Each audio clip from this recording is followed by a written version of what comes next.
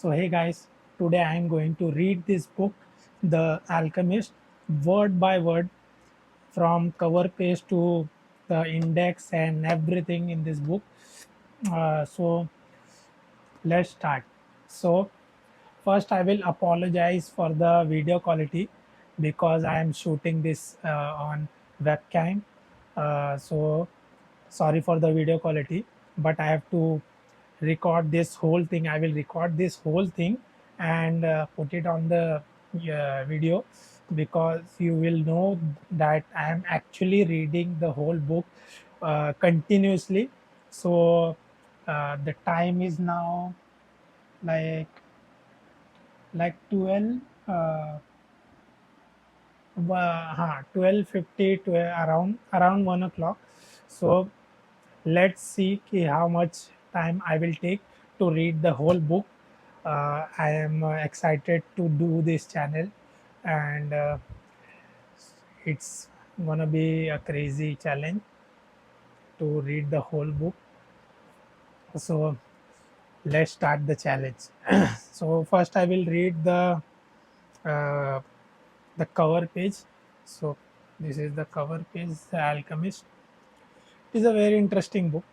So let's start. One, two, three. Uh, 65 million copies sold. The Alchemist, a fable about following your dreams. Paulo Coelho. Paulo Coelho, The Alchemist, Harper, and this is the back page. Dreamers are made to be followed. Life is meant to be lived. Some books are meant to be read, loved, and passed on. The Alchemist is one of those books. It is the story of a shepherd boy from the Spanish province of Andalusia. Oh, this is Andalusia, who, who dreams of traveling the world in search of a treasure as desirable as any ever found. From his home, he journeys to the exotic market of North Africa and then into the Egyptian desert, where a faithful encounter with the alchemist awaits him. It is an unforgettable story about the essence, wisdom of listening to our heart, and above all, following our dreams. Yeah. So his book has had a life essential impact on millions of people. Yeah, it is impacting on me also.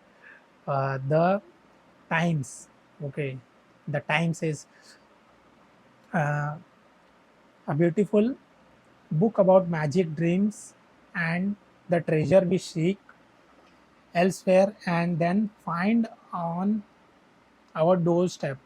Madonna, one of my favorite books. Will Smith. www.harpercollins.co.uk. www.harpercollins.co.in. Harper Collins publisher, rupees 350, 350 की book है. UK euro 7.99. ISM BN. I am reading the barcode. So ISBN 97881. No, there is a dash between 978 81 7223 489 0. I cannot read the barcode, but I will read the numbers between 978817223498. So this is the whole barcode. Fiction / philosophy. Cover photographs at Scythian grandadum, grandadum / Robert Harding pyramids, Shutterstock solar flare for sale in the Indian subcontinent only. So this is the whole cover I have read and every single text on it. So let's get inside the book.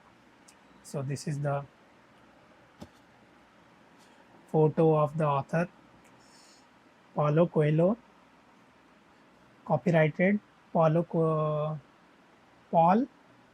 MacLeod, 2007.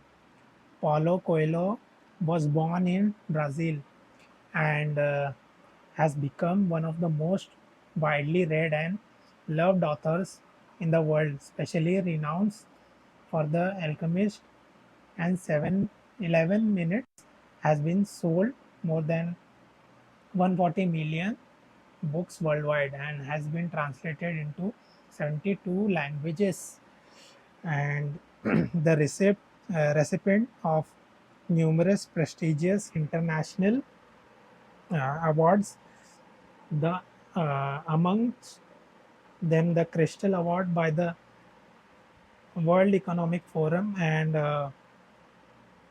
France's Legion d'Honneur.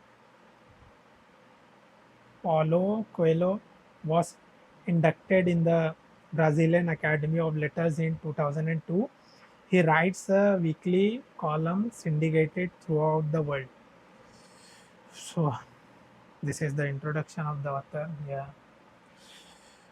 So uh, I'm going to continuously read this book, and the book is starting. So I'm just gonna read continuously, word by word, what is written in the book to the end of the book. So this is it. The Alchemist, also by Paulo Coelho. The pilgrimage, the Valkyrie by the river Pedra. I sat down at the 5th mountain. Veronica decided to die. The Devil and the Miss Prime. Manual of the Warrior of Light, 11 Minutes, The Zahir. Paulo Coelho, the international bestseller, The Alchemist, HarperCollins Publishers.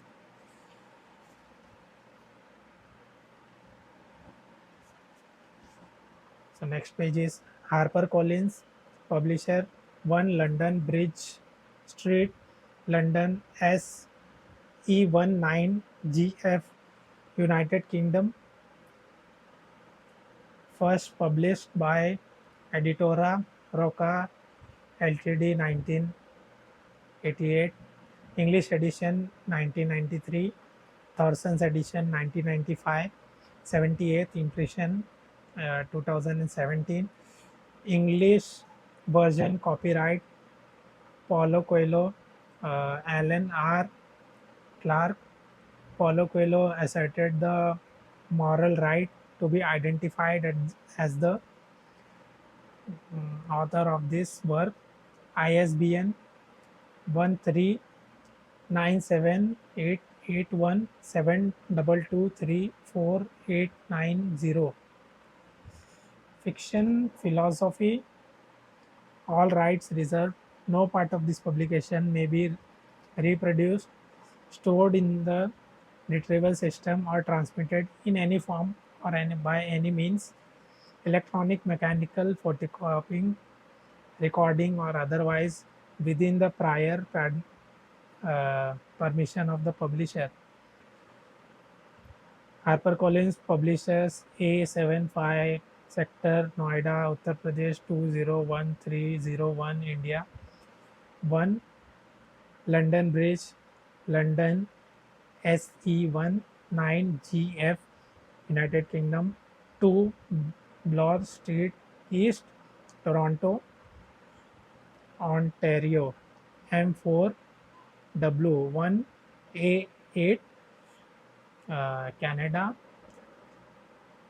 level 13, 201 Elizabeth Street, PO Box A565 NSW 1235 Sydney, NSW 2000 Australia, 195 Broadway, New York, NY 10007 USA, printed and bound at Thomas Press India Limited. Author's note. So finally, the book has started. I remember receiving a letter from the American publisher HarperCollins, which said that reading The Alchemist was like getting up at dawn and seeing the sunrise while the rest of the world still slept. I went outside, looked up at the sky, thought to myself, so the book is going to be translated. At the time, I was struggling to establish myself as a writer and to follow my path despite all the voices telling me it is impossible, and little by little my dreams are becoming reality. 10, 100, 1,000, a million copies were sold in America. One day, a Brazilian journalist phoned to pay that say that President Clinton has been photographed reading the book. Sometime later, while I was in Turkey, I opened the magazine Vanity Fair, and there was Julia Roberts declaring that she adored the book. Walking down the street in Miami, I heard a girl telling her mother, "You must read The Alchemist." The book has been translated into 81 languages, has sold more than 30 million copies worldwide, and people are becoming to ask what's the secret behind such a huge success. The only honest response is that I don't know. All I know is that Santiago, the shepherd boy, we all need to be aware of an personal calling.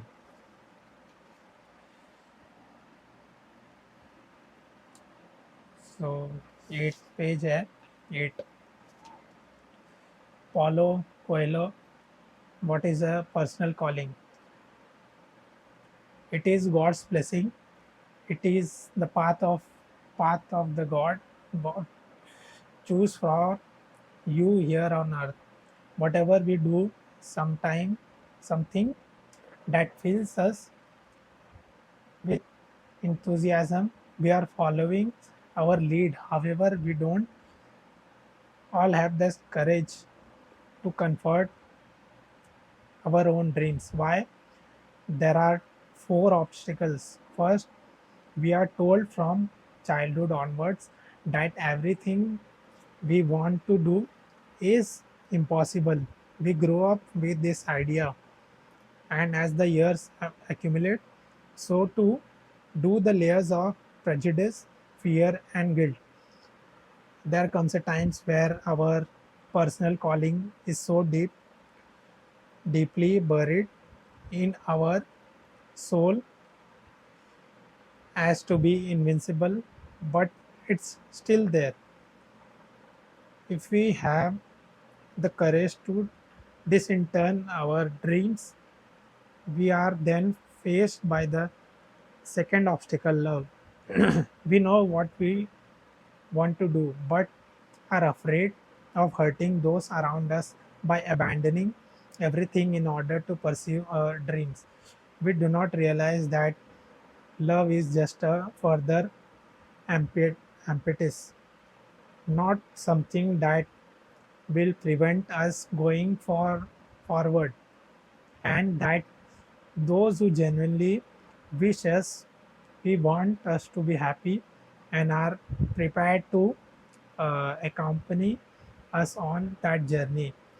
Once we have accepted that love is a stimulus, we come up against the first obstacle, fear of the defeats. We will meet on the path. We who fight for our dreams suffer far more when it doesn't work out, because we cannot fall back. on the old excuse, well, I didn't really want it anyway. We do want it, know that we have staked everything on it, and that the path of the personal calling is no easier than any other path, except that our whole heart is in this journey. Then we warriors of light must be must be prepared to have patience in the difficult times, to know that the universe is conspiring in our favor, even though we may not understand how. So, the Alchemist 9. I ask myself, are defeats necessary? Well, necessary or not, they happened. When we first began uh, fighting for our dreams, we have no experience and make many mistakes. The secret of life, though, is to fall 7 times uh, and to get up 8 times. So, why it is important to live our personal calling if we are only going to suffer more than other people? Because once we have overcome the defeats, and we always do, we are filled with the greater sense of euphoria and confidence. In the silence of our heart, we know that we are proving ourselves worthy of the miracle of life. Each day, each hour is part of the good fight. We start to live with enthusiasm and pleasure. Intense, unexpected suffering passes more quickly than suffering that is apparently bearable. The latter goes on for years, and without our noticing, eats away at our soul until one day we are no longer able to free ourselves from the bitterness, and it stays with us for the rest of our life. Having disintegrated our dream, having used the power of love to nurture it, and spent many years to living with the scar, we suddenly notice that what we always wanted is there waiting for us. Perhaps the very next day. Then comes the fourth obstacle, the fear of realizing the dream for which we have been fighting for our lives. Paulo Coelho 10. Oscar Wilde said, each man kills the thing he loves, and it's true. The mere possibility of getting what we want, fills the soul of the ordinary person with guilt. We look around at all those who have failed to get what they want and feel that we do not deserve to get what we want either. We forget about all the obstacles we overcome, all the sufferings we endure, all the things we had to give up on in order to get this far. I have known a lot of people who, when their personal calling was within their grasp, went on to commit a series of stupid mistakes and never reached their goals when it was only a step away. This is the most dangerous of the obstacle because it has a kind of sanity, saintly aura about it, renouncing joy and conquest. But if you believe yourself worthy of the thing you fought so far to get, then you become an instrument of God. You help the soul of the world, and you understand why you are here. Translated by Margaret Jewel Costa. Prologue.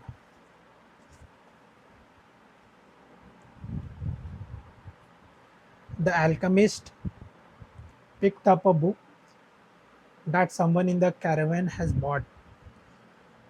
Leafing through the pages, he found a story about Narcissus. The alchemist knew the legend of Narcissus, a youth who knelt, knelt daily beside a lake of contem- contemplate his own beauty. He was so fascinated by himself that one morning he fell into the lake and drowned. At the spot where he fell, a flower was born, which was called Narcissus. Narcissus. But this was not how the author of the book ended the story. He said, when Narcissus died, the goddess of the forest appeared and found the lake, which had been fresh air, fresh water, transformed into a lake of salty tears. How do you weep? The goddess asked. The weep for Narcissus? The lake replied. Ah, it is so surprised that you weep for Narcissus.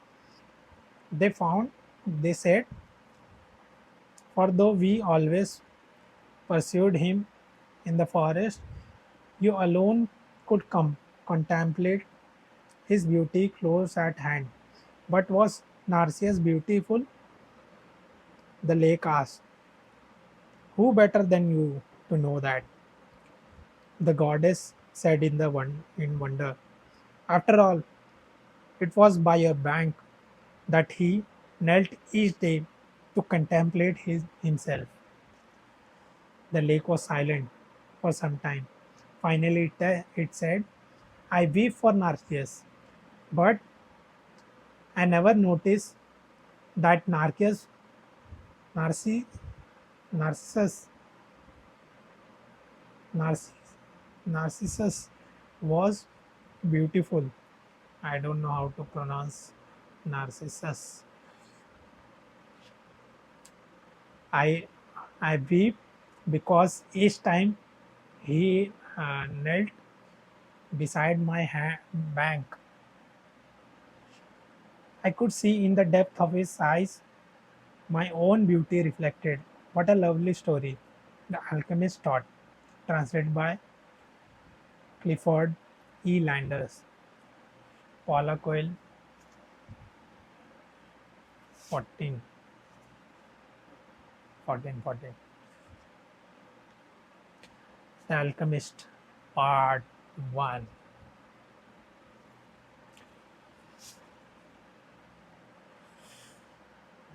The boy's name was Santiago. Dusk was feeling falling. Dusk was falling as the boy arrived with his herd at an abandoned church. The roof had fallen in long ago, and an enormous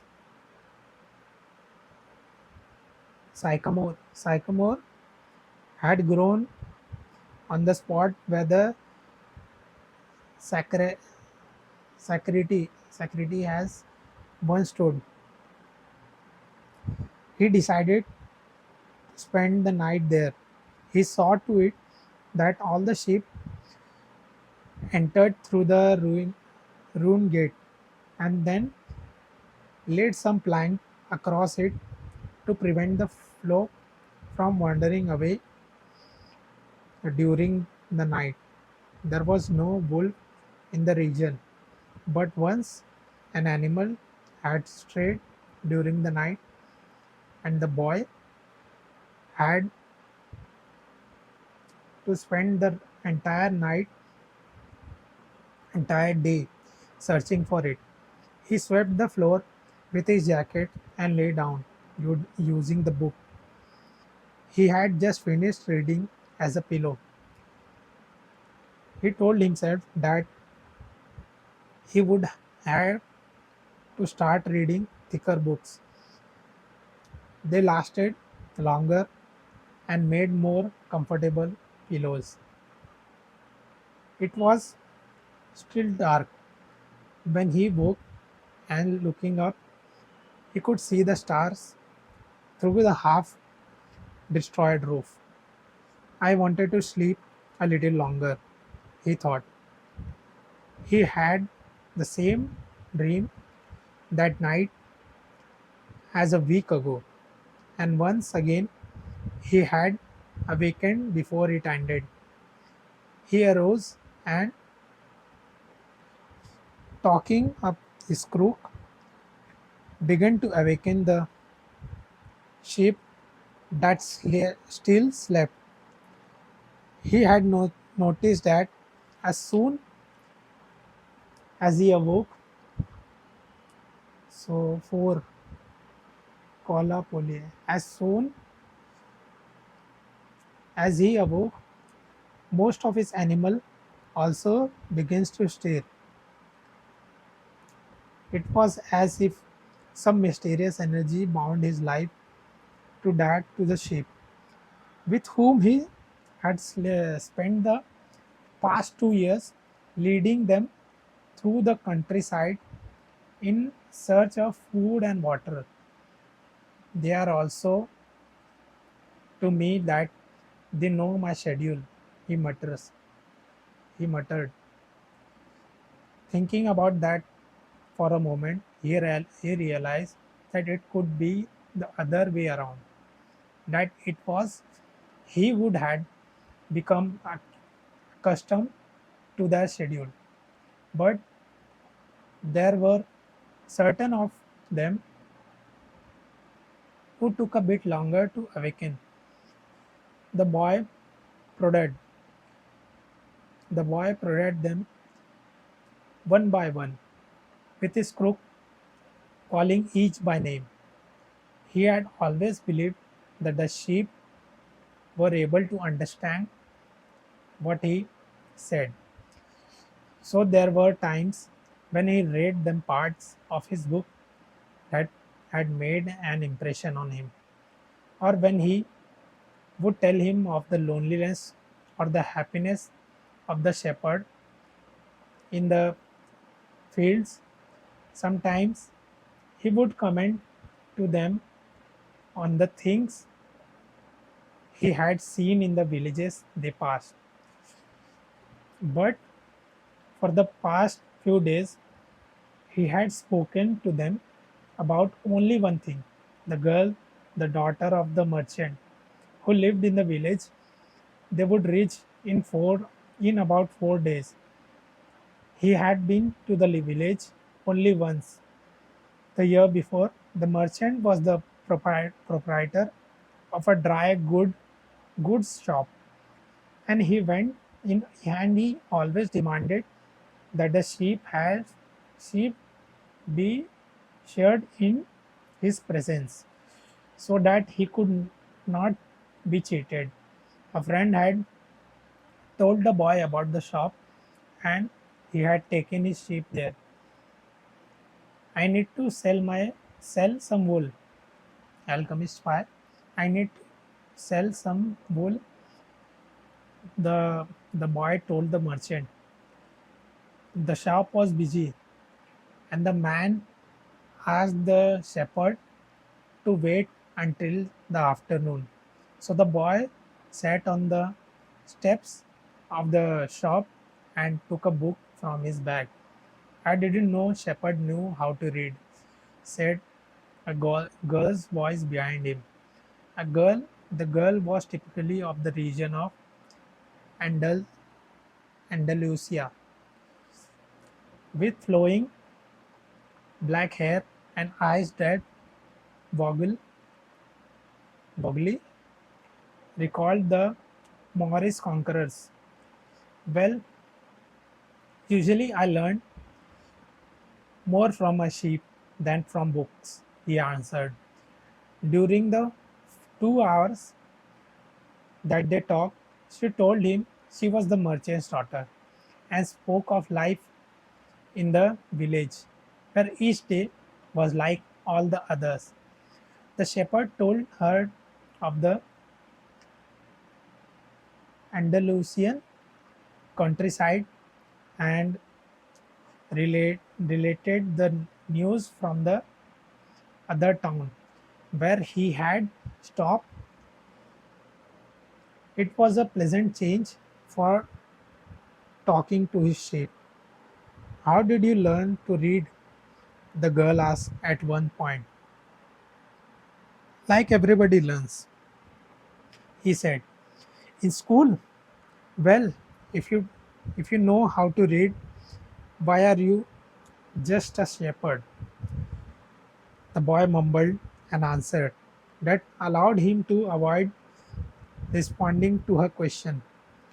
He was sure the girl would never understand. He went on telling stories about it about his travels, and her bright Moorish eyes went wide with fear and surprise.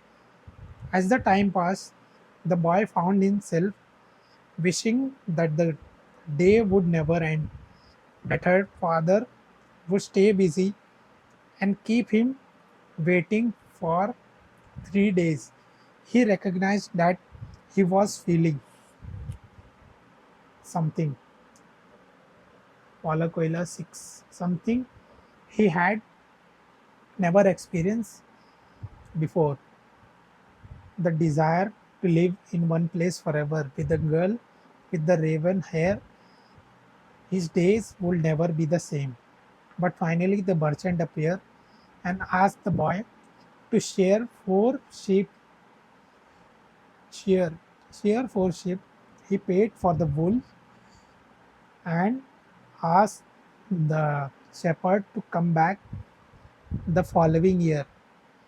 And now it was only 4 days before he would be back in the same village. He was excited and the same time uneasy. Maybe the girl has already forgotten him. Lots of shepherds passed through, selling their wool. It doesn't matter, he said to his sheep. I know other girls in other places. But in his heart, he knew that it did matter. And he knew that shepherds, like seamen and like traveling salesmen, always found a town where there was someone who could make them forget the joy of carefree wandering. The day was dawning. The shepherd urged his sheep in the direction of the sun. They never have to make any decision, he thought. Maybe that's why they always stay close to me. The only thing that concerned the sheep were food and water. As long as the boy knew how to find the best pastures, pastures in Andal- Andalusia, they would be his friends. Yes, their days were all the same, with the seeking endless hour between sunrise and dusk, and they had never read a book in their young lives. Alchemist 7 and didn't understand when the boy told them about the sight of the city.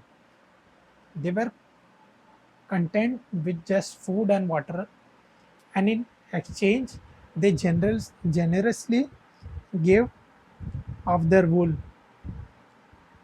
their company, and once in a life, their meat. If I became a master today and decided to kill them one by one, then would become aware only after most of the folk most of the folk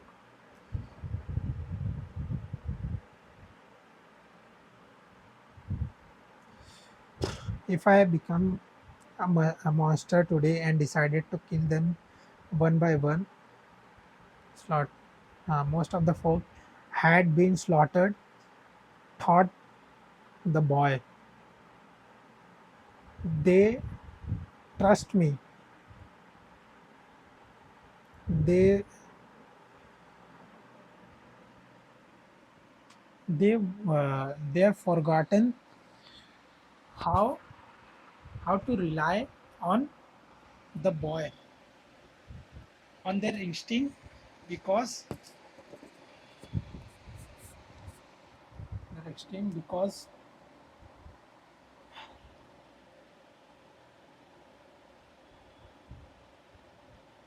I led them to nourishment. The boy was surprised as his thoughts, maybe the church with the uh, sycamore growing from within, had been haunted. It had caused him to have the same dream from dream for a second time, and it was causing him to feel anger towards his faithful companions. He drank a bit for the wine that remained for his dinner of the night before, and he gathered his jacket closer to his body. He knew that a few hours from now, with the sun at its zenith, the heat would be so great that he would not be able to lead his flock around the fields. It was the time of the day when all of Spain slept during the summer. The heat lasted until nightfall, and all that time he had to carry his jacket. But when he thought to complain about the burden of its weight, he remembered that because he had the jacket, he had understood the cold of the dawn. We have to be prepared for change, he thought, and he was grateful for the jacket's weight and warmth. The jacket had a purpose, and so did the boy. His purpose in life was to travel, and after 2 years of eight alchemist Paulo Coelho, walking the Andalusian terrain, he knew all the cities of the region. He was planning on his visit to explain to the girl how he was that simple shepherd knew how to read, that attended he had attended a seminary until he was 16. His parents had wanted him to become a priest, and thereby a source of pride for a simple farm family. They worked hard just to have food and water like the sheep. He had studied Latin, Spanish, and theology, but ever since he had been a child, he had wanted to know the world, and this was much more important to him than knowing God and learning about man's sins. One afternoon, on the on a visit to his family, he had summoned up the courage to tell his father that he didn't want to become a priest, that he wanted to travel. People from all over the world have passed through this village son, said his father. They come in search of new things, but when they leave, they are basically the same people they were when they were when they arrived. They climb the mountains to see the castle, and they wind up thinking that the past was better than what we have now. They have blonde hair and dark skin, but basically they are the same as the people who live right here. But I'd like to see the castles in the towns where they live, the boy explained. Those people, when they see our land, say that they would like to live here forever. His father continued, well, I'd like to see their land and see how they live, said his son. The people who come here have a lot of money to spend, so they can afford to travel, his father said. Among us, the only one who travel are the shepherds. Well, then I'll be shepherd, his father said no more. The next day, he gave his son pouch that held three ancient Spanish gold coins. I found this one day in the fields. I wanted to I wanted them to be a part of your inheritance, but use them to buy your flock. Take to the fields, and someday you will learn that our countryside is the best, and our woman the most beautiful. And he gave the boy his blessing. The boy could see in his father's gaze a desire to be able himself to the world to travel the world, a desire that he was still alive, despite his father's having had to bury it over dozens of years under the burden of struggling for water to drink, food to eat, and the same place to sleep every night of his life. The horizon was tinged with red, and suddenly the sun appeared. The boy thought back to that conversation with his father and felt happy. He had already seen many castles and met many women, but none, none the equal of the one who awaited him several days hence. He once he owned a jacket, a book that he could that he could trade for another Paulo Coelho 10, another and a fork of sheep, another and a fork of sheep, but most important, he was able every day to live out his dream. If he were to tire of the Andalusian fields, he could sell his sheep and go to the sea. By the time he had enough of the sea, he would already have known other cities, other women, and other chances to be happy. I couldn't have found God in the seminary, he thought, as he looked at the sunrise. Whenever he could, he sought out a new road to travel. He had never been to that ruined church before, and despite of having traveled through those parts many times, the world was huge and inexhaustible. He had only to allow his sheep to set the route for a while, and he would discover other interesting things. The problem is that they don't even realize that they are walking a new road every day. They don't see that the fields are new and the seasons change. All they think about is food and water.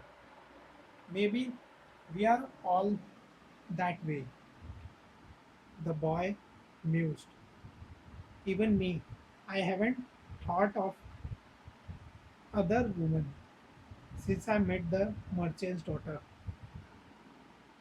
Looking at the sun, he calculated that he would teach Tarifa before midnight. There he could exchange his book for a thicker one, fill his wine bottle, shave, and have a haircut. He had to prepare himself for his meeting with a girl, and he didn't want to think about the possibility that some other shepherd with a larger flock of sheep had arrived there before him and asked her for her hand. It's the possibility of having a dream come true that makes life interesting, he thought as he looked again at the same position of the sun and hurried, hurried his pace. The alchemist 11. He had suddenly remembered that in Tarifa there was an old woman who interpreted dreams. The old woman led the boy to a room at, at the back of her house. It was separated from her living room by a curtain of colored beads. The room's furnish, furnishings consisted of table, an image of the Sacred Heart of Jesus, and two chairs. The woman sat down, told him to be seated as well. Then she took both his hands in hers and began quietly to pray. It sounded like a gypsy prayer. The book had already had experience on the road with gypsies. The boy. The boy has already had experience on the road with gypsies. They also traveled, uh, but they had no flock of sheep. People said that gypsies spend their lives tricking others. It was also said that they had a pact with the devil and they kidnapped children and taking them away from their mysterious camps, made them their slaves. As a child, the boy had always been frightened to death that he would be captured by gypsies, and their childhood fear returned when the old woman took his hand in hers, but she had the Sacred Heart of Jesus there. He thought, trying to reassure himself, he didn't want his hand to begin trembling, showing the old woman that he was fearful. He recited an Our Father silently. Very interesting, said the woman, never taking her eyes from the boy's hand. And then she fell silent. Paulo Coelho 12. The boy was becoming nervous. His hand began to tremble, and the woman sensed it. He quickly pulled his hands away. I didn't come here to have you read my palm, he said, already regretting having come. He thought for a moment that it would be better to pay her fee and leave without learning a thing, that he was doing too much importance to his recurrent dream. You came so that you could learn about your dreams, said the old woman. The dreams are the language of God. When He speaks in our language, I can interpret what He said, but if He, if he speaks in the language of the soul, it is only you who can understand. But whichever it is, I am going to charge you for the consultation. Another trick. The boy thought, but he decided to take a chance. A shepherd always take his chances with wolves and with drought. And that's what makes a shepherd's life exciting. I have I have had the same dream twice, he said. I dreamt that I was in a field with my sheep when a child appeared and began to play with the animals. I didn't I don't like people to do that because the sheep were afraid of strangers. But but children always seem to be able to play with them without frightening them. I don't know why. I don't know how animals know the age of human beings. Tell me more about your dream, said the woman. I have to get back to my cooking, and since you don't have much money, I can give you a lot of time. Alchemist 13. The child went on playing with my sheep for quite a while. Continued the boy, a bit upset, and suddenly the child took me by both hands and transported me to the Egyptian pyramids. He paused for a moment, to see if the woman knew what the Egyptian pyramid were, but she said nothing. And then at the Egyptian pyramid, he said the last three words slowly, so that the old woman would understand. The child said to me, if you come here, you will find a hidden treasure. And just as she was about to show me the exact location, I woke up both times. The woman was silent for some time. Then she again took his hands and studied them carefully. I'm not going to charge you anything now, she said, but I want 1/10 of the treasure. If you find it, the boy laughed. Out of happiness, he was going to able to save the little money he had because of a dream about hidden treasure. Well, interpreted, interpret the dreams, he said. First, swear that you will give me 1/10 of your treasure in exchange for what I am going to tell you. The shepherd swore that he would. The old woman asked him to swear again while looking at the image of the Sacred Heart of Jesus.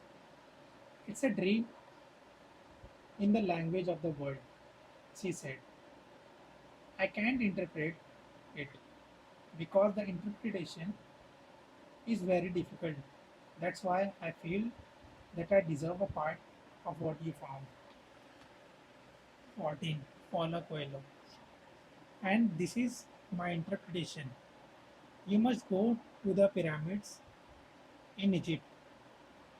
I have never heard of them, but if it was a child who showered them to you, showed them to you, they exist, there you will find a treasure that will make you a rich man. The boy was surprised and then irritated. He didn't seek he didn't need to seek out the old woman for this. But then he remembered that he wasn't going to have to pay anything. I didn't need to waste my time just for this, he said. I told you that your dreams was a difficult one. It's a simple thing in life that are the most extraordinary. Only wise men are able to understand them. And since I am not a wise, I am not wise, I have had to learn other arts, such as the reading of palm. Well,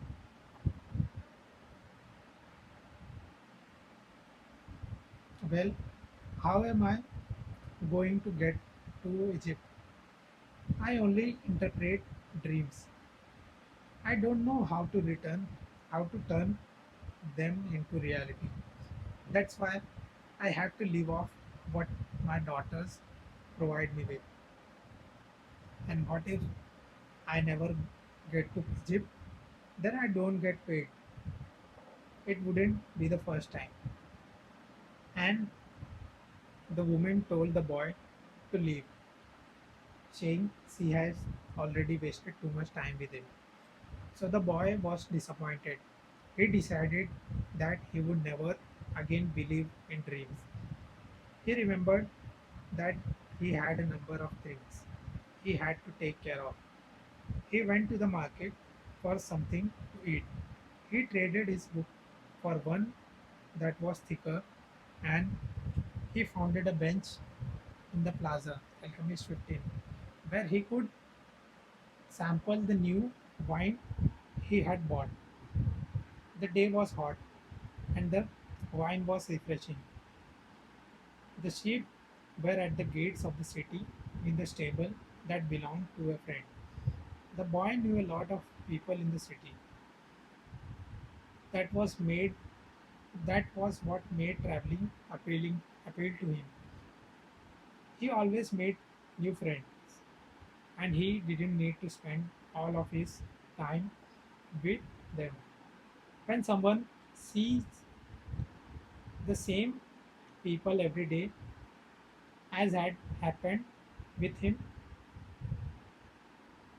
at the seminary, they wind up becoming a part of that person's life.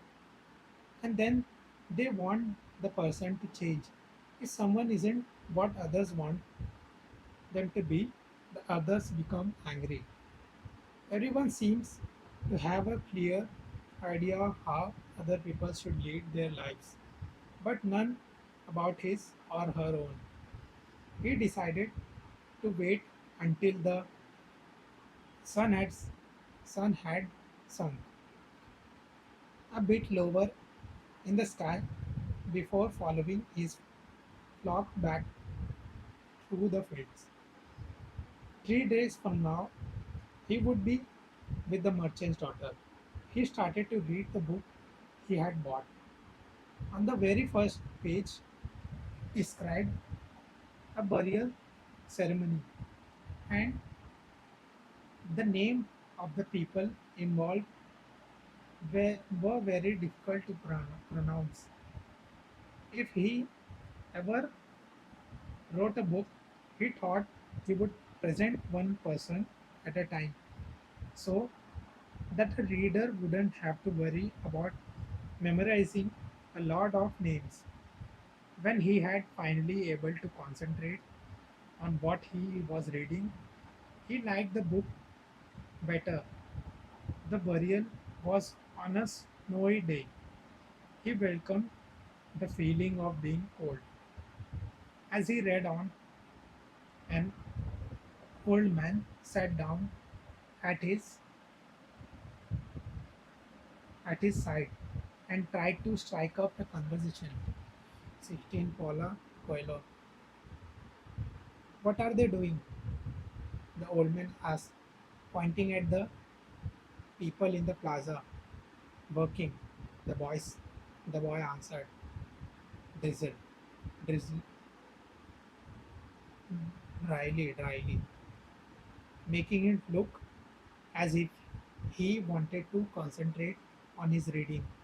Actually, he was thinking about shearing shearing his sheep in front of the merchant's daughter so that she could see that he was someone who was capable of doing difficult things.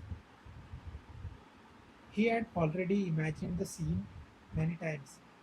Every time the girl became fascinated when he explained that the sheep had to be sheared from back to front. He also tried to remember some good stories to relate as he stirred the sheep. Most of them he had read in books, but he would tell them as if they were from his personal experience. She would never know the difference because she didn't know how to read. Meanwhile, the old man persisted in his attempt to strike up a conversation.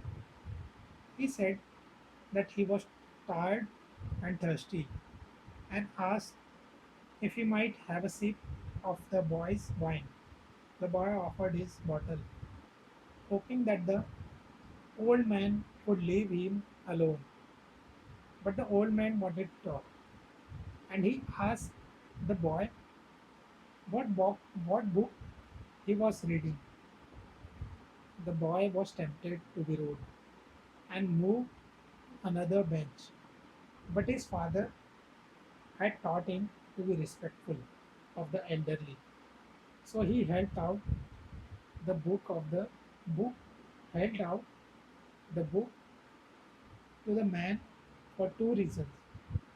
First, that he himself wasn't sure how to pronounce the title, and second, that if the old man didn't know how to read, he would probably feel ashamed and decided of his own accord to change benches. Alchemist 17. Hmm, said the old man, looking at his at all sides of the book, as if it were some strange object. This is an important book, but it's really irritating. The boy was shocked. The old man knew how to read and had already read the book. And if the book was irritating, as the old man has said, the boy still had time to change it for another. It's a book that says the same thing almost all the other books in the world says, continued the old man. It described people's inability to choose their own destinies, and it ends up saying that everyone believes the world's greatest lie. What's the world's greatest lie? The book, the boy asked, completely surprised. It's this, that at a certain point of our lives, we lost control of what's happening to us, and our lives become controlled by faith. That's the world's greatest lie. That's Never happened to me, the boy said. They wanted me to be priest, but I decided to become a shepherd. Much better, said the old man. Because you really like to travel. He knew what I was thinking. The boy said to himself. The old man, meanwhile, was leafing through the book without seeming to wanted to return it at all. The boy noticed that the man's clothing was strange. He looked like an Arab, which was not unusual in those parts. Africa was only a few hours from Tarifa. One had only crossed the narrow straits of both Arabs, 18 Paulo Coelho. Arabs often appeared in the city, shopping, chanting their strange prayers several times a day. Where are you from? The boy asked. From many places. No one can be from many places, the boy said. I am a shepherd, and I have been to many places, but I come from only one place, from a city near an ancient castle. That's where I was born. Well then, we could say that I was born in Salim. The boy didn't know where Salim was, but he didn't want to ask fear, fearing that he would appear ignorant. He looked at the people in the plaza for a while. They were coming and going, and all of them seemed to be very busy. So, what is Salim like? He asked, trying to get some sort of clues. It's like it always has been. No clue yet. But he knew that Salim wasn't in Andalusia. Andalusia. If it were he, he would already have heard of it. And what do you do in Salim? Salim, he insisted. What do I do in Salim? The old man laughed. Well, I am the king of Salim. People say strange things, the boy thought. Sometimes it's better to be with the sheep, who don't say anything, and better still to be alone. With one's book, anything, and better still to be able with one's book. They tell their incredible stories at the time when you want to hear them. But when you're talking to people, they say some things that are so strange that you don't know how to continue the conversation. Alchemist 19. My name is Malke Malki Zedek. Malki Malki Zedek, said the old man. How many sheep do you want? Do you have enough? Said the boy. He could see that the old man wanted to know more about his life. Well, then you have got a problem. I can't help you if you feel you've got enough sheep. The boy was getting irritated. He wasn't asking for help. It was the old man who had asked from a drink of wine, of his wine, and had started the conversation. Give me my book, the boy said. I have to go and gather my sheep and get going. Give me 1/10 of your sheep, said the old man, and I will tell you how to find the hidden treasure. The boy remembered his dream, and suddenly everything was clear to him. The old woman wasn't charged him anything, but the old man, maybe he was her husband, was going to find a way to get much more money in exchange for information about something that didn't ever exist. The old man was probably a gypsy too, but before the boy could say anything, the old man leaned over, picked up a stick, and began to write in the sand of the plaza. Something bright reflected from his chest with such intensity that the boy was momentarily blind. With a movement that was too quick for someone his age, the man covered whenever it was with his cape. When his vision returned to normal, the boy was able to read what the old man has written in the sand.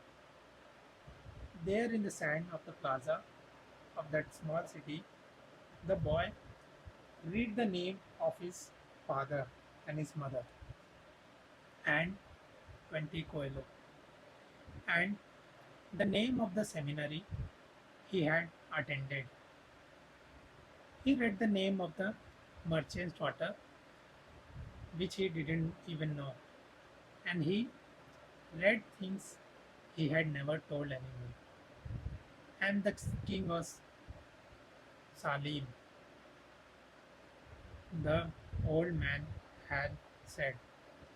Why would a king be talking with a shepherd?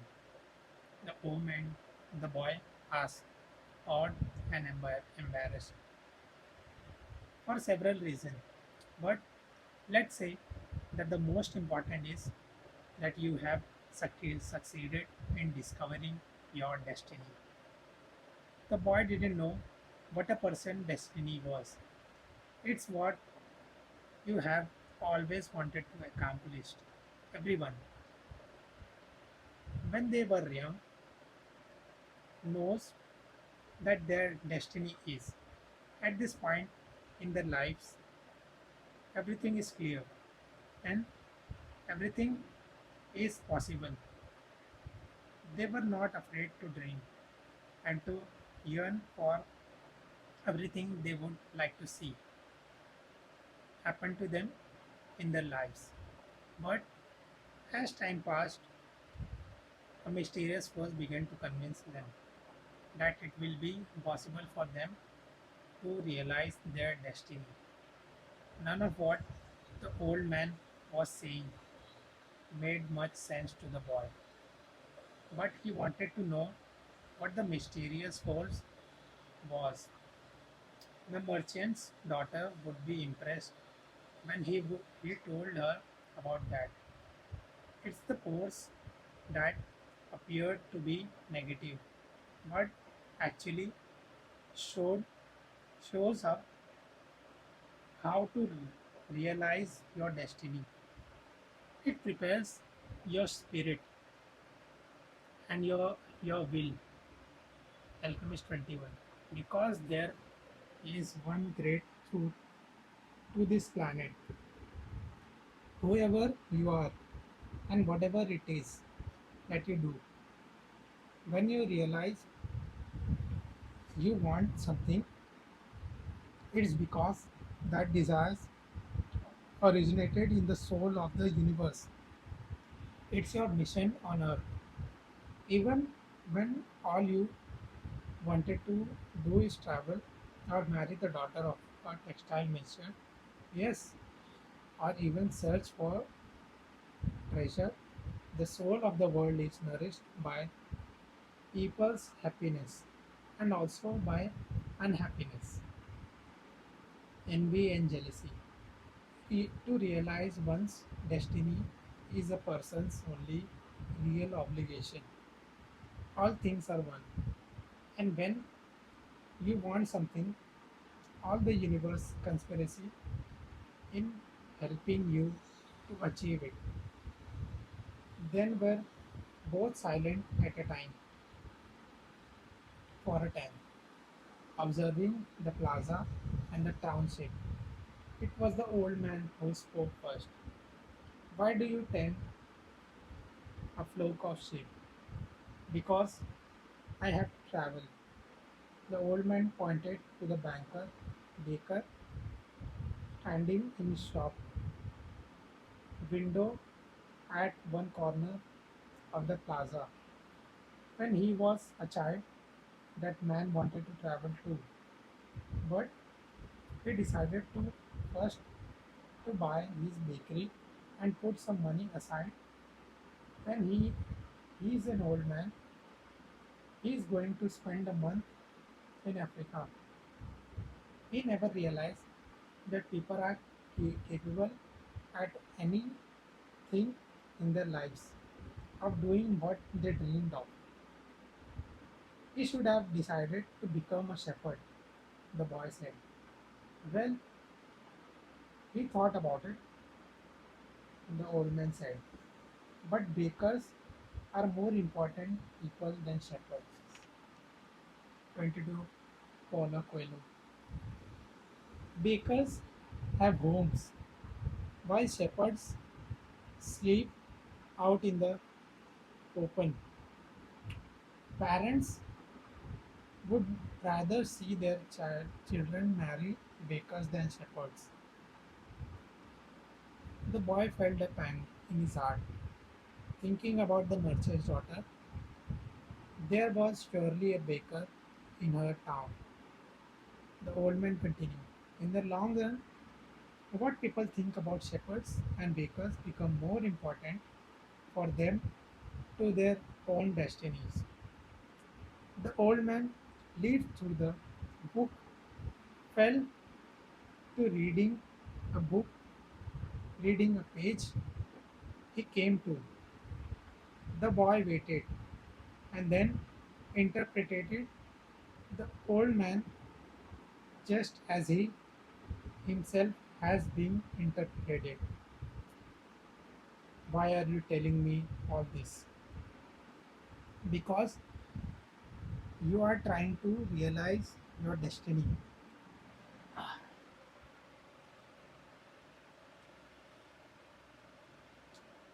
You are trying to realize your destiny,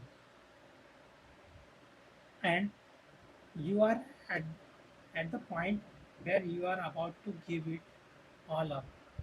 And that's when you always appear on the scene. Not always in this way, but I always appear in one form or another. Sometimes I appear in the form of a solution or a good idea. At another times, at a crucial moment, I make I make it easier for things to happen.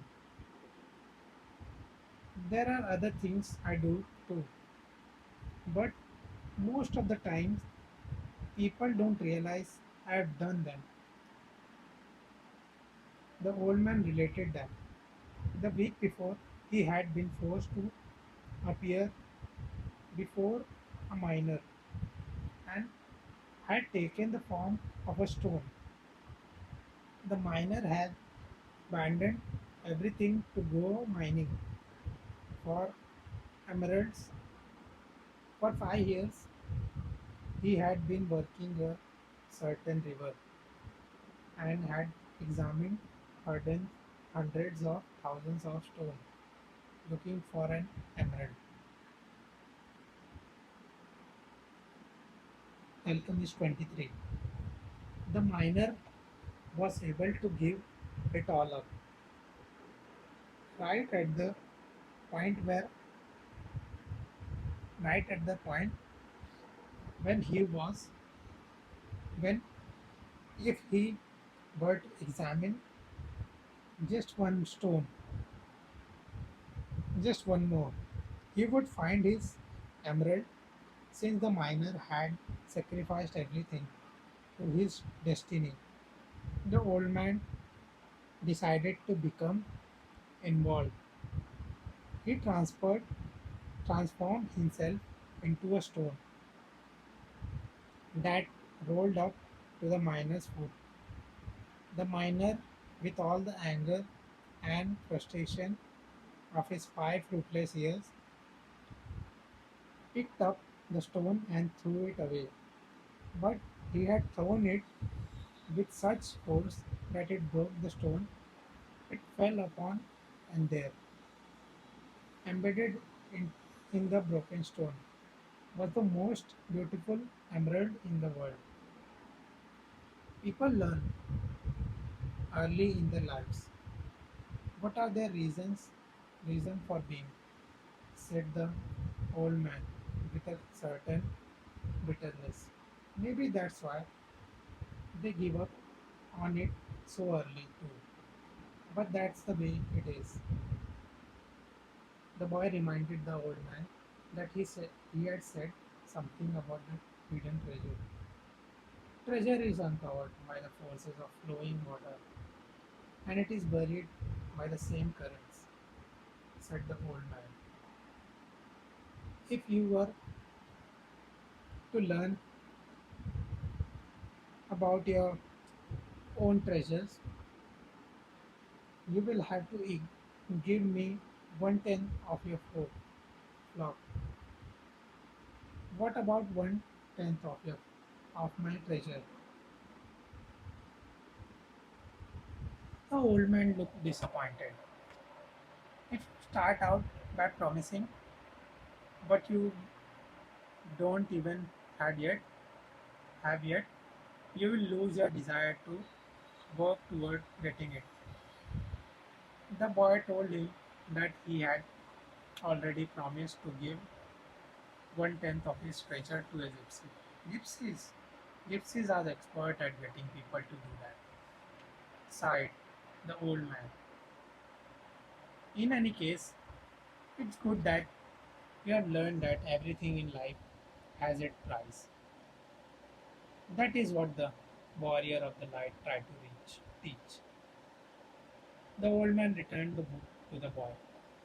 Tomorrow, at this same time, bring me 1/10 of your cloth, and I will tell you how to find the hidden treasure. Good afternoon. And he vanished around the corner of the plaza. 24 Paulo Coelho. The book the book began to read his the boy began to read his book, but he was no longer able to concentrate. He was tense and upset because he knew that the old man was right.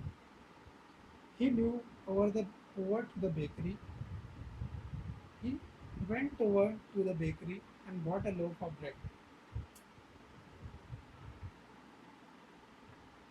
thinking about whether whether or not he would able he should whether or not he should tell the baker what the old man had said about him. Sometimes it's better to leave things as they are. He thought to himself and decided to say nothing. If he were to say anything, the baker would spend 3 days thinking about giving it all up. Even though he had gotten used to the way things were, the boy would certainly resist causing that kind of anxiety for the baker. So he began to wander through the city, found himself at the gates. There was a small building there with a window at which people bought tickets to Africa. He knew that Egypt was in Africa. Can I help you? asked the man behind the window. Maybe tomorrow, said the boy, moving away. If he sold just one of his sheep, he would have enough to get the shore of the strait. The idea frightened him. Alchemist 20. Another dreamer said the ticket to his assistant, watching the boy walk away. He doesn't have enough money to travel. While standing to the ticket window, the boy had remember his flock, and decided he should get back to being a shepherd. In 2 years, he had learned everything about shepherding. He knew how to shear sheep, how to care for pregnant ewe- ewes, ewes, and how to protect the sheep from wolves. He knew all the fields and pasture of Andalusia, Andalusia, and he knew what was the fair price for every one of his animal. He decided to return to his friend's stable by the longest route possible. As he walked past the city's castle, he interpreted his return and climbed the stone ramp that led to the top of the wall. From there, he could see Africa in the distance. Someone had once told him that it was from there that the Moors had come to occupy all the Spain. He could see almost the entire city from where he sat, including the plaza where he had talked with the old man. Curse the moment met the old man, he thought. He had come to the town only to find a woman who could interpret his dream. Neither the woman nor the old man were all impressed by the fact that he was a shepherd. They were solitary individuals who no longer believe in things. I didn't understand that shepherds become attached to their sheep. He knew everything about each member of his flock.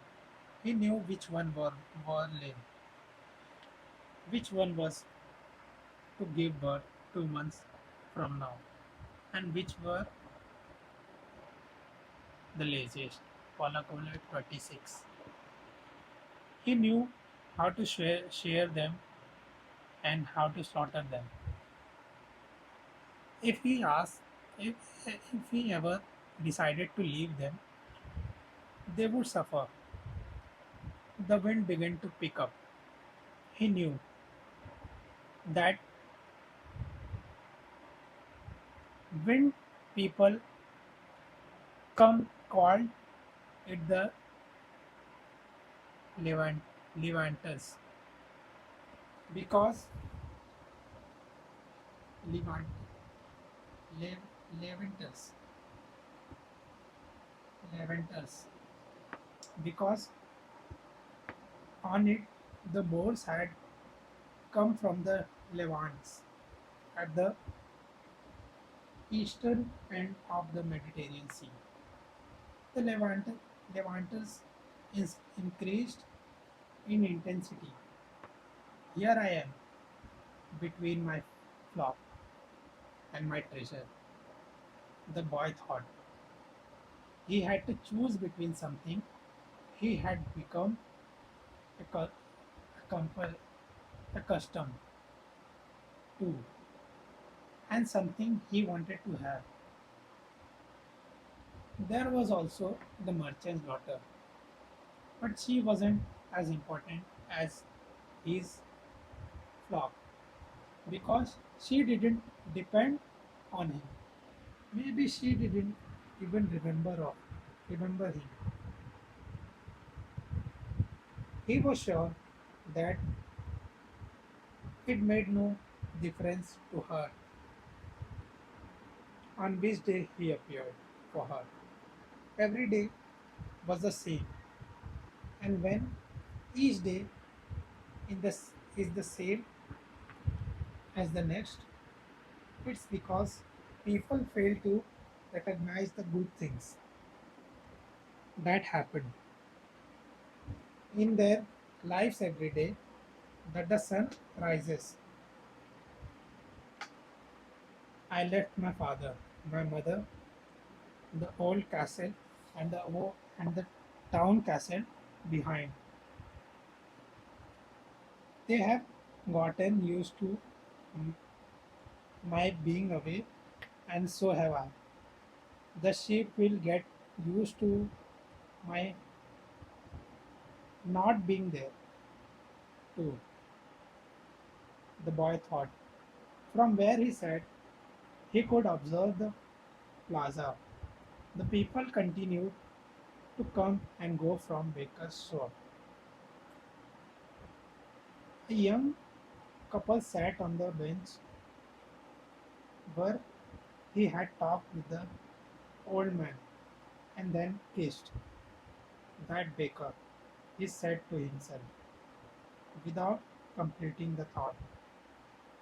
The Levantus was still getting stronger, and he felt its force on his face. That wind had bought. The Morse, the Morse, the Alchemist 27. The Morse, yes.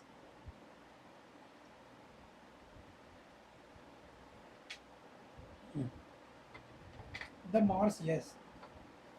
But it it had also brought the smell of the desert and of veiled women. It had brought with it the sweat and the dreams of men who had once left to search for the unknown and for gold and adventure and for the pyramids. The boy felt jealous of the freedom of the wind and saw that he could have the same freedom. There was nothing to hold him back except himself. The, sh- the sheep, the merchant's daughter, and the field of Andalusia were only steps along the way to his destiny. The next day, the boy met the old man at noon. He bought 6 sheep with him. I'm surprised, the boy said. My friend bought all the other sheep immediately. He said, he said that he had always dreamed of being a shepherd and that it was a good omen. That's the way it always is, said the old man. It's called the principle of favor- favorability. When you play cards the first time, you are almost sure to win. Beginner's luck. Why is that? Because there is a force that wants you to realize your destiny. It whets your appetite with a taste of success. Then the old man began to inspect the sheep, and he knew that one was lame. The book explained that it wasn't important, since that sheep was the most intelligent of the flock and produced the most wool. Where is the treasure? He asked. It's in Egypt, near the pyramids. 28. Paulo Coelho. The boy was startled. The old woman had said the same thing, but she didn't charge him anything. In order to find the treasure, you will have to follow the omens. God had God has prepared a path for everyone to follow. You just had to read the omens that he left for you. Before the boy could reply, butterfly appeared and fluttered between him and the old man. He remembered.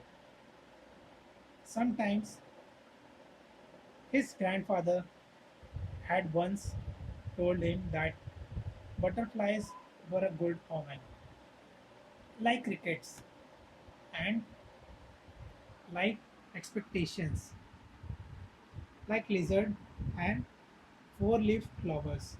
That's right, said the old man, able to read the boy's thought, just as your grandfather taught you. These are good omens. The old man opened his cape, and the boy was struck by what he saw. The old man wore a breastplate, a heavy coat, covered with precious stone. The boy recalled the brilliance he had noticed on the previous day. He really was a king. He must be disguised to avoid encounters with thieves. Take this, said the old man, holding out a white stone and a black stone that had been embedded at the center of the bla- breastplate. They were called Urim and Thummim. The black signifies yes, and the white no.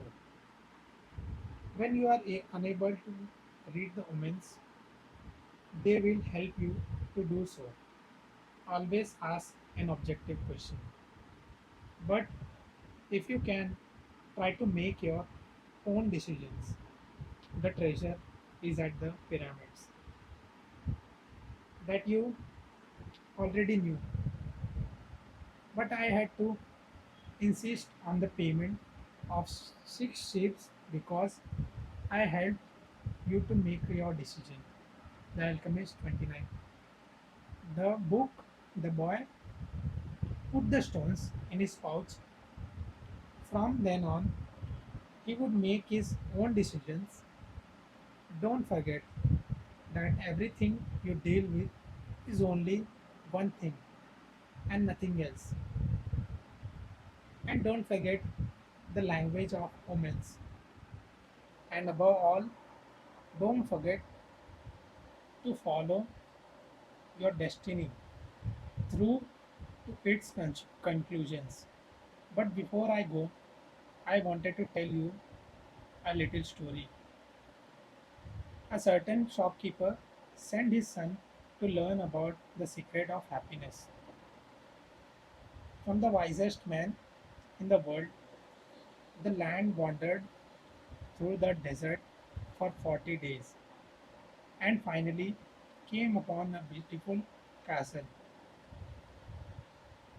high up atop a mountain. It was there that the wise man lived. Rather than finding a saintly man, though, our hero, on entering the main room of the castle, saw a hive of inactivity. Tradesmen, tradesmen came and went. People were, were converging in the corners. A small orchestra was playing soft music. There was a table covered with platter of the most delicious food. In that part of the world, the wise man conversed with everyone, and the boy had to wait for 2 hours before it was his turn to be given the man's attention. The wise man listened attentively to the boy's explanation of why he had come, but told him that he didn't have time just then to explain the secret of happiness. He suggested he suggested that the boy look around the palace and return it in 2 hours. Meanwhile, I want to ask you to do something, said the wise man, handing the boy a teaspoon that held 2 drops of oil. 30 Paulo Coelho. Paulo Coelho. As you wander around, carry his spoon with with you without allowing the oil to spill. The boy begins climbing, descending the many stairways of the palace, keeping, keeping his eyes fixed on the spoon. After 2 hours, he returned to the home where the wise man was. Well, asked the wise man, did you see the Persian tapestries that were hanging in my dingling hall?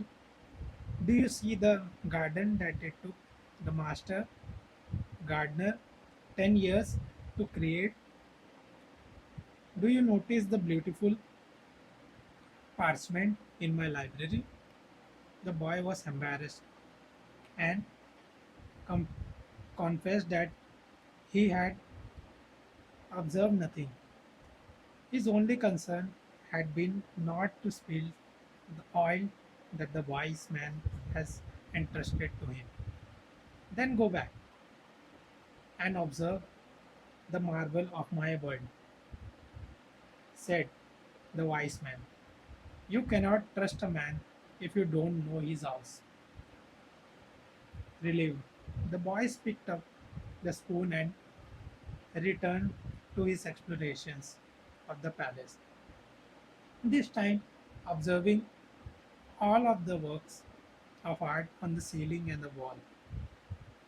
He saw the gardens, the mountains all around him, the beauty of the flowers, and the taste with which everything had been selected.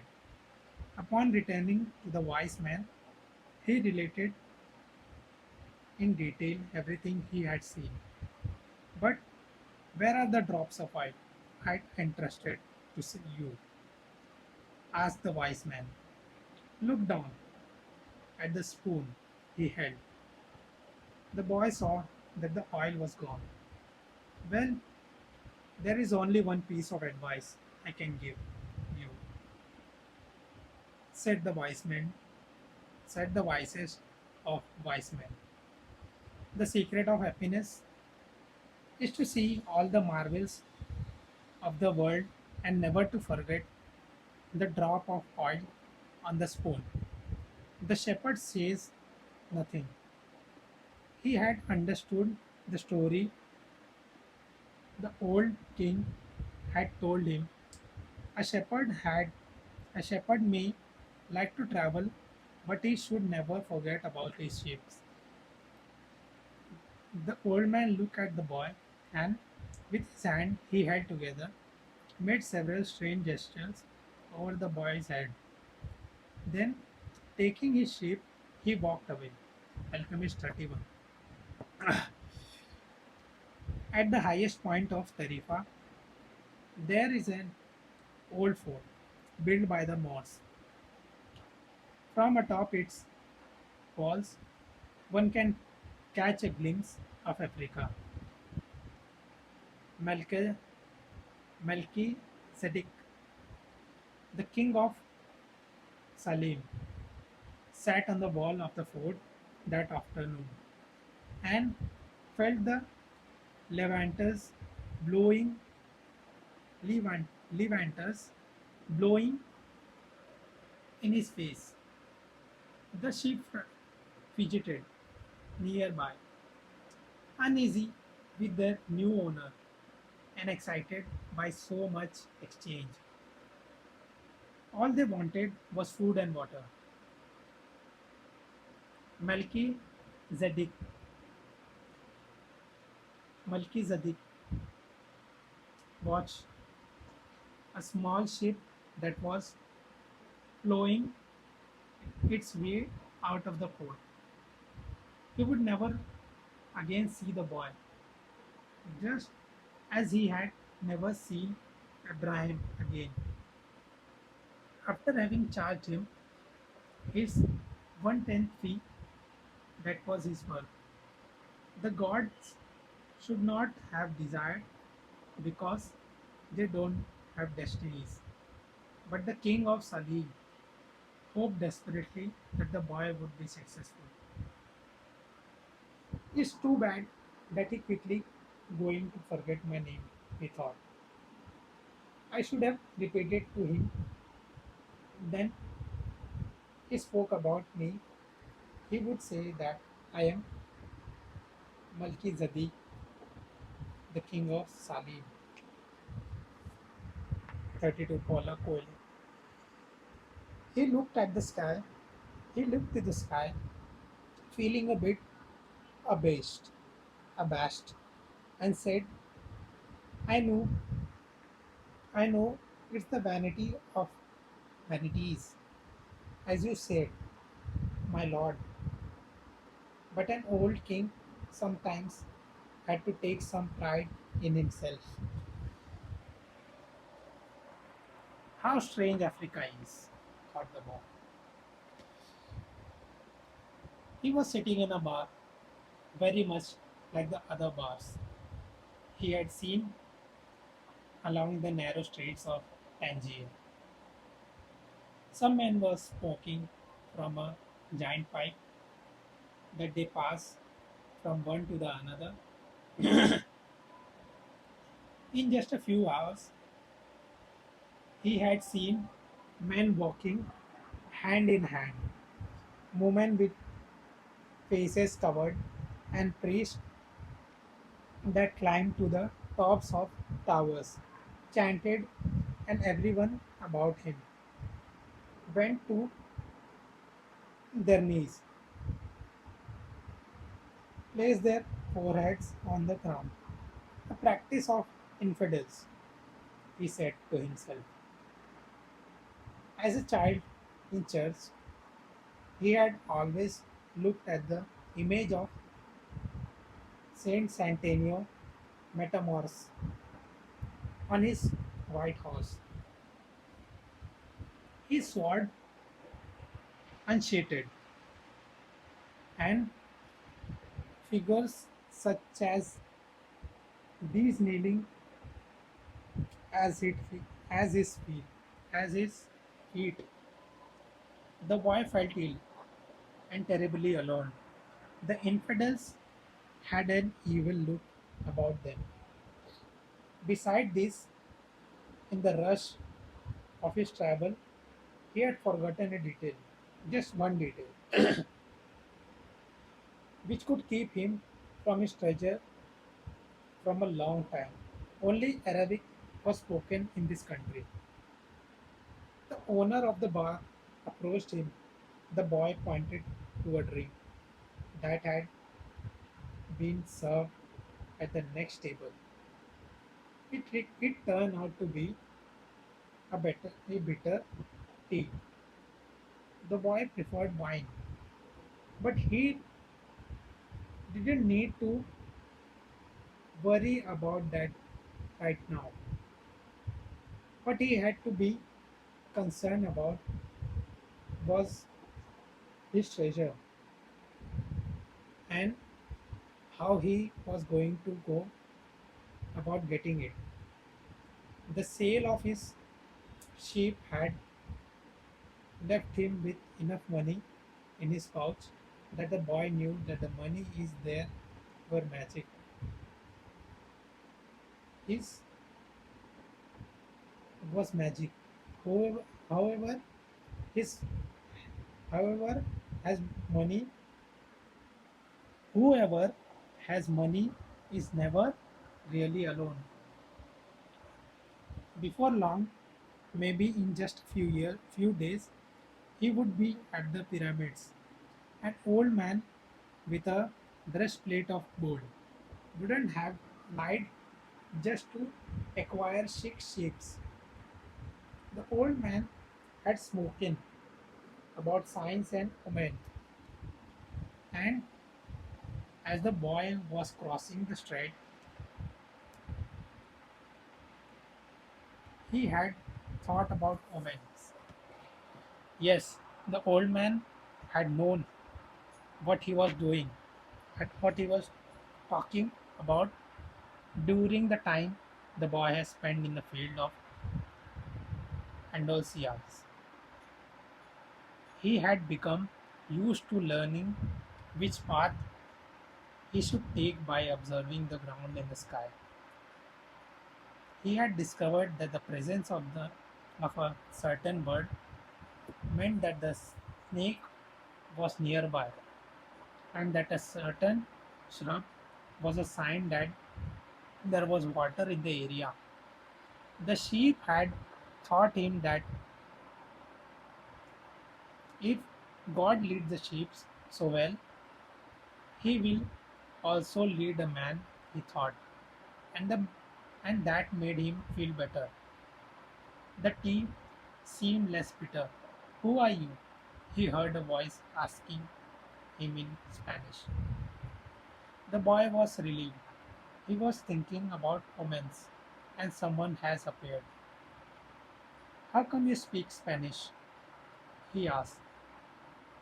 The new arrival was a new was a young boy in western dress, but the color of his skin suggested he was from this city. He was about the same age and the height of the boy. Income is 33. 33, 34, Paulo Coelho. Almost everyone here speaks Spanish. We are only 2 hours from Spain. Sit down. Let me treat you to something, said the boy, and asked for a glass of wine for me. I hate this tea. There is no wine in this country, the young man said. The religion has forbidden it. The boy told him then that he need to get to the pyramids.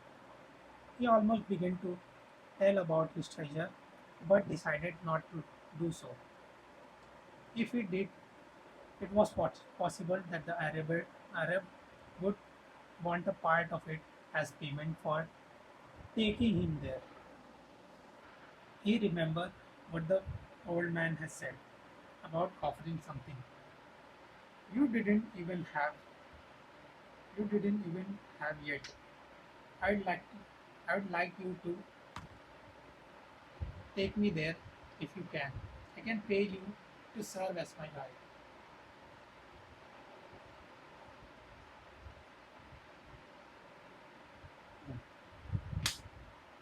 Do you have any idea how to get there? The newcomer asked. The boy noticed that the owner of the bar stood nearby listening attentively to their conversation.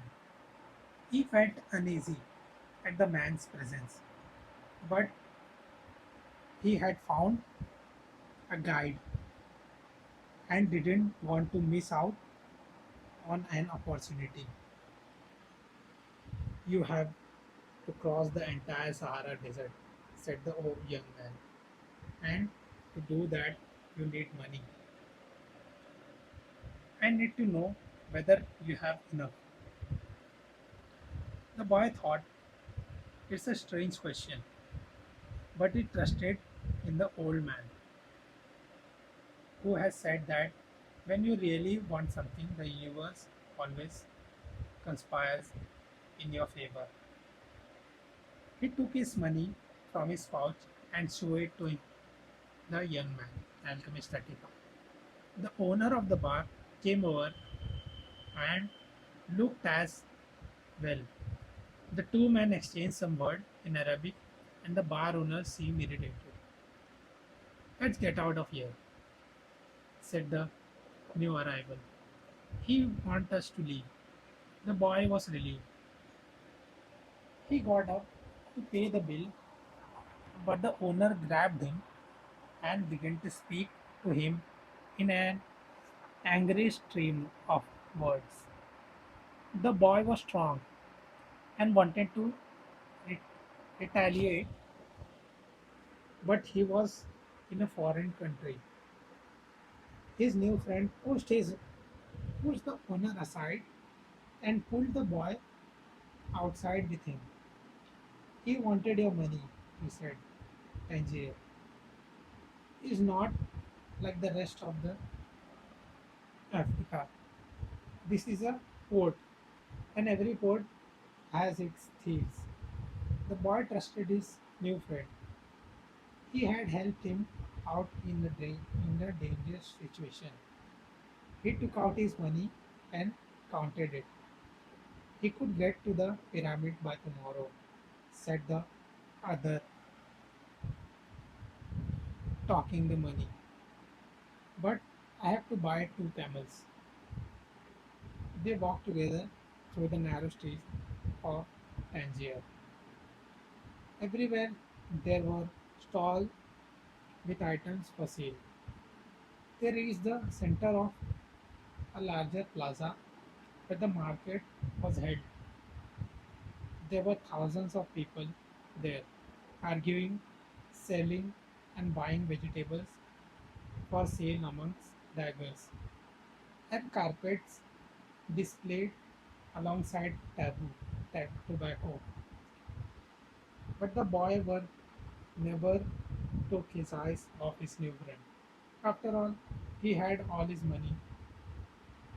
He thought about asking him to give it back, but decided that would be unfriendly. He knew nothing about the customs of the strange land he was in. 36 Paulo Coelho. "I'll just watch him," he said to himself. He knew he was stronger than his friend. Suddenly, there was a mist of all the confusion. He saw the most. He s- Suddenly there was a mist of confusion. He saw the most beautiful sword he had ever seen. The scabbard, scabbard was embossed in silver, and the handle was black, encrypted with precious stone. The boy promised himself that he, when he returned from Egypt, he would buy that sword. Ask the owner of that sword, of that stall, how much the sword cost, he said to his friend. Then he realized that had been distracted for a few minutes looking at the sword.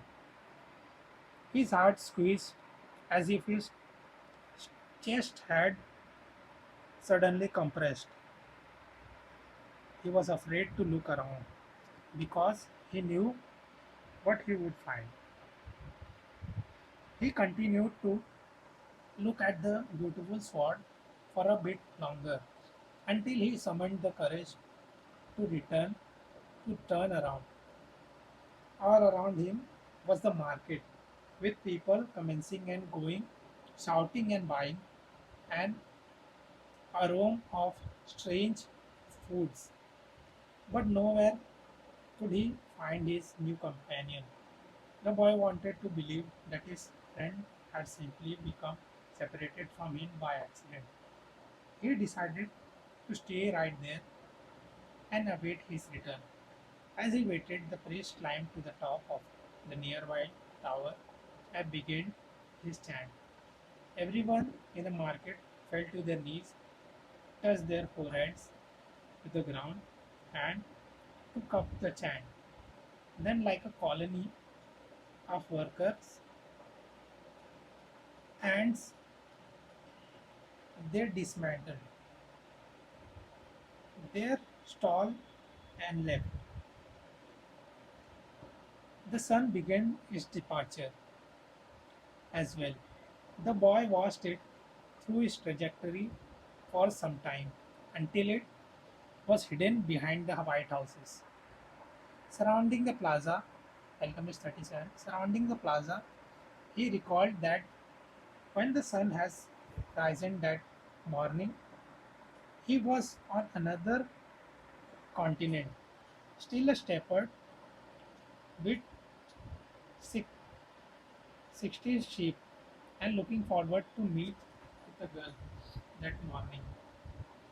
He had known everything that was going to happen to him as he walked through the familiar fields, but now, as the sun began to set, he was in a different country, a stranger in a strange land, where he couldn't even speak the language. He was no longer a shepherd, and he had nothing, not even the money to return and start everything over. All this happened between sunrise and sunset. The boy thought he was feeling sorry for himself and lamenting, lamenting, lamenting, lamenting the fact that his life, his life could have changed so suddenly and so drastically. He was so ashamed that he wanted to cry. He had never even wept in front of his own sheep. But the market was empty and he was far from home. So he wept. He wept because God was unfair and because this was the way God repaid those who believe in his dreams. When I had my sheep, I was happy. I made those around me happy. People was People saw me coming and welcomed me. He thought he thought, but now I am sad and alone. I am going to become bitter and distrustful of people because one person betrayed me. I am going to hate those who have found their treasures because I never found mine. I am going to hold on to what little I have because I am too insignificant to conquer the world. 38 Paulo Coelho. He opened his pouch to see what was left to his possessions. Maybe there was a bit left to the sandwich he had eaten on the ship. But all he found was the heavy book, his jacket, and the 2 stones of the old man had given him. As he looked at the stones, he felt relieved for some reason. He had, ex- he had exchanged 6 sheep for these 2 precious stones that had been taken from gold bracelets. He could sell the stones and buy a return ticket. But this time I will be smarter. The boy thought removing them from the pouch so he could put them in his pocket. This was a port town, and the only truthful thing his friend had told him was that the port town were full of thieves. Now you understand why the owner of the bar has had been so upset. He was trying to tell him not to trust that man. I'm like everyone else. I see the world in the terms of what I would like to see happen, not what actually does. He ran his fingers slowly over the stone, sensing their temperature and feeling their surfaces. They were his treasures. Just handling them made him feel better. They reminding him of the old man. When you want something, all the universe conspires in helping you to achieve it, he had said. The boy was trying to understand the truth of what the old man had said. There he was in the empty marketplace, without a cent to his name, and with not a sheep to guard through the night, but the stones were proof that he had met a king who knew of the boy's past. Alchemist 39. They are calling Urim and Tamim, and they can help you to read the omens. The boy put the stones back in the pouch and decided to do an experiment. The old man had said to ask very clear question, and to do that the boy had to know what he wanted. So he asked if the man's blessing was still with him. He took out one of the stone. It says yes. Am I going to find my treasure? He asked. He stuck his hand in the pouch and felt around for one of the stone. As he did so, both of them pushed through a hole in the pouch and fell to the ground. The boy had never ever noticed that there was a hole in his pouch. He knelt down to find Urim and Tamim and put them back in the pouch. But as he saw them lying there in the ground, another phrase came to his mind. Learn to recognize women and follow them. The old king had said. An omen. The boy smiled to himself. He picked up the two stones and put them back in his pouch. He didn't consider mentioning the hole, mending the hole. The stone could fall through any time they wanted. He had learned that there was certain thing one shouldn't ask about, so as not to flee from one's own destiny. I promised that I would make my own decisions, he said to himself. But the stone had told him that the old man was still with him, and, and that made him feel more confident. He looked up around at the empty plaza again, feeling less desperate than before. This wasn't a strange place, it was a new one. Paulo Coelho, 40. After all, what he had always wanted was just that to know new places, even if he never got to the pyramids.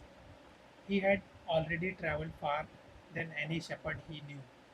Oh, if they only knew how different things were, just 2 hours by ship from where they are, he thought, although his new world at the moment was just an empty marketplace. He had already seen it when it was teeming with life. He would never forget it. He remembered the sword. It hurt him a bit to think about it, but he had never seen one like it before. As he must about these things, he realized that he had to choose between things of himself as the poor victim of the thief and as an adventurer in quest of his treasure. I am an adventurer looking for treasure, he said to himself. He was shaken into wakefulness by someone he had fallen asleep in the middle of the marketplace, and life in the plaza was about to resume. Looking around, he thought he sought his sheep and then realized that He was in a new world, but instead of being saddened, he was happy. He no longer had to seek out food and water for the sheep. He could go in search for his treasure. Instead, he had not a cent in his pocket, but he had faith. He had decided the night before that be a he would be as much as adventurer as the one he had admitted in books. He walked slowly through the market. The merchants were assembling their stall, and the boy helped a candy seller to do his. The candy seller had a smile on his face. He was happy, aware of what his life was about, Alchemist 41, and ready to begin a day's work. His smile reminded the boy of the old man, the mysterious old time king he had met. This candy merchant isn't making candy or that. Later, he traveled or married a shopkeeper's daughter. He's doing it because it was it what he wanted to, thought the boy. He realized that he could do the same thing the old man had done. Since whether a person was near to or far from his destiny, just by looking at them, it's easy. And yet, it's never done it before, he thought. When the stall was assembled, the candy seller offered the boy the sweet, the first sweet he had made for the day. The boy thanked him, ate it, and went to his way. When he had gone only a short distance, he realized that while there was an erecting, they were erecting the stall. One of them had spoken Arabic and other Spanish, and they had understood each other perfectly. When there there must be a language that doesn't depend on words. Boy thought, I already had that experience with my sheep, and now it's happening with people. He was learning a lot of new things. Some of them were things that he had already experienced and weren't really new, but that he had never perceived before. And he didn't perceive them because he had he had become accustomed to them. He realized after I can learn to understand this language without words, I can learn to understand the world. Relaxed and unhurried, he resolved that he would walk through the narrow streets of Tangier only in that would be able to read the omens. 42 poem Paulo Coelho. He knew it would require a lot of patience, but shepherds know all about patience. Once again, he saw that in that strange land, he was applying the same lesson he had learned with his sheep. All things are one. The old man has said. The crystal merchant awoke with the day and felt the same anxiety that he felt every morning. He had been in the same place for 30 years. A book, a shop at the top of a hilly street where few customers passed. Now it was too late to change anything. The only thing he had ever learned to do was to buy and sell crystal glassware. There had been a time where many people knew of his shop. Urban merchants, French, English geologists, German soldiers who were always well hid. In those days, had been wonderful to be selling Christian, and he had thought how he would become rich and have beautiful women at his side. As he grew older, as time passed, Tangier had changed. The nearby city of Ceuta had grown faster than Tangier, and business has fallen off. Neighbors moved away, and there remained only a few shops on the hill, and no one was going to climb the hill just to browse through a few small shops. But the Christian merchant had no choice. He had lived 30 years of his life buying and selling crystal pieces, and now it was too late to do anything else. Alchemist 43. He spent the entire morning observing the infrequent comings and goings in the street. He had done this for years and knew the schedule of everyone who passed. But just before lunchtime, a boy stopped in the front of the shop. He was dressed normally, but the practiced eyes of the crystal merchant could see the boy had no money to spend. Nevertheless, the merchant decided to delay his lunch for a few minutes until the boy moved on. A card hanging in the door announced that several languages were spoken in the shop. The boy saw a man appear behind the counter. I can clean those glass in the window if you want, said the boy. The way they look now, nobody is going to want to buy them. The man looked at them without responding. In exchange, you could give me some to eat.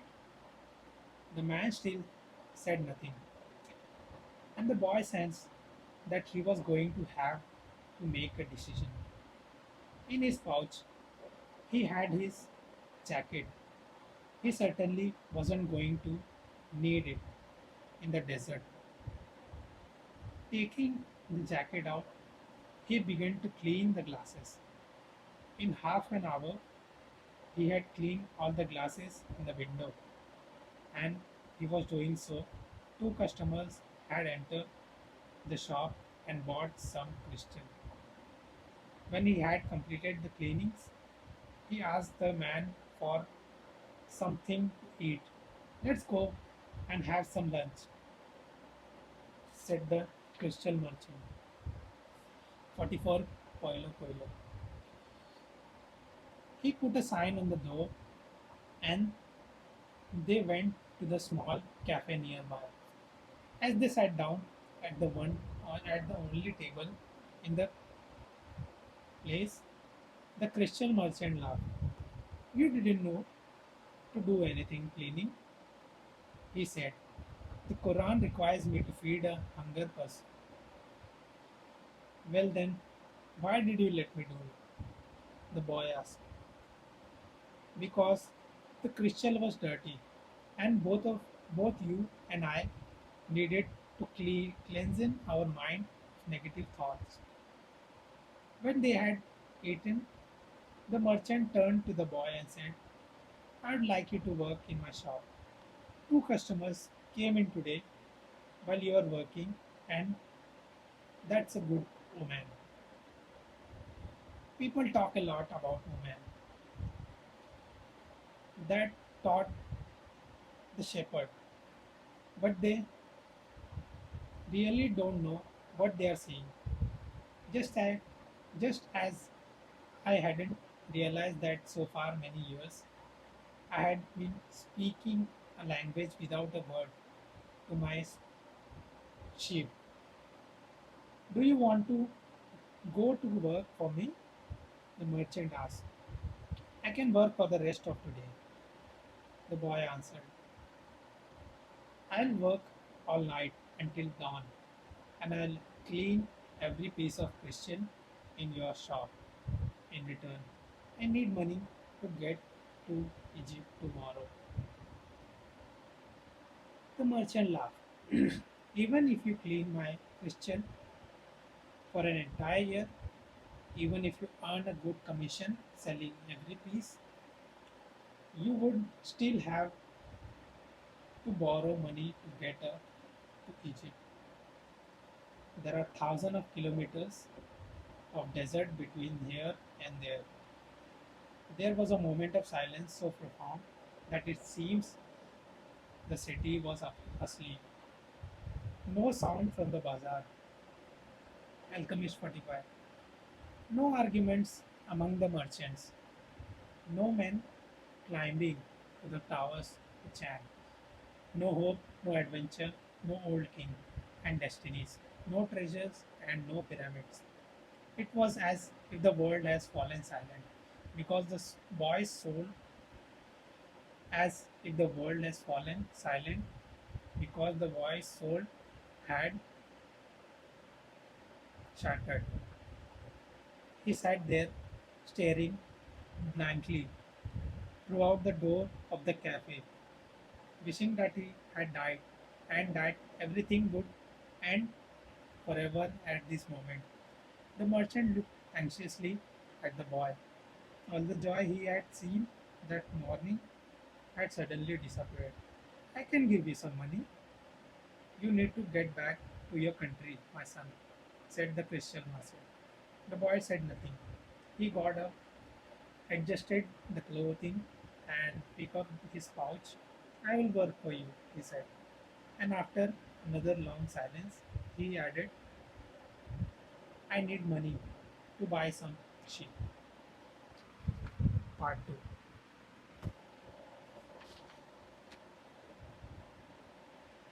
The boy had been working for the Christian merchant for almost a year. He could see that it wasn't exactly the kind of job that he would make him happy. The merchant spent the entire day mumbling behind the counter, telling the boy to be careful with the pieces and not to break anything. But he stayed with the job because the merchant often,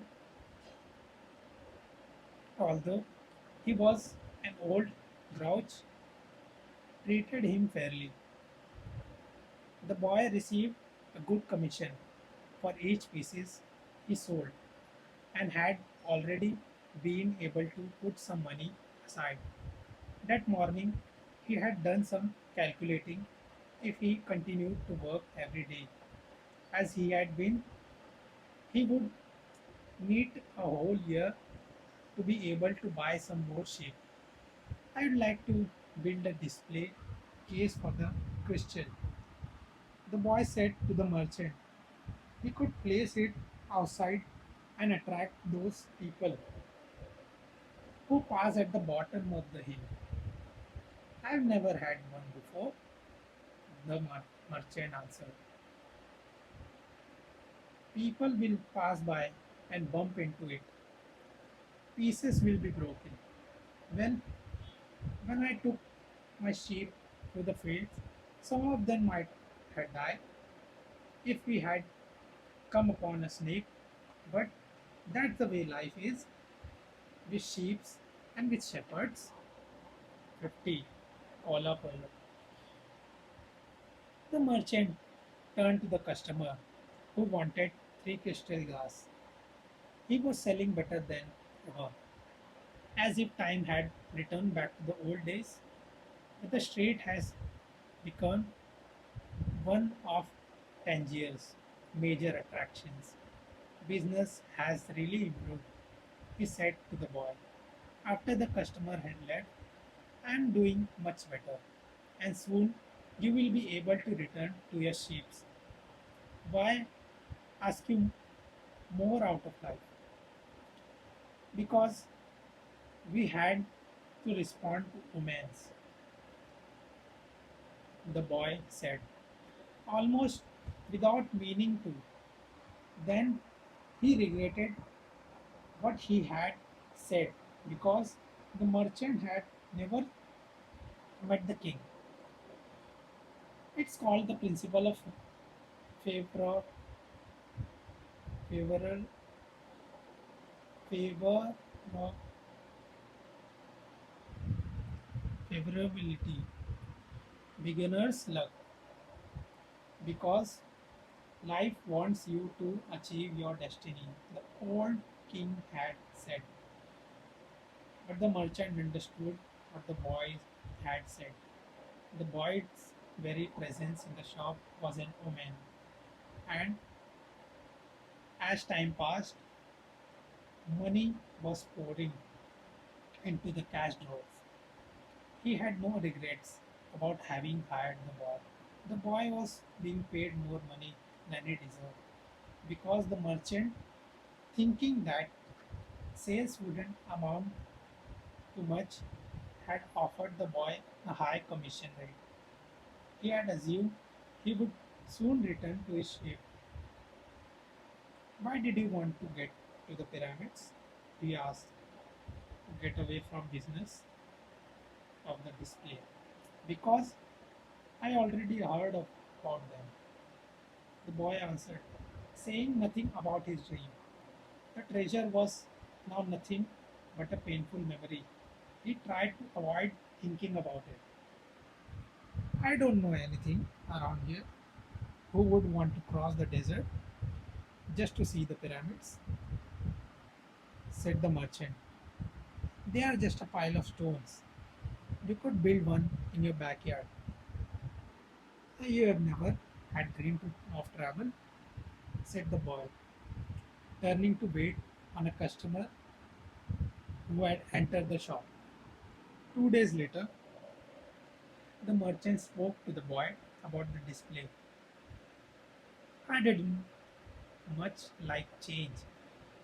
I don't much like change, he said. You and I weren't like Hassan, that rich merchant.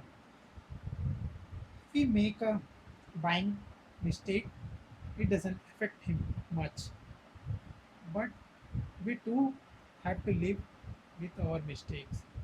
That's true enough, the boy thought ruefully. Why did you think we should have the display? I want to give back to my shit faster.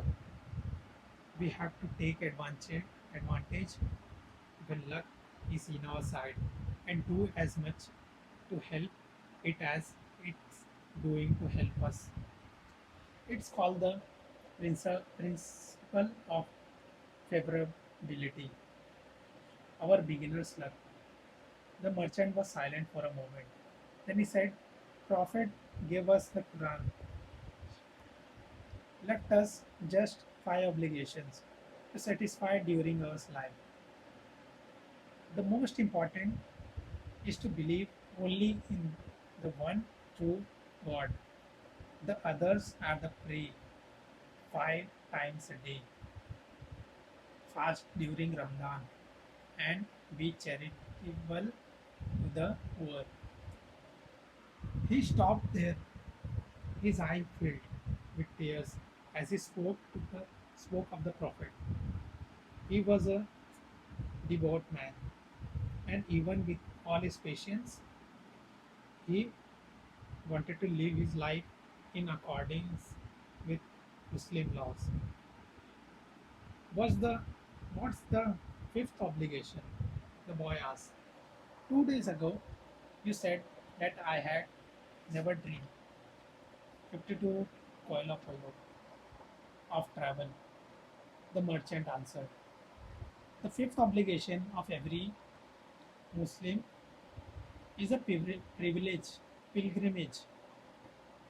We are ob- obliged at least once in our life, to visit the holy city of Mecca. Mecca is a lot farther away than the pyramids. When I was young, all I wanted to do was put together some money to start this shop. I thought that someday I'd be rich and could go to Mecca. I began to make some money, but I could never bring myself to leave someone in charge of the shop.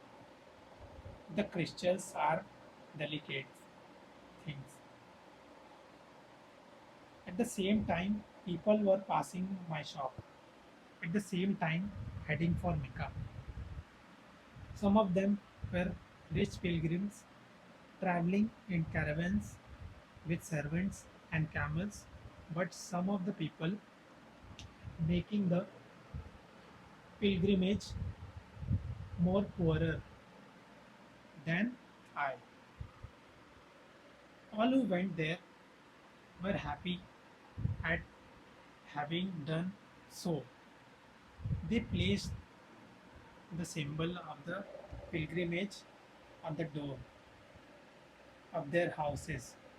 One of them, a cobbler who made his living mending boots, said that he had traveled for almost a year through the desert, but that he got more tired when he had to walk through the street of Tangier buying his leather. Well, why don't you go to Mecca now? Asked the boy.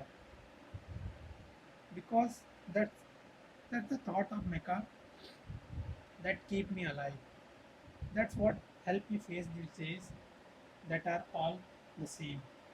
These mute crystals on the shelf, lunch and dinner at the same time, horrible cafe. I'm afraid that if my dream is realized, I will have no reason to go on living. You dream about your sheep and the pyramids, but you are different from me because you wanted to realize your dream. Alchemist 53. I just wanted to dream about Mecca.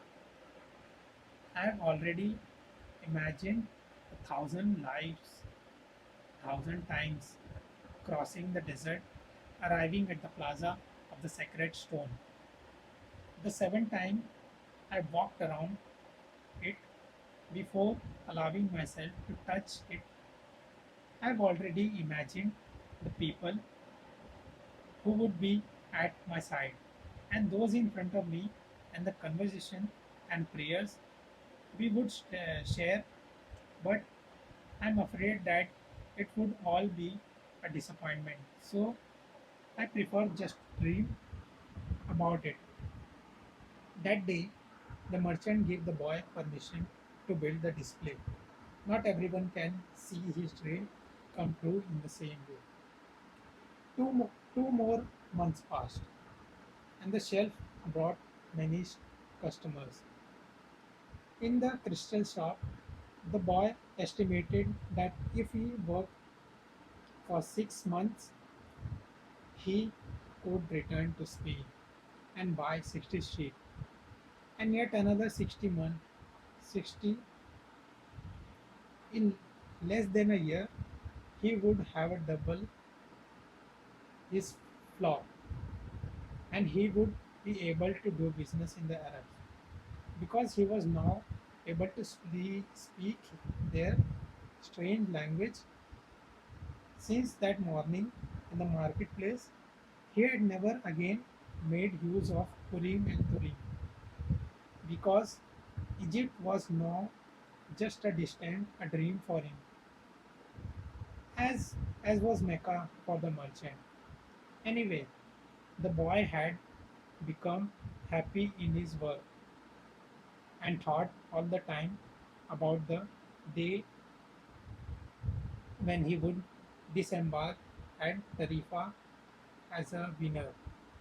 You must always know what it is that you must want, the old king had said. The boy knew and was now working toward it. 54. Paula Coelho. Maybe it was his treasure to have wound, wound up, wound up in that strange land, met up with the thief, and doubled the size of his cloak. Without spending a cent, he was proud of himself. He had learned some important things, like how to deal in Christian, and about the language without words, and about omens. One afternoon, he had seen a man at the top of the hill complaining that it was impossible to find a decent place to get something to drink about after such a climb. The boy, accustomed to recognizing omens, spoke to the merchant. Let's sell tea to the people who climb the hill. Lots of places sell tea around here, merchant said. But we could sell tea in crystal glass. The people will enjoy the tea and want to buy the glasses. I have been told that beauty is the great seducer of men. The merchant didn't respond, but the afternoon after saying his prayers, closing the shop, he invited the boy to sit with him and share his hookah, that strange pipe used by the Arabs, which is what it is you are looking for, asking the old merchant. I've already told you, I need to buy my sheep back, so I have to earn the money to do so. Merchant put some coal in the hookah and inhaled deeply. I've had this shop for 30 years. I know good Christian from bad, and everything else there is to know about Christian. The Alchemist 55. I know its dimensions and how it behaves. If we serve tea in Christian, the shop is going to expand, and then I will have to change my way of life. Well, isn't that good? I am already used to the way of things are. Before you came, I was thinking about how much time I have wasted in the same place while my friend had moved on and either went bankrupt or did better than they had before. It made me very depressed. Now I can see that it wasn't been too bad. The shop is exactly the size I always wanted it to be. I didn't want to change anything because I didn't know how to deal with change. I am used to the way I am. The boy didn't know what to say.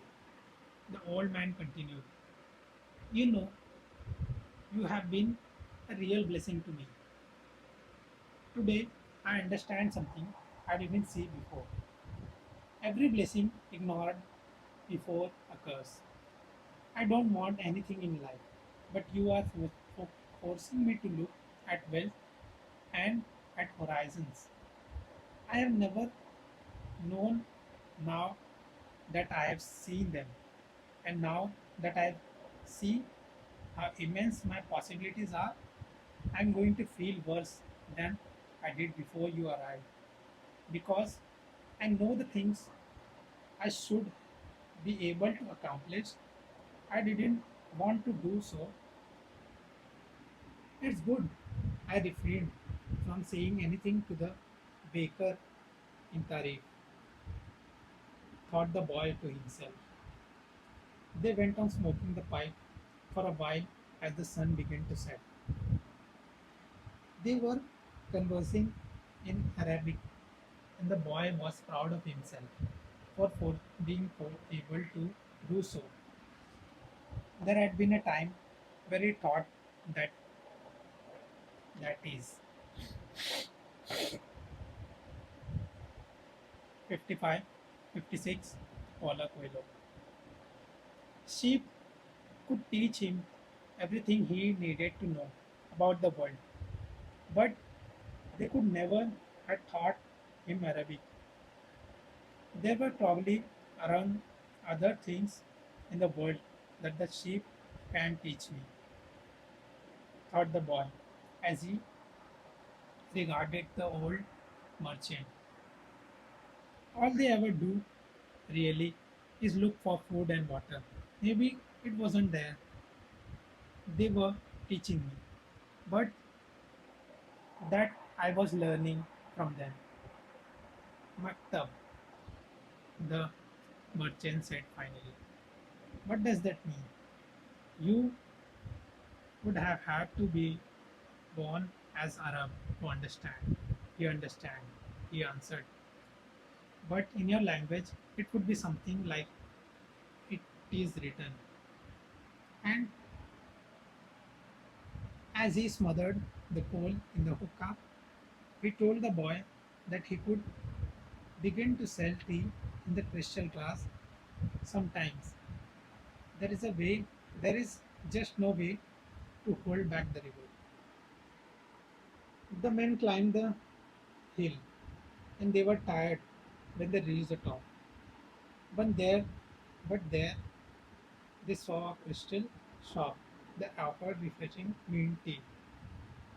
They were in to drink the tea, which was served in beautiful crystal glasses.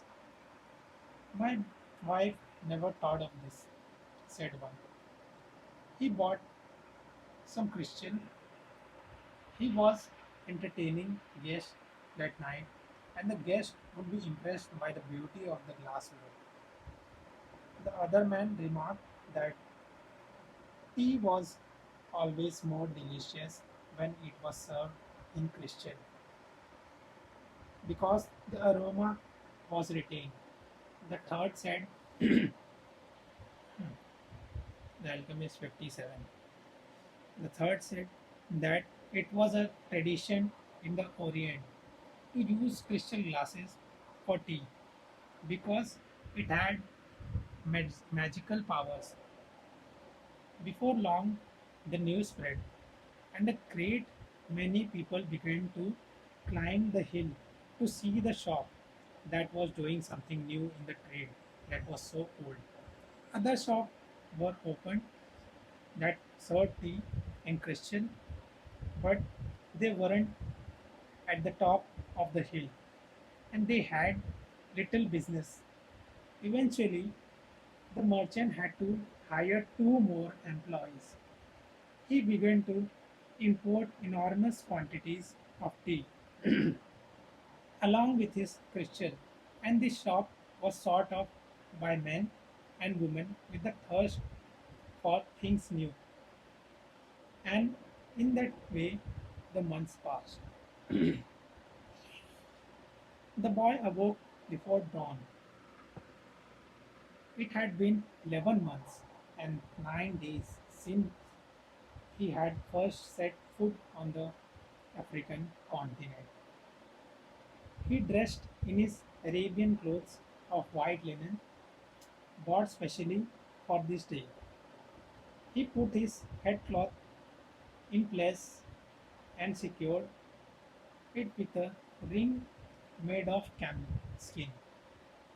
Wearing his new sandal, he descended the stairs silently. The city was still sleeping.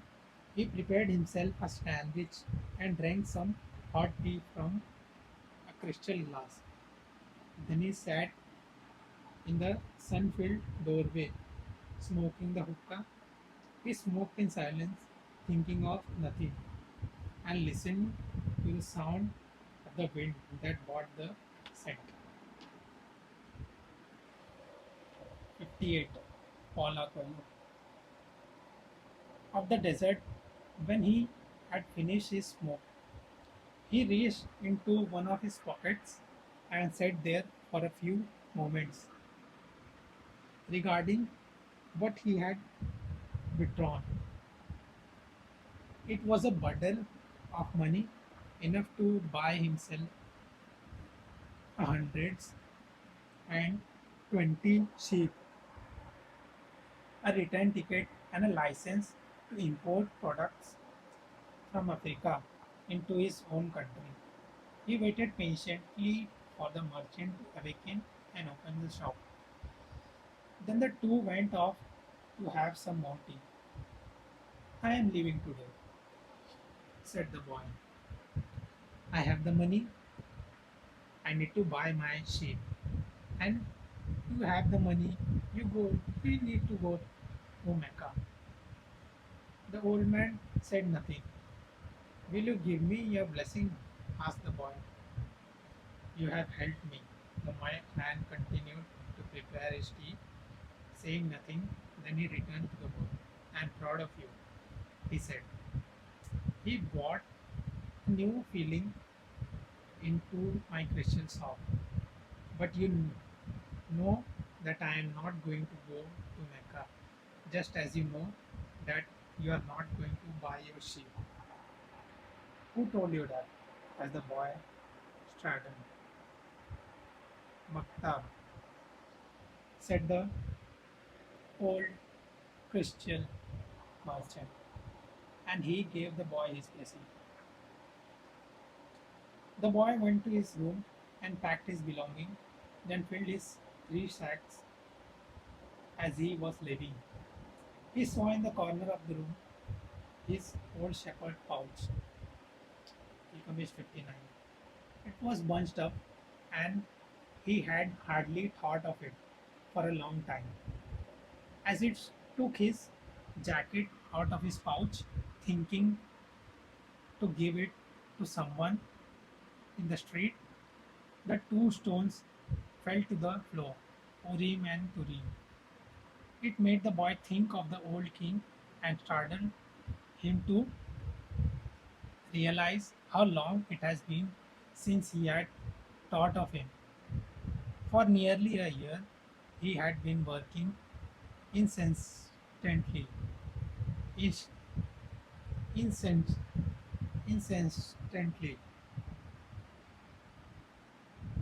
instantly, incessantly, thinking only of putting aside enough money so that he could return to Spain with pride.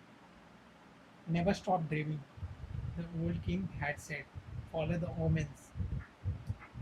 The boy picked up Urim Turim and once again had the strange sensation that the old king was nearby. He had worked hard for a year, and the omens were that it was time to go. I'm going to go back to doing just what I did before, the boy thought. Never though the sheep didn't teach me to speak Arabic, but the sheep has taught him something even more important than there was a language in the world that everyone understood. A language the boy had used throughout the time that he was trying to impress things,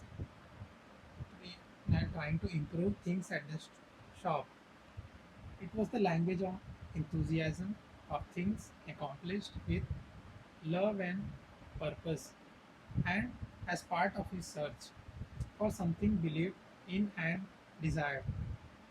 Tangier was no longer a strange city. He felt that, just as he had conquered his place, he could conquer the world. When you want something, all the universe conspires to help you achieve it, the old king has said. 60. Paulo Coelho. But the old king, when you want something, all the universe conspire to help you achieve it. ये ओम शांति ओम का dialogue है.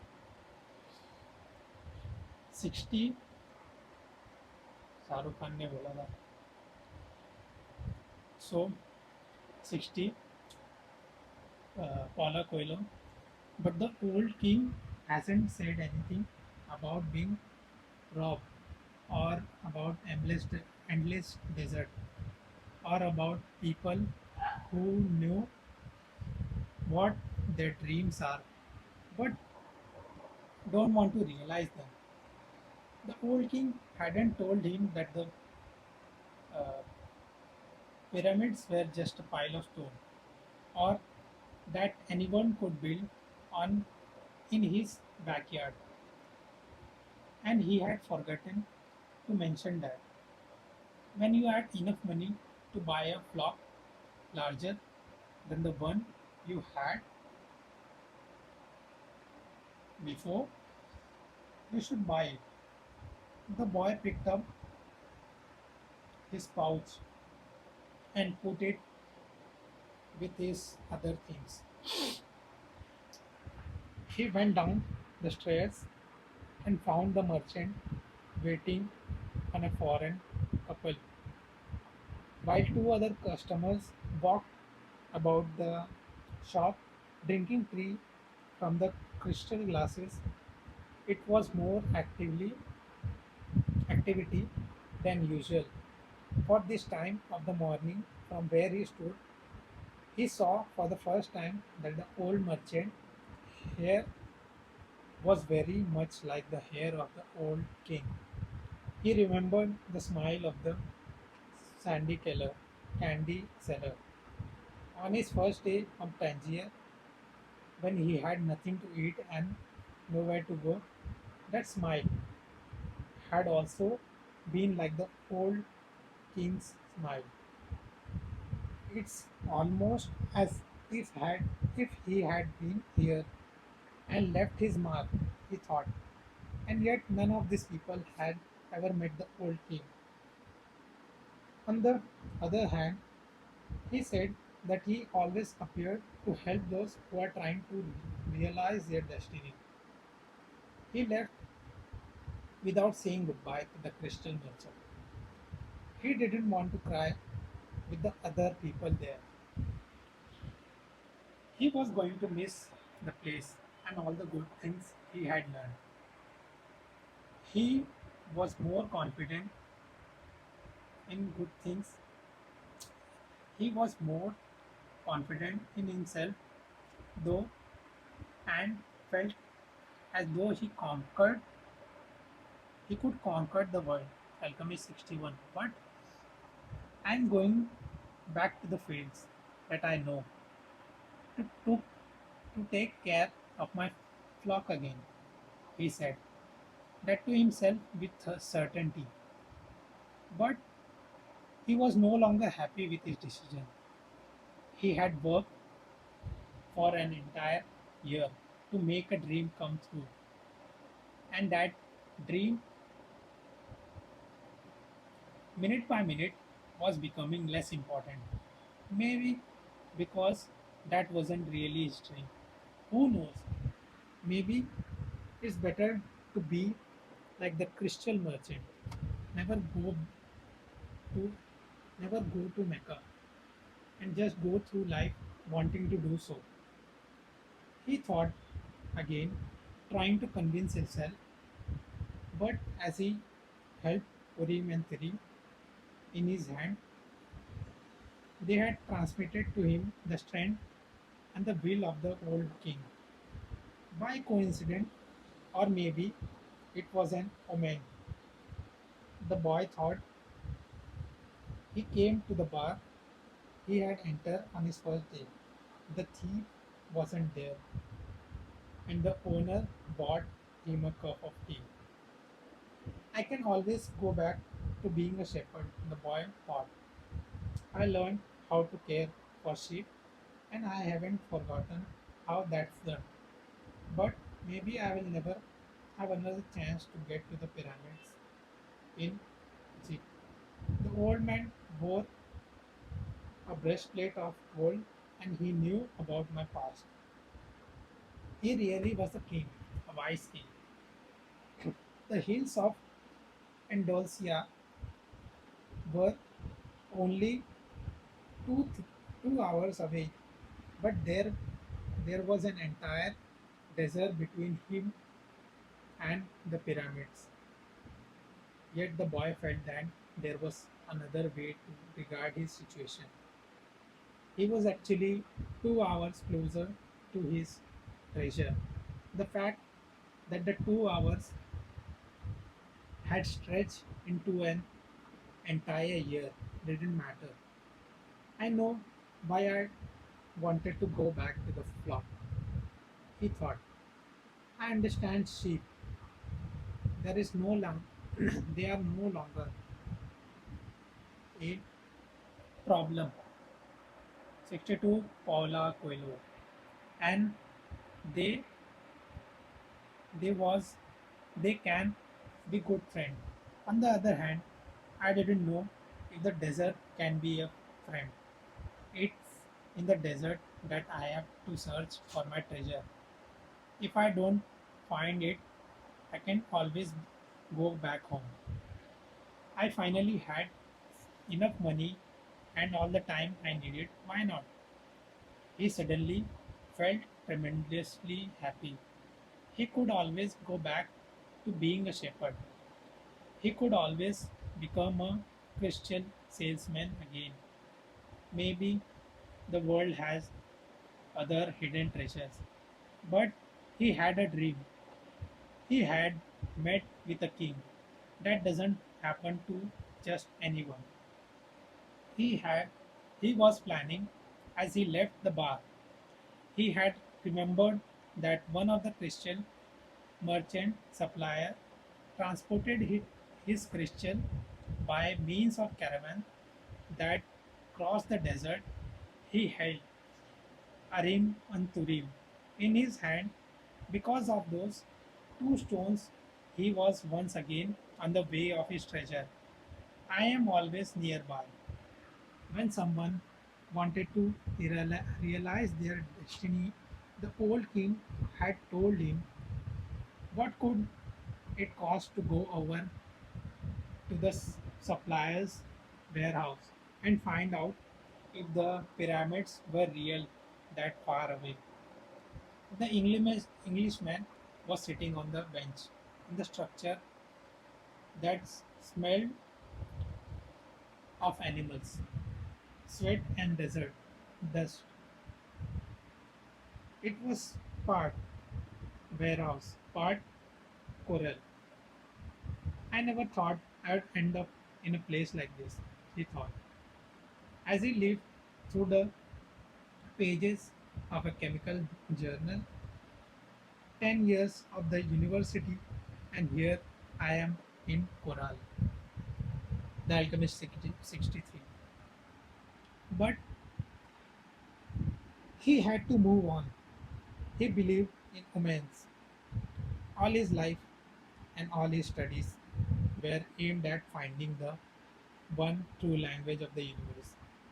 First, he had studied Esperanto, then the world's religions, and now it was alchemy. He knew how to speak Esperanto. He understood all the major religions well, but he wasn't yet an alchemist.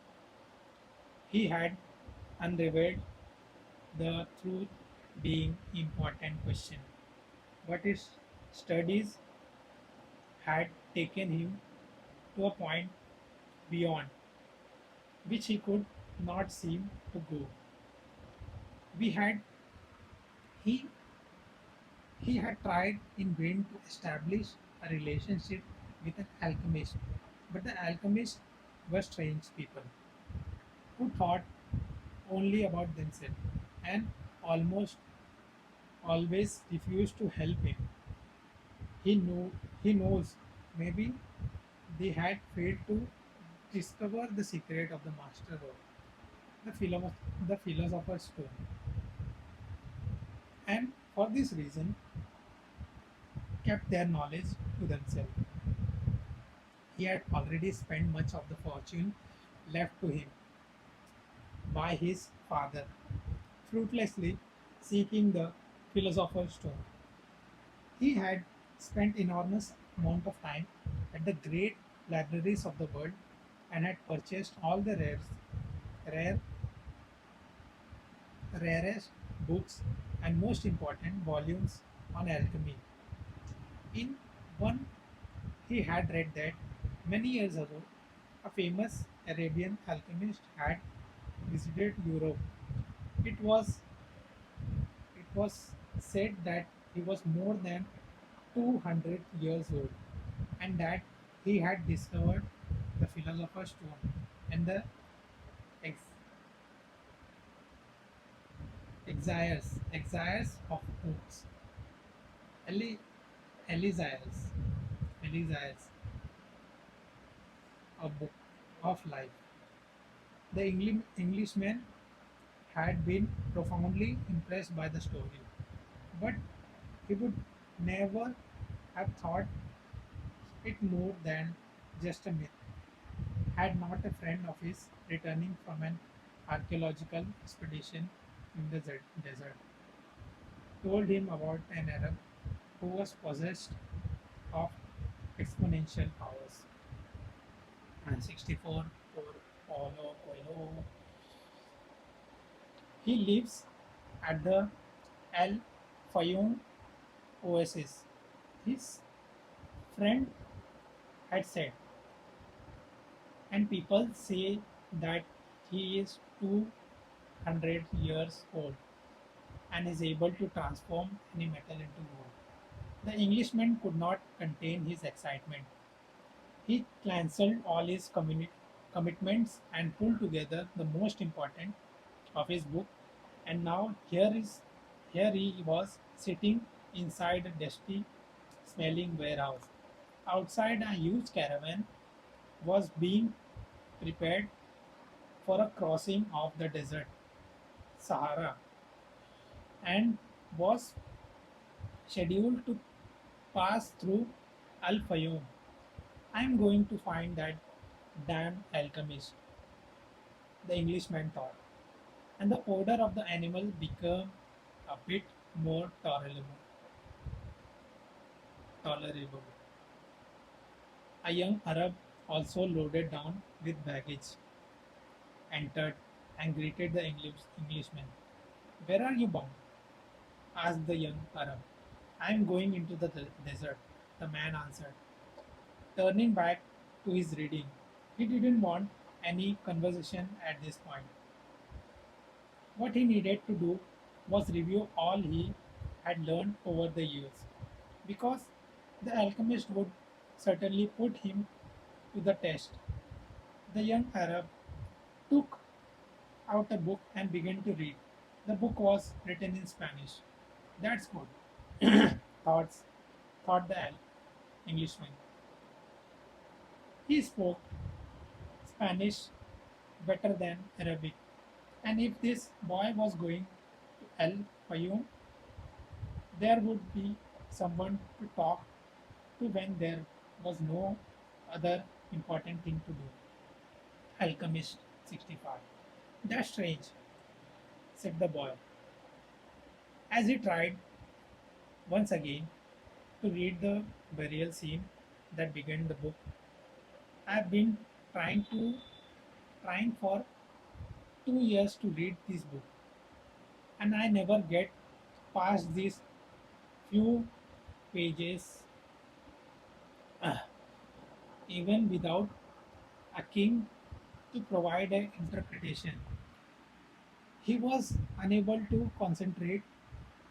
He still had some doubts about the decision he had made, but he was able to understand one thing. Making a decision was only the beginning of things. When someone make a decision, he is really diving into a strong current that will carry him to places he had never dreamed of when the when he first made the decision. When I decided to seek out my treasure, I never imagined that I would wind up working in a precious shop, he thought. And joining this caravan may have been my decision. But where where it goes is going to be mystery to me. Nearby was an Englishman reading a book.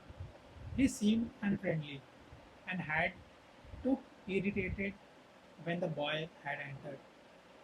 They might even have become friends. But the Englishman closed off the conversation.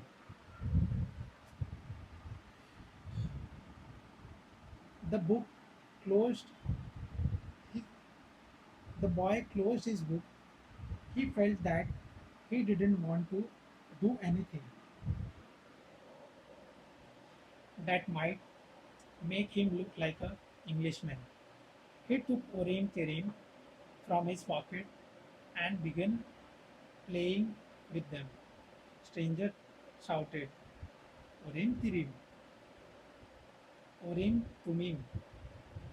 In a flash, the boy put them back in his pocket. They are not for sale, he said. They are not worth much, the Englishman answered. They are only made of rock crystal, and there are millions of rock crystal in the earth. 66 Coelho crystal in the earth. But those who know about such thing would know that there those are Urim Tumim. I don't know that they had them in this part of the world. They were given to me as a present by a king, the boy said. The stranger didn't answer. Instead, he put his hand in his pocket and took out two stones that were the same as the boy's. Did you say the king? He said. I guess you didn't believe that the king would to rec- talk to someone like me, a shepherd, he said. Wanted to end the conversation. Not at all. It was shepherds who were the first to recognize the king, that the rest of the world refuses to acknowledge. So it's not surprising that kings would talk to shepherds. And he went on, fearing that the boy wouldn't understand what he was talking about. It's in the Bible, the same book that taught me about Urim and Thummim. These stones were the only form of divi- divination permitted by God. The priest carried them in a golden breastplate. The boy was suddenly happy to be there at the warehouse. Maybe this is an omen, said the Englishman, half aloud. Who told you about omen? The boy's interest was increasing by the moment. Everything in life is an omen, said the Englishman. Now closing the journal, he was reading. Alchemist 67. There is a universal language understood by everybody, but already forgotten. I am in search of the universal language. Among other things, that's why I'm here. I have to find a man who knows the language, universal language, an alchemist. The conversation was interrupted by the warehouse boss. You are in luck, you too, the fat Arab said. There is a caravan leaving today for Al Fayoum, but I am going to Egypt, boy said. Al Fayoum is in Egypt, said the Arab. What kind of Arab are you? That's a good luck comment, Englishman said. After the fat Arab had gone out, if I could, write a huge encyclopedia just about the word luck and coincidence. It's with those words that the universal language is written. He told the boy it was no coincidence that he had met him with Urim and Thummim in his hand. And he asked the boy if he too was in search of the alchemist. I am looking for a treasure, said the boy. He immediately regretted having said it, but the Englishman appeared not to attach any importance to it. In a way, so am I, he said. I don't even know why alchemy is what alchemy is. The boy was saying when the warehouse boss called to him, come outside. 68 Paulo Coelho. I am the leader of the caravan, said the dark eyed beard man. I hold the power of life and death from every person I take with me. The desert is a capricious lady and something she drives men sometimes she drives men crazy.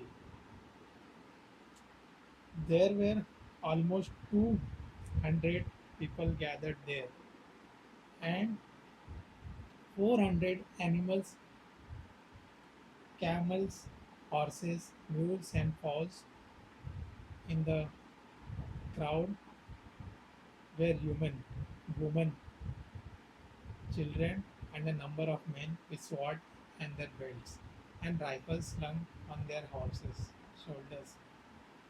Englishmen had several suitcases filled with books. There was a babble of noise, and the leader was to repeat himself several times for everyone to understand what he was saying. There was a lot of different people here, and each has its own God. But the only God I serve is Allah, and in His name I swear that I will do everything possible once again to win out over the desert. But I want each and every one of you to swear by the God you believe in, you will find my order no matter what, will follow my order no matter what. In the desert, disobedience means death. There was a murmur, murmur from the crowd. Each was swearing quietly to his or her own God. The boy swore to Jesus Christ. The Englishman said nothing, and the murmur lasted longer than a simple vow would have. The people were praying to heaven for protection. A long note was sounded on a bugle, and everyone mounted up. The boy and the Englishman had bought camel and climbed uncertainly onto their backs. The boy felt sorry for the Englishman's camel. Alchemist 69 loaded down as he was with the cases of books. There is no such thing as coincidence, said the Englishman, picking up the conversation where it had been interpreted in the warehouse. I am here because a friend of mine heard of an Arab who, but the caravan began to move, and it was impossible to hear what the Englishman was saying. The boy knew what he was about to describe, though the mysterious chain that links one thing to another, the same chain that had caused him to become a shepherd, that had caused him recurring dreams, that had brought him to the city near Africa to find a king and to be robbed in order to meet a crystal merchant, and the closer one gets to realizing his destiny, the more the destiny becomes his true reason for being, thought the boy. The caravan moved towards the east.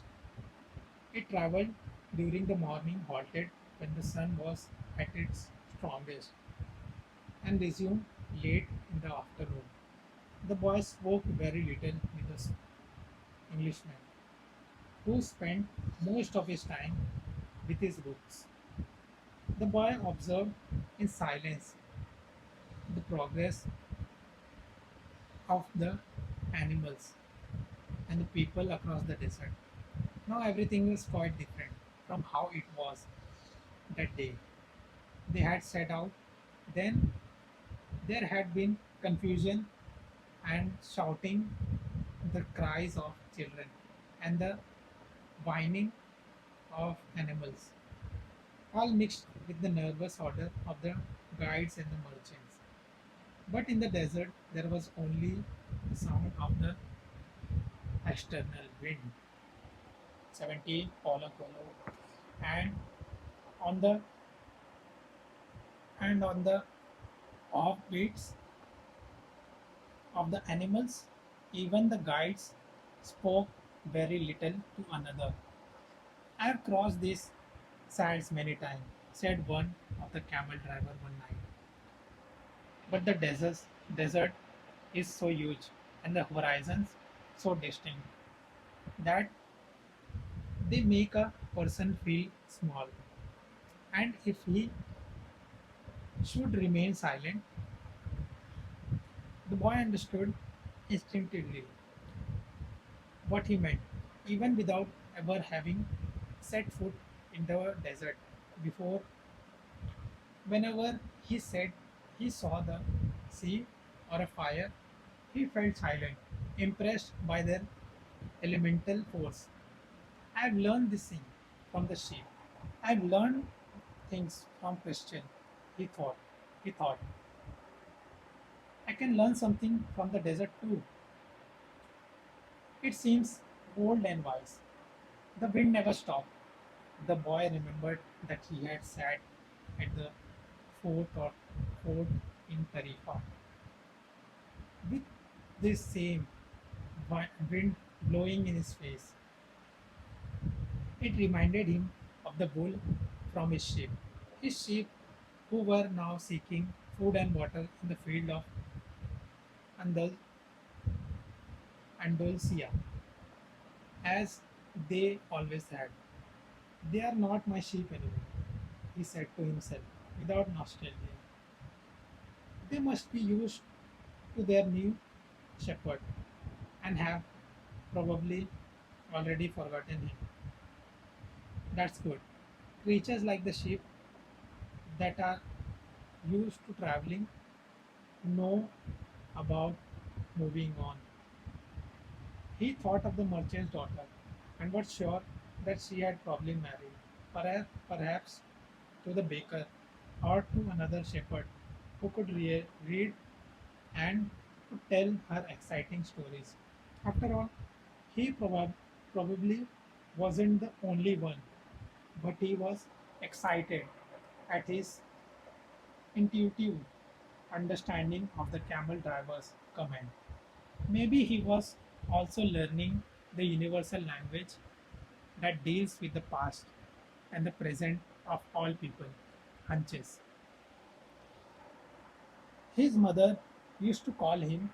The boy was beginning to understand that intuition is really a sudden immersion of the soul in the universal current of life, where the histories of all people are connected and we are able to know everything because it's all written there. Maktab, the boy said, remembering the crystal merchant. The desert was all sand in some stretches and rocky in others. When the caravan was blocked by the boulder, it had to go around it. If there was a large rocky area, they had to make a major detour. If the stand was too fine for the animals' hooves, they sought a way where the sand was more subtle. In some places, the ground was covered with the salt of dried up slate. The animals balked at some places, and the camel drivers were forced to dismount and unburden their charges. The drivers carried the freight themselves over such tremendous trenches footing and then reloaded the camels. If a guide were to fall ill and die, the camel drivers would draw lot and appoint a new one. But all this happened for one basic reason, no matter what, how many detour and adjustment it made. The caravan moved towards the same compass point. Once obstacle were overcome, and it returned to their courage, sighting on a star that indicated the location of the oasis, where the people saw the star shining in the morning sky. They knew they were in the right course towards water, palm trees, shelter, and other people. 72. Paulo Coelho. It was only the Englishman who was unaware of it all. This. He was, for the most part, immersed in reading his book. The boy too had his book and he tried to read it during the first few days of the journey. But he found it much more interesting to observe the caravan and listen to the wind. As soon as he had learned to know his camel better and to establish a relationship with him, he threw the book away. Although the book had developed a superstition that every time he opened the book, he would learn something important. He decided it was an unnecessary burden. He became unfriendly with the camel driver who traveled alongside him at night.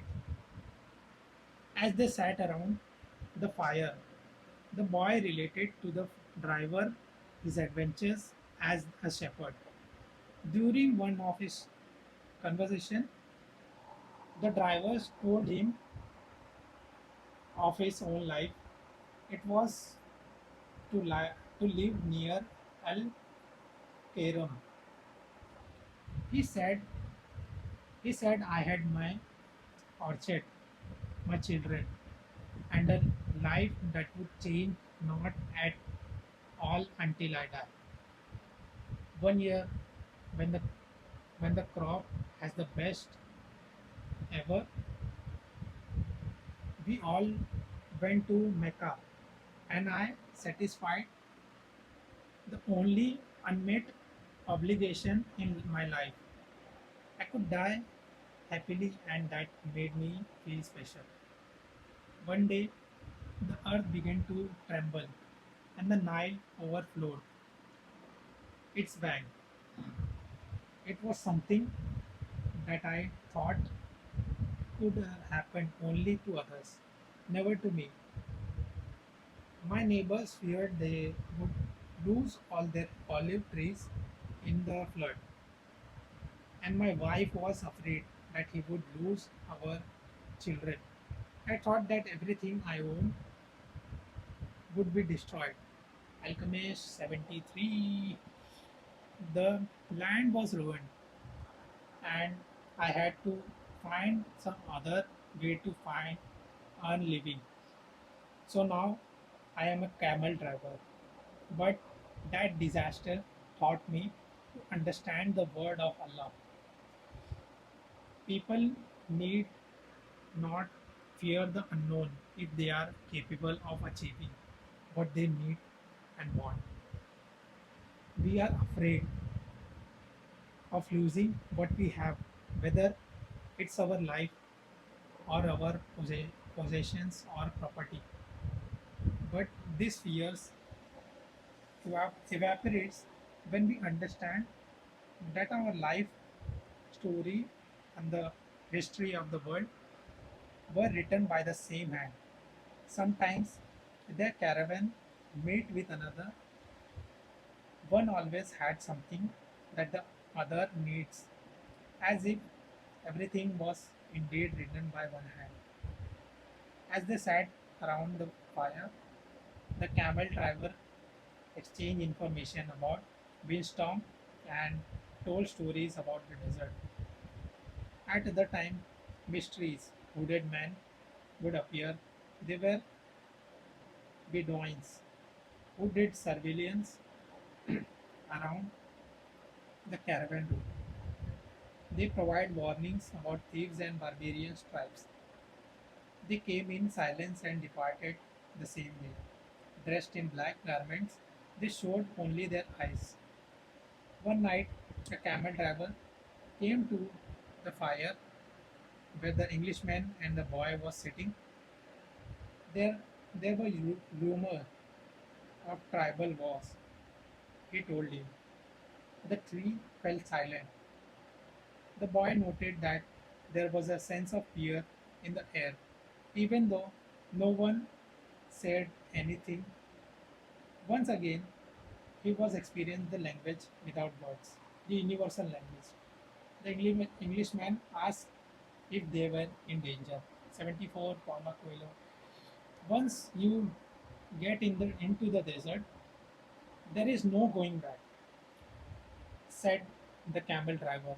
And when you can't go back, you have to worry only about the best way of moving forward. The rest is up to Allah, including the danger. And he included concluded by saying the mystery word maktub. You should pay more attention to the caravan, the boy said to the Englishman. After the camel drivers has left, he we make a lot of detours, but we are always heading for the same destination. And you taught to read more about the world, answered the Englishman. Books are like caravan in this respect.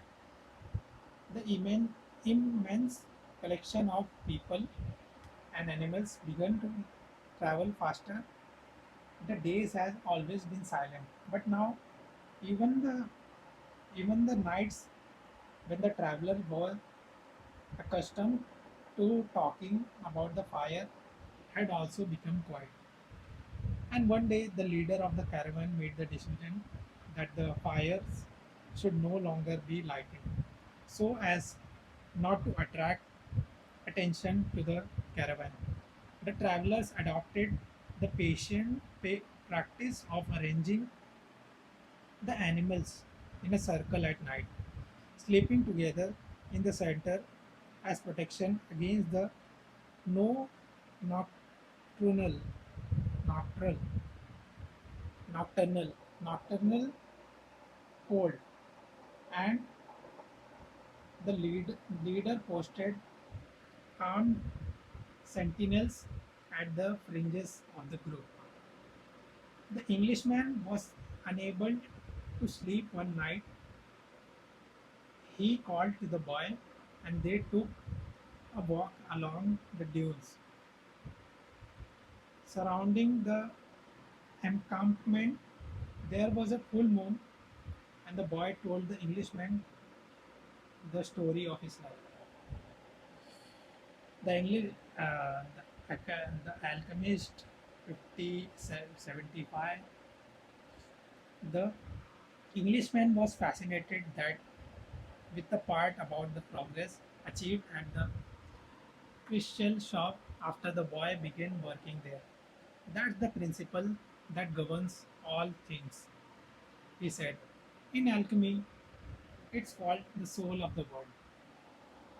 When you want something with all your hearts, that's when you are closer to the soul of the world. It's always a positive force. He also said that this was no just not just a human gift. that everything on the face of the earth had a soul, whether mineral, vegetable, animal, or even just a simple thought. Everything on earth is being continuously transformed before the earth is alive and it has a soul. We are part of that soul. So we rarely recognize that it is working for us. But in the crystal shop, you probably realize that even the glasses were collaborating in your success. The boy thought about that for a while as he looked at the moon and bleached sand. I, wa- I had watched the caravan as it crossed the desert, he said. The caravan at the desert speak the same language. And it's for the same reason that the desert allowed the crossing. It's going to test the caravan every step to see if it's in time, and if it is, we will make it to that oasis. If either of us had joined this caravan based only on personal courage, but without understanding that language, this journey would have been much more difficult. They stood there looking at the moon. Paulo Coelho, 76. That's the magic of the main, said the boy. I've seen how the guides read the sign of the desert and how the souls of the caravan speaks to the soul of the desert. Englishman said, I'd better pay more attention to the caravan and I'd better read my your book, said the boy. They were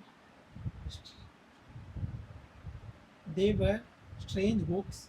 They speak about mercury, sand, mercury, salt, dragon, and kings, and he didn't understand any of it. But there was one idea that seemed to repeat itself. Throughout all the book, all things are the manifestation of one thing only. In one of the books, he learned that the most important text in the literature was alchemy, contained only a few lines, and had been inscribed on the surface of an em- emerald. It's the emerald tablet, said the Englishman, proud that he might teach something to the boy. Well, then why don't we need all these books? The boy asked, so that we can understand those few lines. The Englishman answered, without appearing really to believe what he had said. The book that most interesting, the boy told the story of the famous alchemist. They were men who had decided their entire lives to the purification of metals in their laboratories. They believed that if a metal were heated for many years, it would feel itself for all its individual properties. Alchemist 477. And what was left uh, would be the soul of the world. This soul of the world allowed them to understand anything on the face of the earth because it was the language which all things communicated. That's called that discovery the master work. It was part liquid, part solid. Can't you just observe men and women in order to understand the language? The boy said. You have you have a mania for simplifying everything, answered the Englishman, irritated. Alchemy is a serious discipline. Every step has to be followed exactly as it was followed by the masters. The boy learned that the liquid part of the masterwork was called the elixir of life, and that is cured all illnesses. It also kept the alchemist from going cold, and the solid part was called the philosopher's stone. It's not, it's not easy to find the philosopher's stone, said the Englishman. The alchemists spent years in their laboratories surrounding the fire that purified the metals. They spent so much time close to the fire that gradually they grew up the vanity of the world. They discovered that the purification of the metal had led to the purification of themselves. The boy thought about the crystal merchant. He had said that it was the good thing for the boy to clean the crystal piece so that he could free himself from negative thoughts. The boy was becoming more and more convinced that alchemy could be learned in one daily life.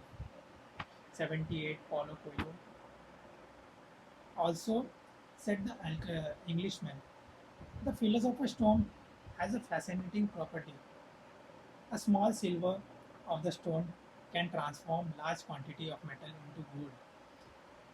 Having heard that, the boy became even more interested in alchemy.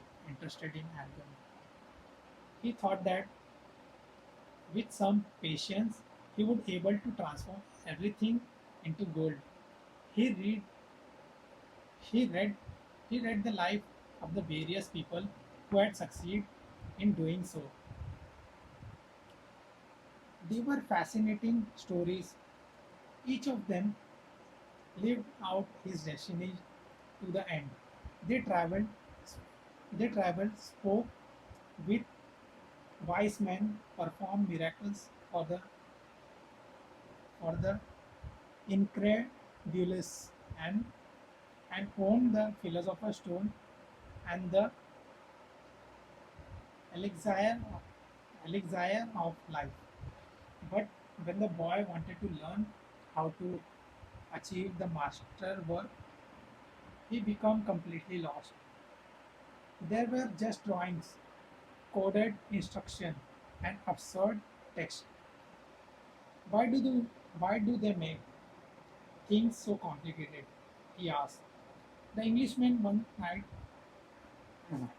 the boy has noticed that the Englishman was ir- irri- irritable, and mixed his mixed his books, so that those who have the responsibility for understanding can understand. He said, "Imagine if everyone went around transforming lead into gold.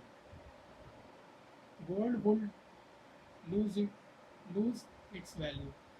It's only those who are persistent and willing to study these things deeply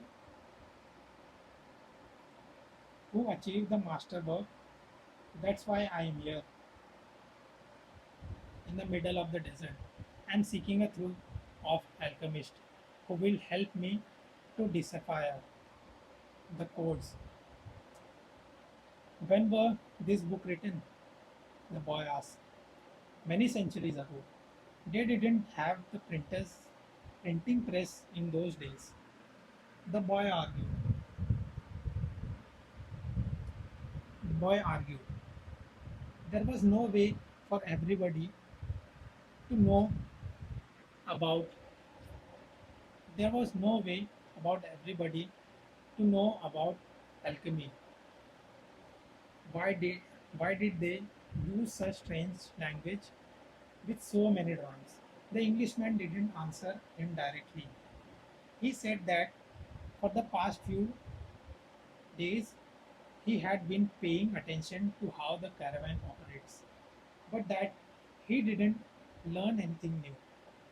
The only thing he had noticed was that talk of war was becoming more and more frequent.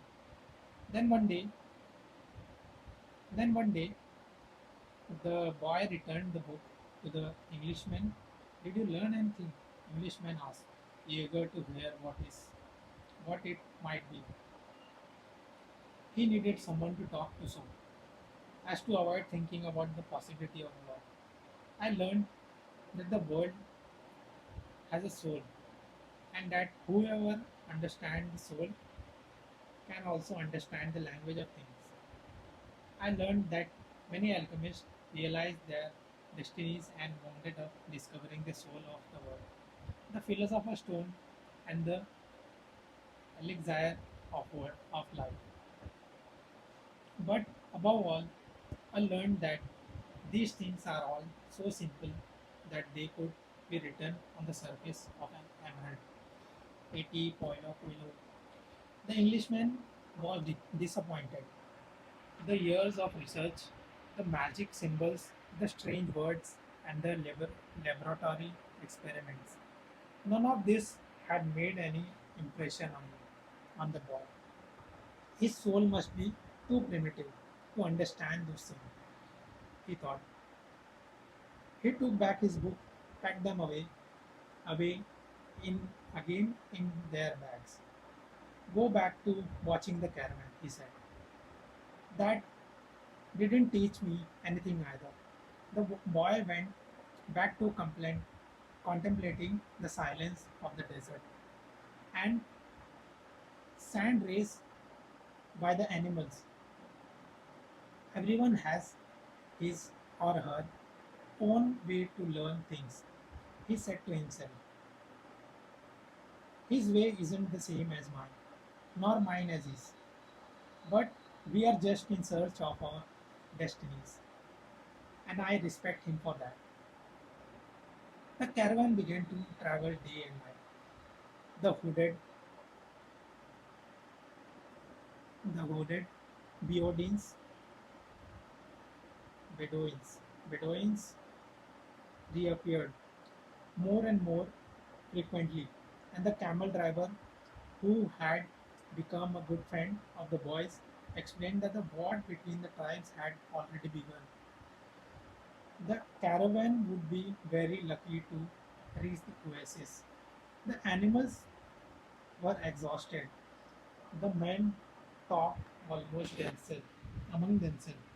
Less and less, the silence was the worst aspect of the night. When the mere groan of the camel, which before had been nothing but the groans of a camel, now frightened everyone because it might signal a raid. The alchemist 81, the camel driver, although seemed not to be very concerned with the threat of war. I am alive, he said to the boy. As they ate a bunch of dates one night with no fire and no moon, when I am eating, that's all I think about. If I am on the march, I just concentrate on marching.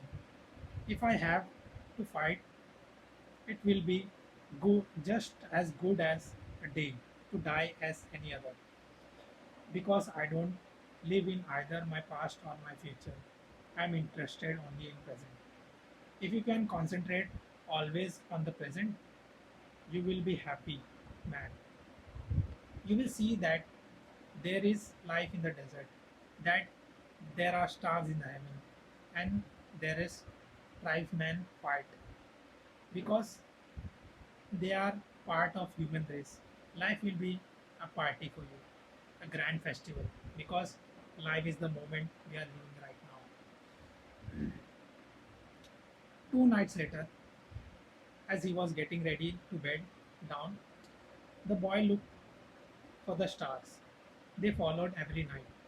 He thought that the horizon was a bit lower than it had been because he seemed to see stars on the desert itself.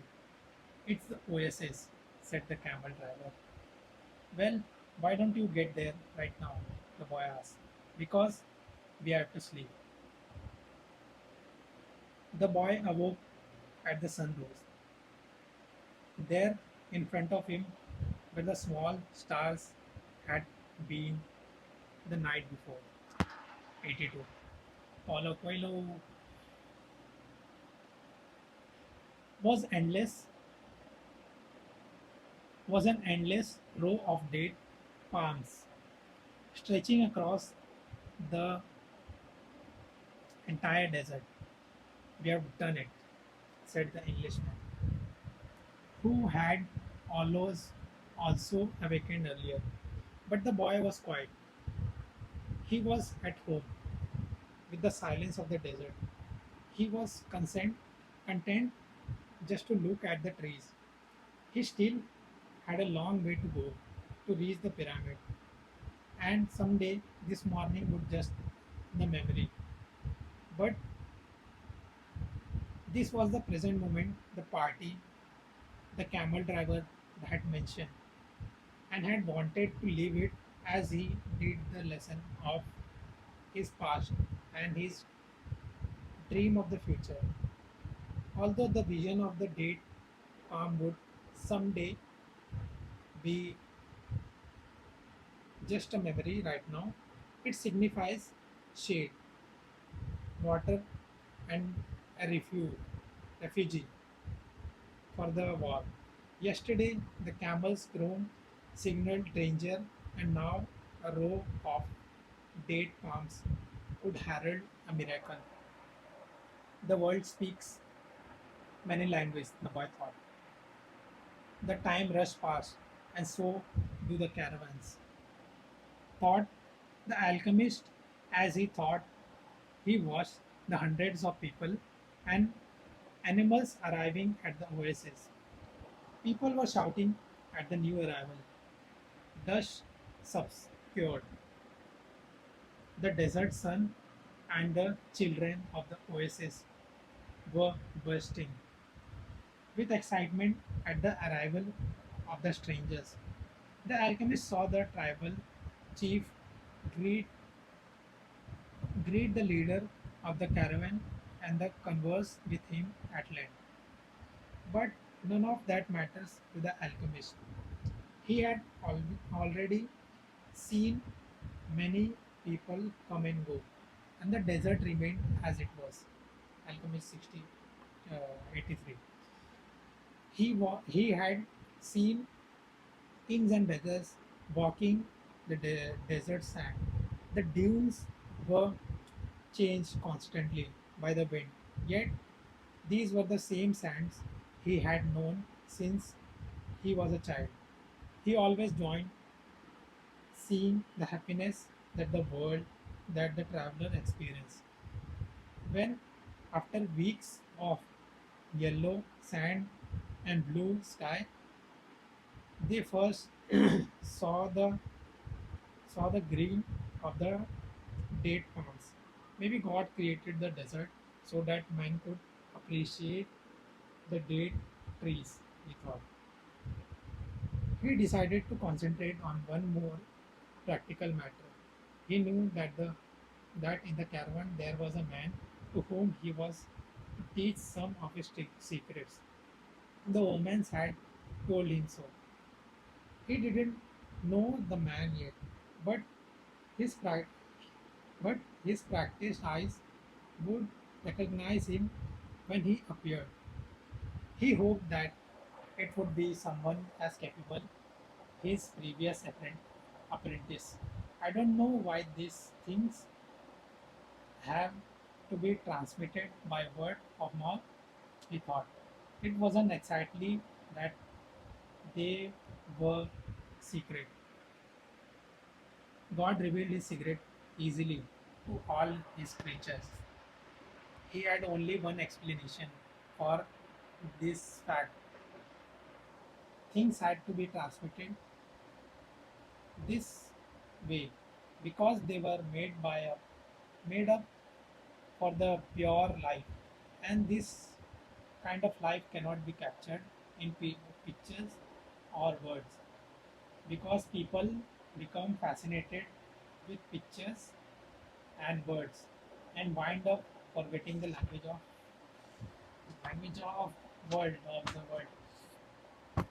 world. 84 Paulo Coelho.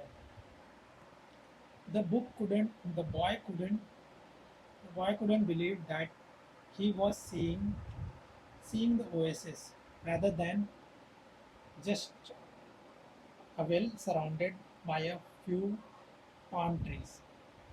As he had seen once in a geography book, was much larger than many towns book in Spain. There were 300 wells, 50,000 date trees, and innumerable uh, colored colored tents spread among them. It looked like the thousand and a nights, said the Englishman, impatient to meet with the alchemist. They were surrounded by children, curious to look at the animal and people that were arriving. The men on the oasis started to know if they had seen any fighting, and the women competed with one another for success to the cloth and the previous stone brought by the merchants. The the silence of the desert was the was a distant dream. The traveler in the caravan were talking instantly, incen- incessantly, laughing and shouting, as, as if they had emerged from the spiritual world and found themselves once again in the world of people. They were relieved and happy. Ah, they had been taking, they had been taking careful precautions in the desert by the camel drivers. Explained to the boy that oases were always considered to be neutral territories because the majority of the inhabitants were women and children. They were, there were oases throughout the desert, but the tribesmen fought in the desert, leaving the oasis as place of refuge. With some difficulty, the leader of the caravan brought all these people together and gave them his instructions. The group were the group was remaining there at the oasis. The conflict between the tribes was over. Alchemist 85, since they were they were visitors, they would have to share living space with those who lived there and would be given the best accommodation. There, they were that was the law of hospitality. Then he asked he asked that everyone, including his own sentinels, hand over their arms to the men appointed by the tribal chiefmen. Those are the rules of war, the leader explained. The oasis may not shelter army or troops. To the boy's surprise, the Englishman took a chrome plated revolver out of his bag, gave, gave it to the man, gave it to the man,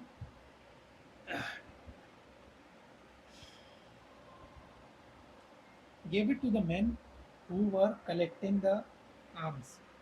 Why are revolvers? He asked.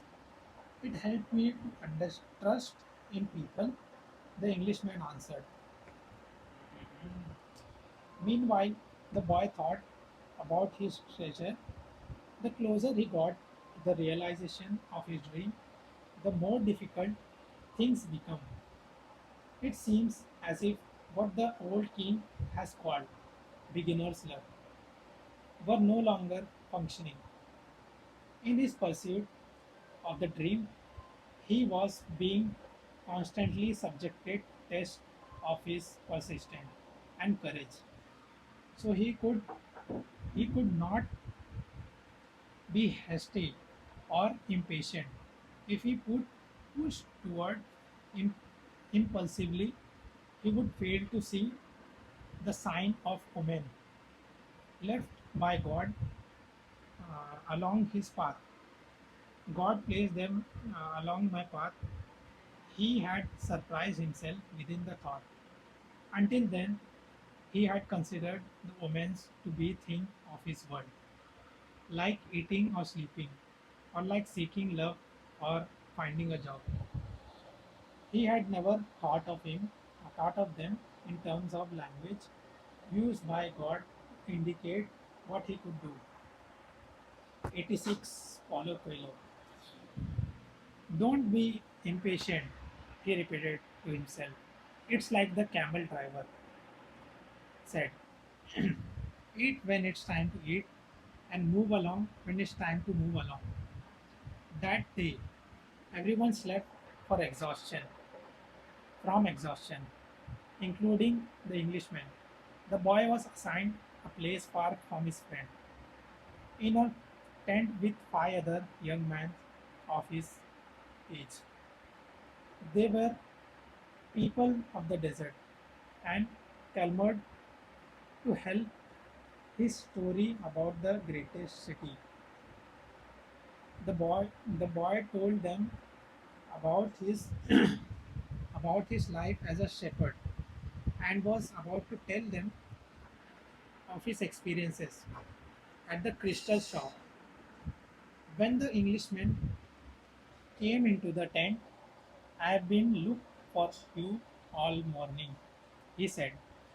As he looked the boy outside, I need you to help me find out where the alchemist lives. First, they tried to find him on their own. An alchemist would probably live in a matter that was different from that of the rest of the people at the oasis, and it was likely that in his tent an oven was continuously burning. They searched everywhere and found that the oasis was much larger than they could have imagined. There were hundreds of tents. We have wasted almost the entire day, said the Englishman sitting with the boy near one of the wells. Maybe we had better ask someone, the boy suggested. Englishman didn't want to tell others about his reason for being at the oasis and couldn't make up his mind. But finally he agreed that the boy, who spoke better Arabic, that he should do so. The boy approached the woman who had come to the well to fill a goat skin with water. Alchemist 87. Good afternoon, ma'am. I am trying to find out where the alchemist lives here at the oasis. The woman said. She had never heard of any person and hurried away. But before she fled, she advised the boy that he had better not try to converse with women who were dressed in black because they were married women. He should respect tradition. Englishman was disappointed. It seems he had made the long journey for nothing. The boy was also saddened. His friend was in pursuit of his destiny. And when someone was in such pursuit, the entire universe made an effort to help him succeed. That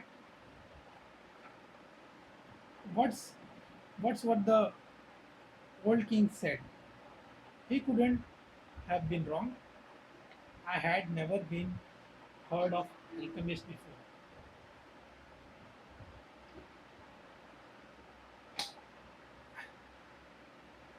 The boy said, maybe no one here has either. The Englishman's eyes lit up. That's it. Maybe so.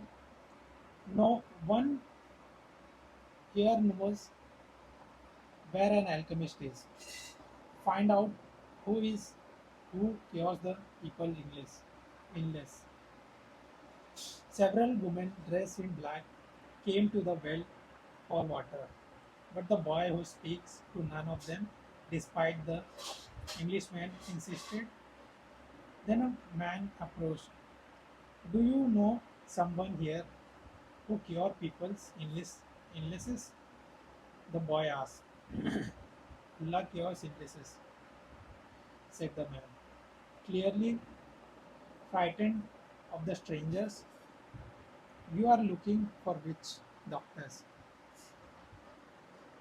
He smoked some verses from the Quran and moved on. 88 Paul Coelho. Coelho. Another man appeared. He was older and was carrying a small bucket.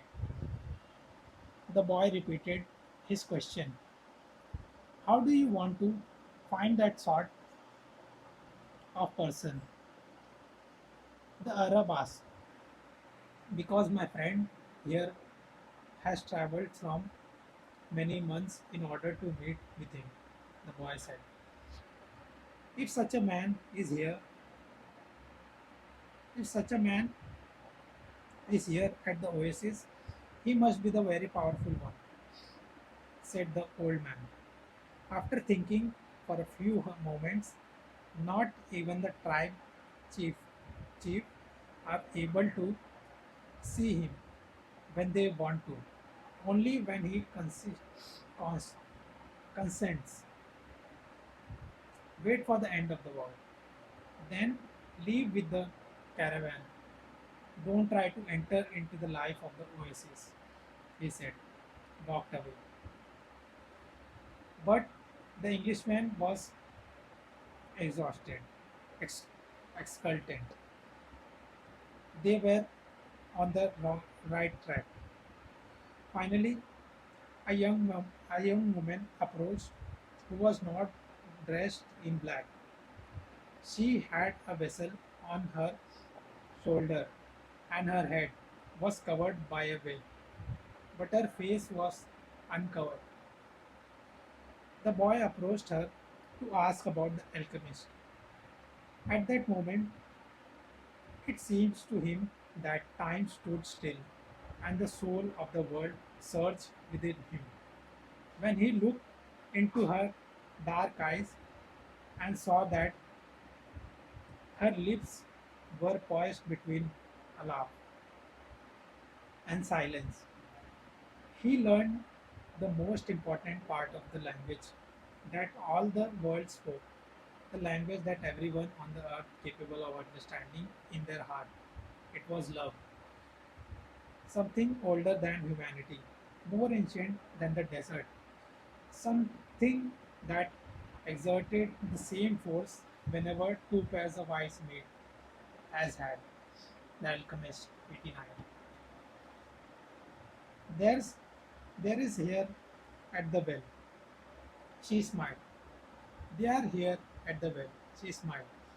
And that was certainly an omen. Omen had he had been awaiting without ever knowing he has. For all his life, the omen he has had sought to find with his sheep and his books in the crystal and in the silence of the desert. It was the pure language of the world. It requires no explanation, just as the universe needs none. As it travels through endless time, what the boy felt at the moment was that he was in the presence of the only woman in his life, and that with no need of word. She recognized the same thing. He was more certain of than of anything in the world.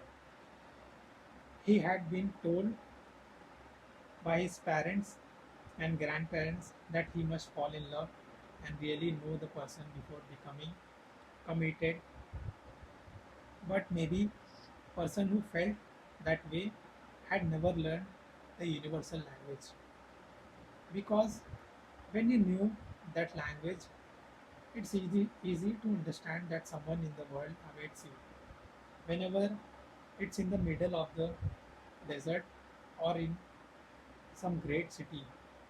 And when two such people encounter each other and their eyes meet, and the past and the future becomes unimportant.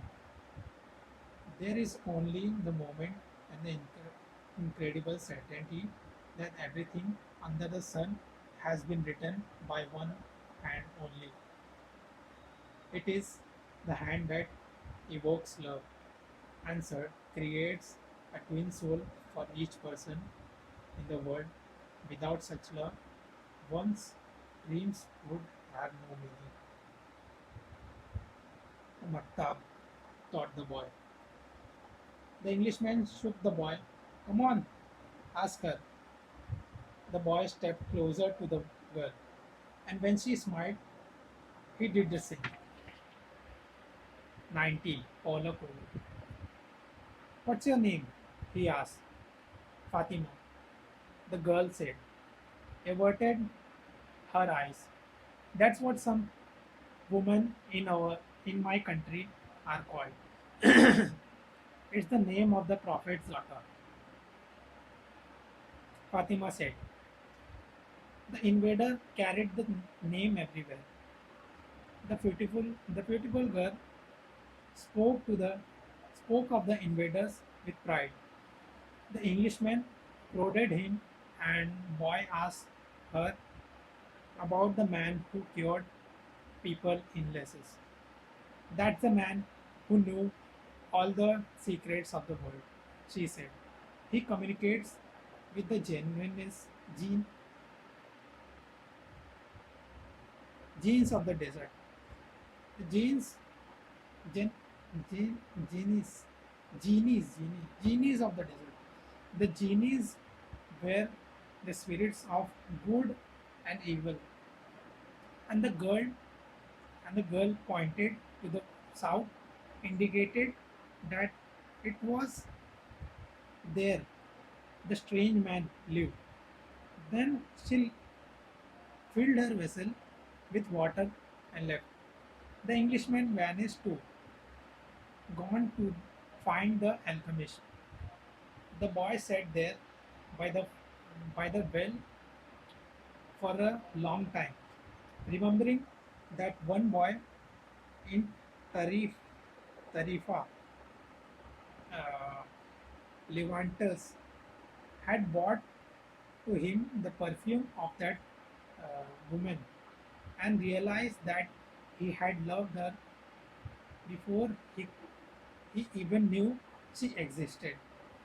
He knew that his love for her could enable him to discover every treasure in the world. The next day, the boy returned to the well, hoping to see the girl. To his surprise, the Englishman was there, looking out at the desert. I waited all afternoon and evening, he said. He appeared with the first star of evening. I told him what I was seeking. I he and he asked me if I ever transform lead into gold. I told him that that was what I had came here to learn. Alchemist 91. He told me I should try to do so. That's all, he said. Go try. The boy didn't say anything. The poor Englishman had travelled all his way only to be told that he should repeat what he had already done so many times. So they try, he said to the Englishman. That's what I am going to do. I am going to start now. As the Englishman left, Fatima arrived and filled her vessel with water. I came to tell you just one thing, the boy said. I wanted to be with my wife. I love you.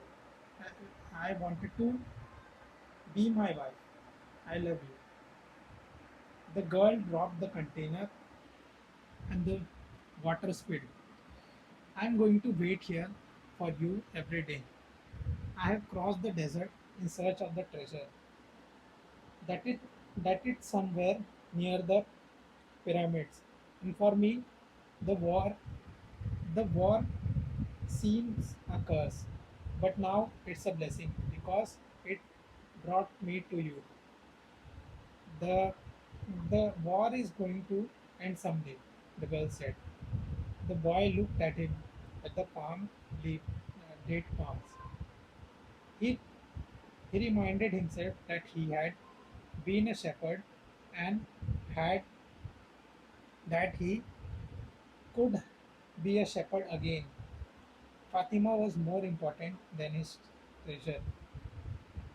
The tribesmen are always in search of treasure, the girl said, as if she had guessed what he was thinking. And the woman of the desert was proud of their tribesmen. She filled her vessel and left. The boy went to the well every day to meet with Fatima. He told her about his life as a shepherd, about the king, and about the Christian song. 92 Paulo Coelho. They became friends and except for the 15 minutes he spent with her. Each day seemed that it would never pass. When he had been at the oasis for almost a month, the, the leader of the caravan called a meeting of all of the people traveling with him. We don't know when the war will end, so we can continue our journey, he said. The battles may last for a long time, perhaps even years. There were powerful forces on both sides, and the war is important to both armies. It's not a battle of God against evil. It's a war between forces that that are fighting for the balance of power. And when that type of battle begins, it lasts longer than others because Allah in is on both sides. The the people went back to where they were living, and the boy went to meet with Fatima after afternoon. Fatima the afternoon. He he told her about the morning meeting. The day after we met, Fatima said, You told me that you loved me. Then you taught me something of the universal language and the soul of the world. Because of that, I have become part of you. The boy listened to the sound of her voice and thought it would be more beautiful than the sound of the wind in the date palms. I have been waiting for you here at this oasis for a long time. I have forgotten about my past, about my traditions, and the way in which men of the desert expect women to behave. Ever since I was a child, I have dreamed that the desert would bring me a wonderful present. Now my present has arrived, and it's you, Alchemist 93. The the boy wanted to take her hand, but Fatima's hand held to the handle of her jug. You have told me about your dreams. about the old king and your treasure, and you have told me about omens. So now I fear nothing, because it was those omens that brought you to me, and I am a part of your dream, a part of your destiny, as you call it. That's why I want to I want you to continue towards your goal. If you have to wait until the war is over, then wait. But if you have to go before then, go on in pursuit of your dream. The dunes are changed by the winds, but the desert never changes. That's the way it will be with our love for each other. Maktab, she said, if I am really a part of your dream, you will come back one day. The boy, was sad as he left her day, her that day. He thought of all the many. Uh, he thought he thought of all the married shepherds he had known, that he that had a difficult time convincing their wives that they had to go off into distant field. Love required them to stay with the people they love. He told Fatima that their next meeting, the desert takes our men from us, and they don't always return. She said, we know that, and we are used to it. Those who don't return become a part of the cloud, a part of the animal they hide in the ravines, and of the water that comes from the earth. They become a part of everything. They become the soul of the world. Some do come, and then the other women are happy because they believe that their men may once one day return as well. 94 Paulo Coelho. I used to look at those women and envy them, their happiness. Now I too will be one of the women who waits.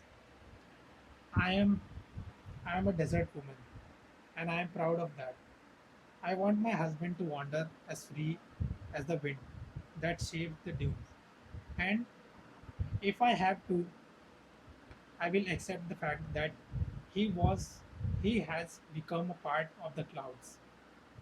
And the animals and the water of the desert, the boy went to look for the Englishman. He wanted to tell him about Fatima. He was surprised when he says that the Englishman had built himself a furnace outside his tent. It was a strong furnace, fueled by firewood, with a transparent flux heating on top. As the Englishman stared out at the desert, his eyes seemed brighter than they had when he was reading his books. This is the first phase of the job, he said. I have to separate out the sulfur. To do that successfully, I must have no fear of failure. It was my fear of failure that first kept me from attempting the masterwork. Now I am becoming what I could have started 10 years ago. But I am happy at least that I didn't wait 20 years.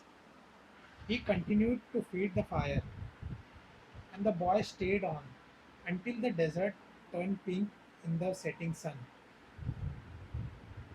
He felt the urge to go out in the desert to see if it silence. helped the answer to his questions. He wandered for a while, keeping the date palms of the oasis within sight. He listened to the wind and felt the stone beneath his feet. Here and there, he found a shell and realized that the desert in remote times had been a sea. Alchemist 94, 95. He sat on a stone and allowed himself to become hypnotized by the horizon. He tried to deal with the concept.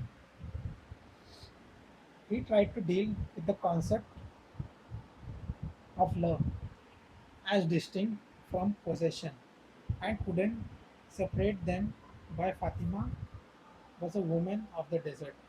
And if anything could help him to understand, it was the desert. As he start, as he sat there thinking, he sensed movement above him. Looking up, he was a pair of hawks flying high in the sky. He watched the hawks as they drifted onto the wind, although their flight appeared to be have no pattern. It made a certain kind of sense to the boy. It was just that he couldn't grasp what it meant. He followed the movement of the bird, trying to read something into it. Maybe these desert birds could explain to him the meaning of love without ownership. He felt sleepy in his heart. He wanted to remain awake, but he also wanted to sleep. I am learning the language of love, world, and everything in the world is beginning to make sense to me. Even even the flight of the hawks, he said to himself, and in that mood, he was grateful to be in love. When you are in love, things make even more sense, he thought. Suddenly, one of the hawks made a flashing dive through the sky, acting the other as it did. So a sudden, fleeting image came to the boy, an army with a sword at the ready riding into the oasis. Vision vanished immediately, but it had shaken him. He had heard people speaking of mirages and had already seen some himself. Then they were desired that because of their intensity materialized over the sand of the desert. 96 Paulo Coelho. But he certainly didn't desire that an army invades the oasis. He wanted to forget about the vision and return to his meditation. He tried again to concentrate on the pink shade of the desert and its tone, but there was something there in his heart that couldn't allow him to do so. Always heed the omens, the old king had said. The boy recalled that what he had seen in the vision and sensed that it was actually going to occur. He rose and made his way back towards the palm trees. Once again, he perceived the many languages in the thing about him. This time, the desert was safe, and it was the oasis that had become dangerous. The camel driver was seated at the base of the palm trees, observing the sunset. He saw the boy appeared from the other side of the dunes. An army is coming, the boy said. I had a vision. The desert fills man's heart with vision, the camel driver answered. But the boy told him about the hawks. that he had been watching their flight and had suddenly felt himself to have plugged to the soul of the world. The camel driver understood that the boy was saying. He knew that any given thing on the face of the earth could reveal the history of all those things. One could open a book to any page or look at a person's hand. One could turn a card or watch the flight of the birds. Whatever the thing observed, one could find a connection with his experience of the moment. The Alchemist 97. Actually, it wasn't that those things in themselves revealed anything at all. It was just that people looking at what was concerning around them could find a meaning of penetration of the soul of the world. The desert was full of men who earned their living based on the ease with which they could penetrate to the soul of the world. They were known as seers, and they were held in fear by women and the elderly. Tribesmen were also wary of consulting them because it would be impossible to be effective in battle if one knew that he was fated to die. The tribesmen preferred the taste of battle and the thrill of not knowing what the outcome would be. The future was already written by love, and what he had written was always for the good of men. So the tribesmen, so the tribesmen lived only for the present because the present was full of surprises, and they had to be aware of many things. Where was the enemy's swords? Where was his horses? What kind of blow should one deliver next in order to remain alive? The camel driver was not a fighter, and he had consulted with shares. Many of them had been right about what they said, while some had been wrong. Then one day, oldest shear he had never he had ever sought out, and the one most of the field, had asked why the camel drivers was so interesting in the future. Well, so I can do things, he had responded, and so I can change those things that I don't want to happen. But then they wouldn't be a part of your future, the seer has said. 98. Paulo Coelho. Well, maybe I just want to know the future so I can prepare myself for what's coming. If good things are coming, they will be pleasant surprise, said the seer.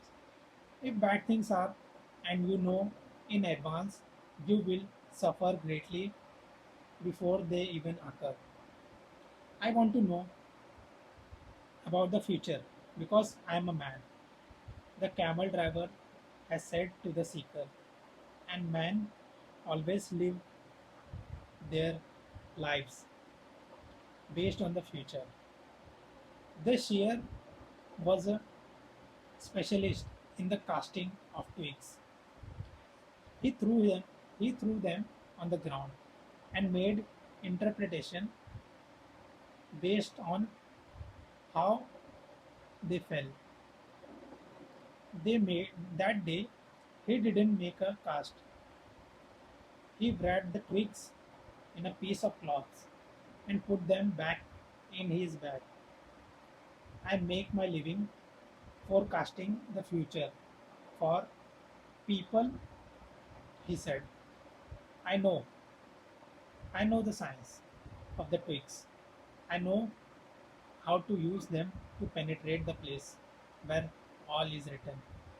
There I can read the past, discover what has already been forgotten, and understand the omens that are here in the present.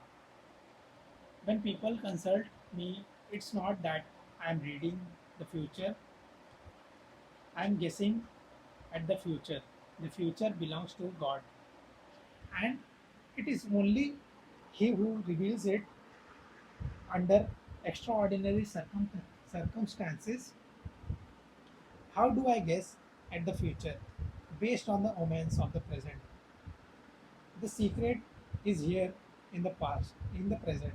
If you pay the attention to the present, you can improve upon it. And if you improve on the present, what comes later will also be better forgotten about the future, and live each day according to the teachings, confident that God loves his children. Alchemist 99. Each day in itself brings with it an eternity. The camel driver had always had asked what the circumstances were under which God would allow him to see the future. Only when he himself reveals it, and God only rarely reveals the future. When he does so, it is for only one reason. It's a future that was written so as to be altered. God has God had shown the book a part of the future. The the camel driver thought, why was it that he wanted the boy to serve as his instrument? Go and speak to the tribal chief, said the camel driver. Tell them about the armies that are approaching. They will laugh at me. They are men. They are men of the desert, and the men of the desert are used to dealing with omens. Well, then they probably already know. They are not concerned with that right now.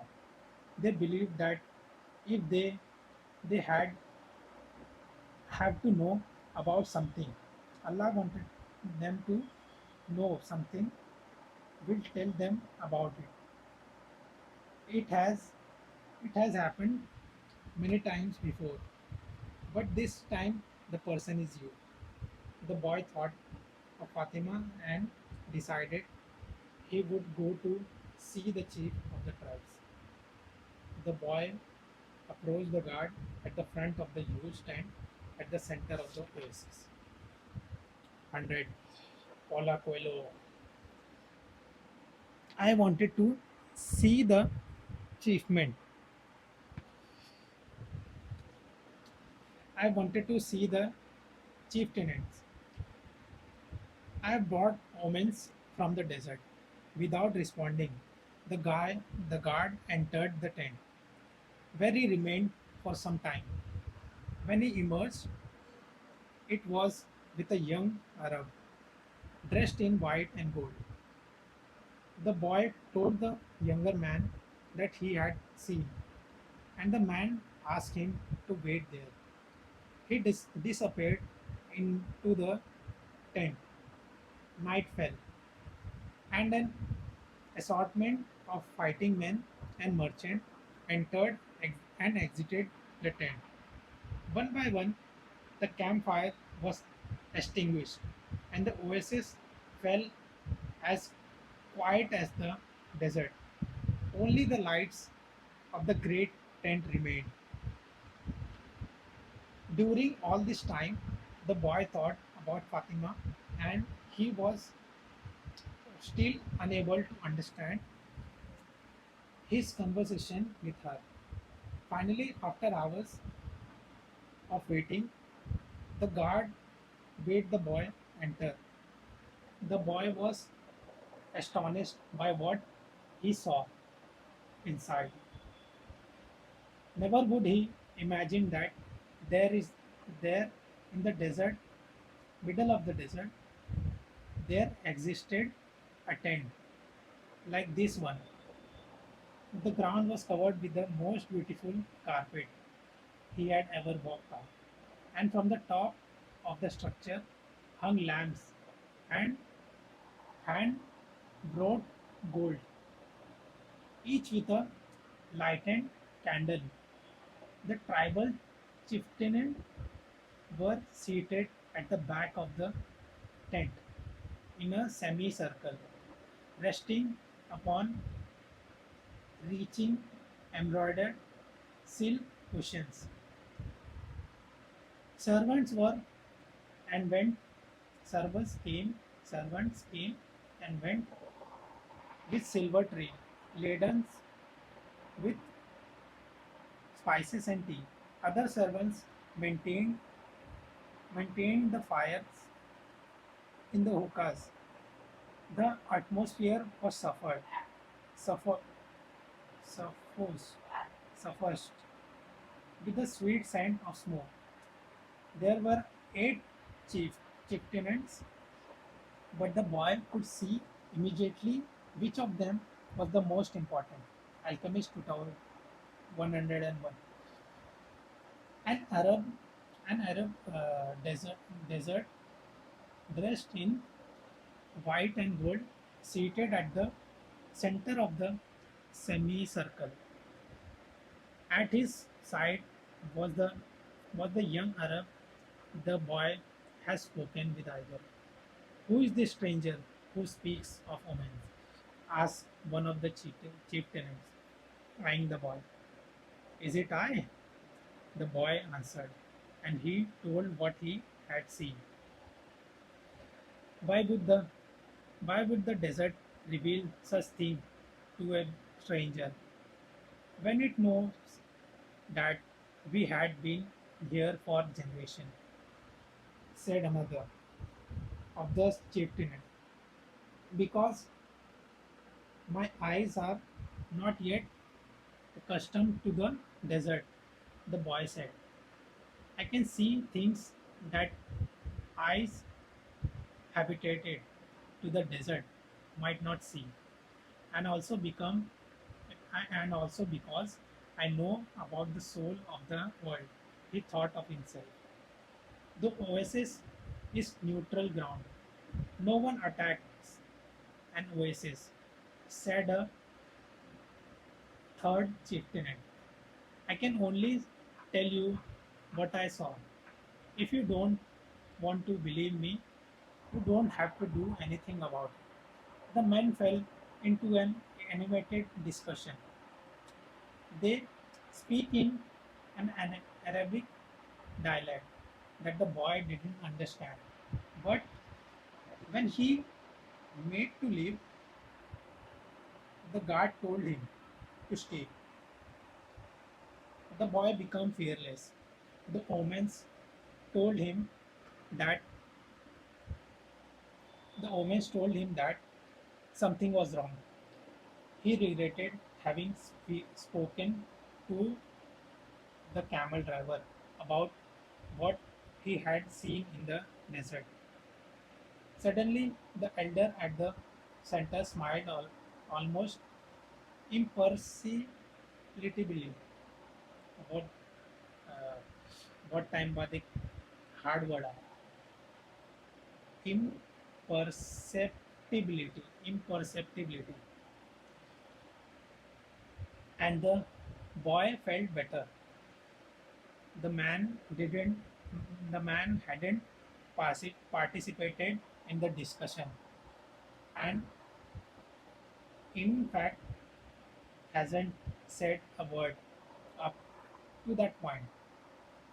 but the boy was already used to it, to the language of the world. 102, Paula Coelho, and he he couldn't feel the vibration of peace throughout the tent. Now his intuition was that he had been right in coming. The discussion ended.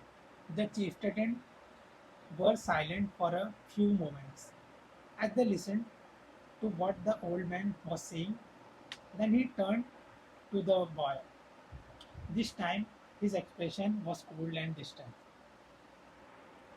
2000 years ago, in a distant land, a man who believed in dreams was thrown into a dungeon and then sold as a slave. The old man said, now in the dialect, the world, the boy understood. Our merchant bought that man and brought him to Egypt. All of us know, know that whoever believes in dreams also knows how to interpret them. The elder continued. When the pharaoh dreamed of cows that were thin and cows,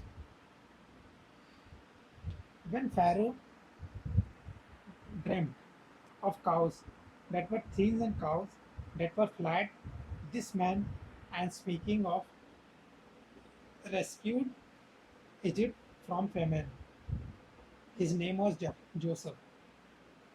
He too was a stranger in a strange land, like you. He was probably about your age. He paused, and his eyes was still unfriendly.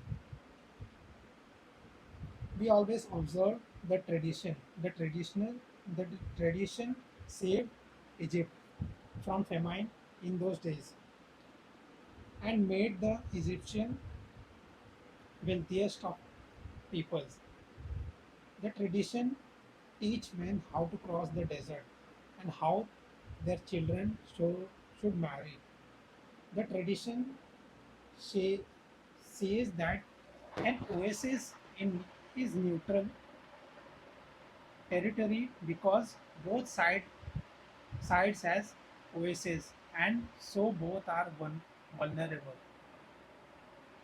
No one said a word as the old man continued. But the tradition also says that we should believe the message of the desert. Everything we knew was taught to us by the desert. The Alchemist 103. The old man gave a signal and everyone stood. The meeting was over.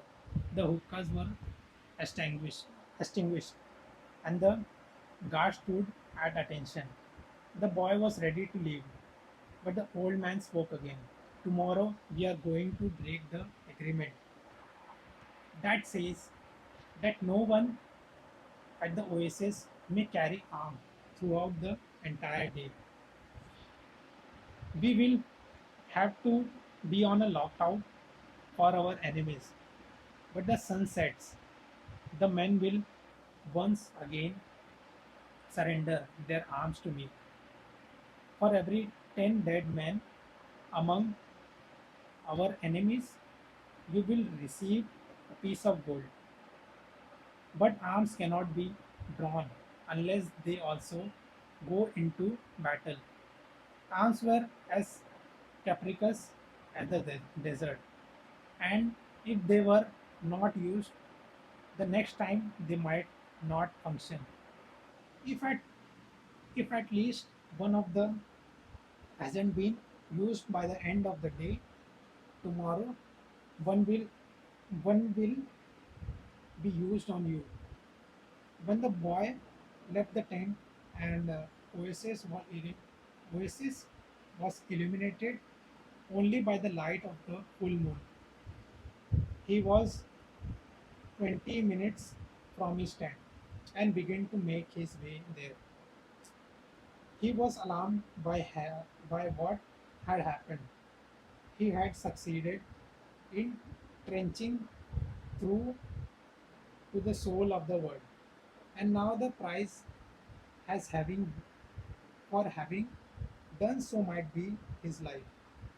It was frightening bet, but he had been making risk bets ever since the day he had sold his ships to pursue his destiny. And as the camel drivers had said, to die tomorrow was no worse than diving on any other day. Every day was there to be lived or to be marked. One's departure from the world. Everything depended on the word Maktuba. Maktub. 104 Paulo Coelho. Walking alone in the silence, he had no regrets. If he died tomorrow, it would be because God was not willing to change the future. He would at least have died after having crossed the stream, after having worked in the crystal shop, and after having known the silence of the desert and Fatima's eyes. He had lived ever one of his days intensely since he had left home so long ago. If he died if he died tomorrow, he would already have seen more than other shepherds, and he was proud of that. Suddenly, he hears a thunder sound, and he was thrown to the ground by the wind, such as he had never known. The area was swirling in desert, so intense that it hid the moon from view. Before him was an enormous white horse, rearing over him with a frightening scream. When the blinding dust had settled a bit, the boy trembled at what he saw. Astrid, the animal, was a horseman dressed completely in black, was a falcon perched on his left shoulder. He wore a turban, and his entire face, except from his eyes, was covered with black kerchief. He appeared to be a messenger from the desert, but his presence was more than powerful than that of mere messenger. The strange horseman drew an enormous curved sword from a scabbard mounted on his saddle. The steel of its blade glittered in the light of the moon. Who dares to read the meaning of the flight of the hawks?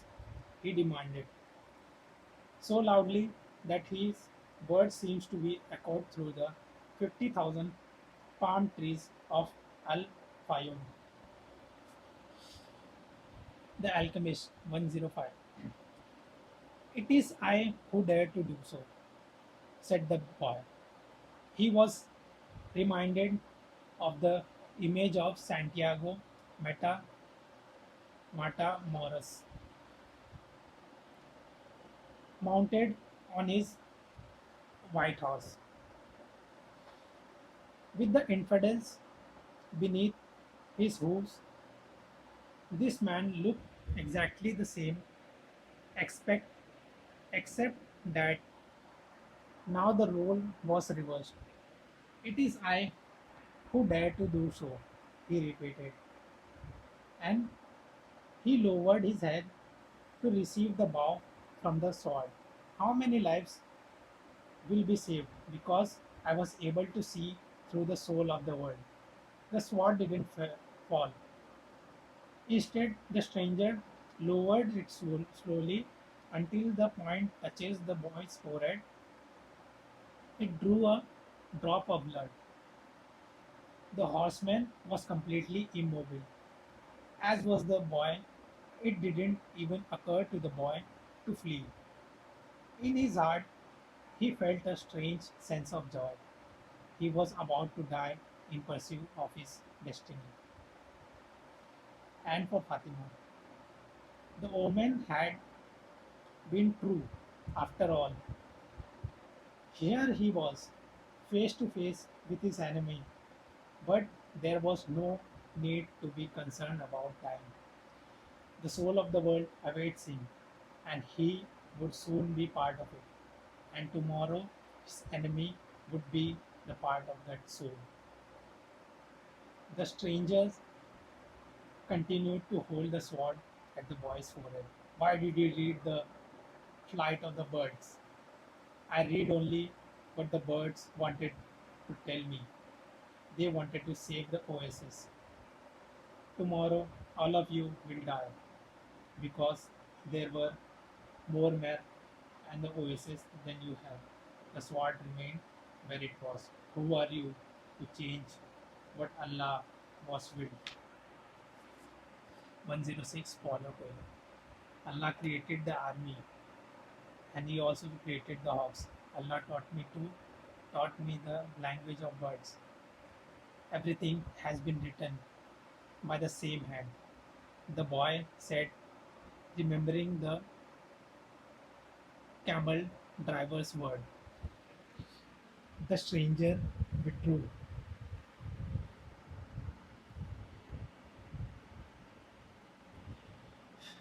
The stranger withdrew the sword from the boy's forehead, and the boy felt immense relief, but he still couldn't flee. Be careful with your prog- prognostication. Prognostications, said the stranger. Difficult word. Prognostications. I don't meaning नहीं जानता इसका. Drop in the comments क्या है meaning इसका. And the strangers, when something was written, there is no way to change it. All the way, all I saw was an army, said the boy. I didn't see the outcome of the battle. The stranger seemed satisfied with the answer, but he kept the sword in his hand. What what is a stranger doing in a strange land? I am following my destiny. It's not something you would understand. The stranger placed his sword in his scab, scabbard, scabbard, and the boy relaxed. I had to test your courage, the stranger said. Courage is the quality most essentially to understanding the language of the world. Boy was surprised. The stranger was speaking of things that would speak that that very few people knew about. You must not let up. Even after having come so far, he continued.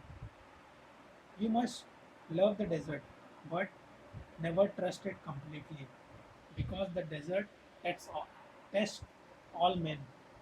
It changes every step and kills those who become distracted. What he said reminded the boy of the old king. If the warriors come here and your head is still on your shoulder at sunset, come and find me, said the stranger. The same hand that has brand, brandished, brandished the soldier sword now held a whip. The horse reared again, raising a cloud of dust. Where do you live? Shouted the boy as the horseman rode away. The hand with the whip pointed to the south. The boy had met the alchemist. Next morning, there were 2,000 armed men scattered throughout the palm trees at Al Fayoum. Before the sun has reached its highest point, the 500 tribesmen appeared on the horizon. The mounted troops entered the oasis from the north. It appeared to be a peaceful expedition, but they were carried arms hidden in their robes. When they reached the white tent at the center of Al Fayoum, they withdrew their scimit, scimitars and rifles, and they attacked an empty tent. The men of the oasis surrounded the horsemen from the desert, and within half an hour, all but one of the intruders were dead. The children had been kept at the other side of a group of palm trees and saw nothing of what had happened. The woman had remained in her tent, in their tent, praying for the safekeeping of their husband, and saw nothing of the battle either. 108 Paulo Coelho. Were it not were it not for the bodies there on the ground, it would be it would be have appeared to be normal days at the oasis. Only tribeman spared was the commander of the battalion. That afternoon, he was brought before the tribal chieftain, who asked him why he had violated the tradition. The commander said that his men had been starving and thirsty, exhausted from many days of battle, and had decided to take the oasis so as to be able to return to the war.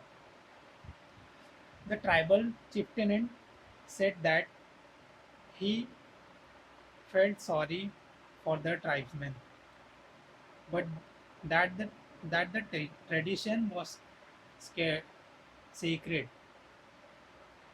He commended the commander to death without honor, rather than being killed by a blade or a bullet. He was hanged from the dead palm tree, where his body twisted in the desert wind. The tribal chieftain called for the boy and presented him with 50 pieces of gold. He repeated his story about Joseph of Egypt and asked the boy to become the counselor of the oasis.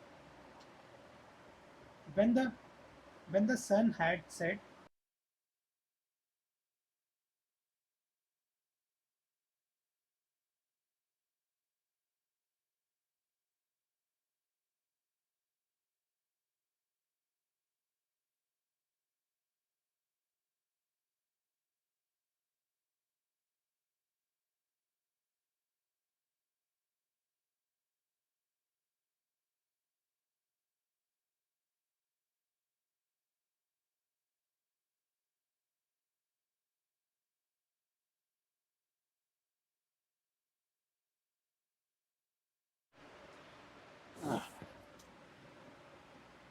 when the sun had set and the first star made their appearance, the boy started to walk to the south. He eventually sighted a single tent.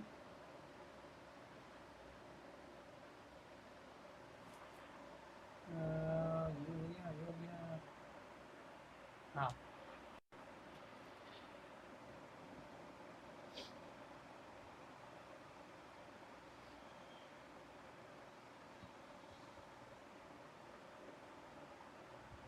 What did you want to see me? Why did you want to see me? The boy asked. Because of the omens, the alchemist answered. The wind told me you would be coming.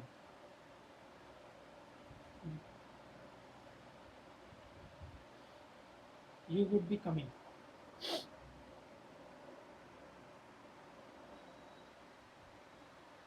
It is not I the wind spoke about.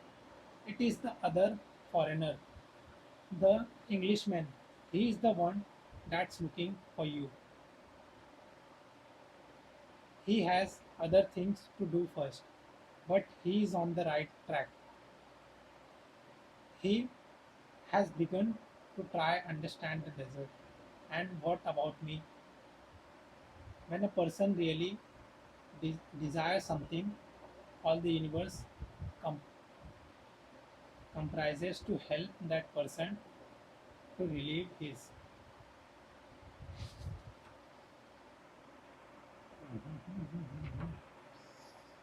110, 110.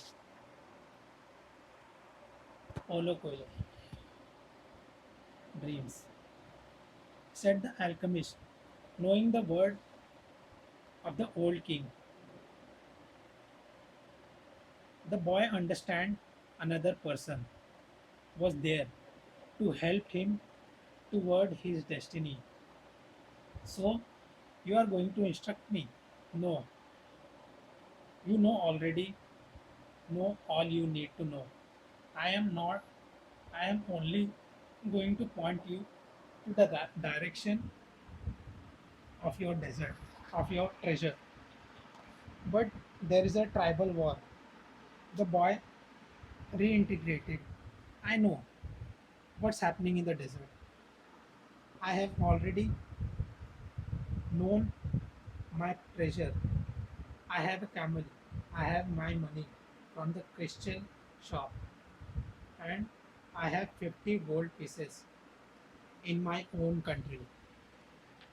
I would be a rich man, but none of that is from the Egypt, said the alchemist. I also have Fatima. She is a treasure greater than anything else I have won. She wasn't found at the pyramids either. They ate in silence. The alchemist opened a bottle and poured a red liquid into the boy's cup. It was the most delicious wine he had ever tasted. Isn't wine prohibited here? The boy asked. It's not what enters uh, men's mouth. That's evil, said the alchemist. It's it's what comes out of their mouth that is. The alchemist was a bit daunting, but as the boy drank the wine, he relaxed. After they finished eating, they sat outside the tent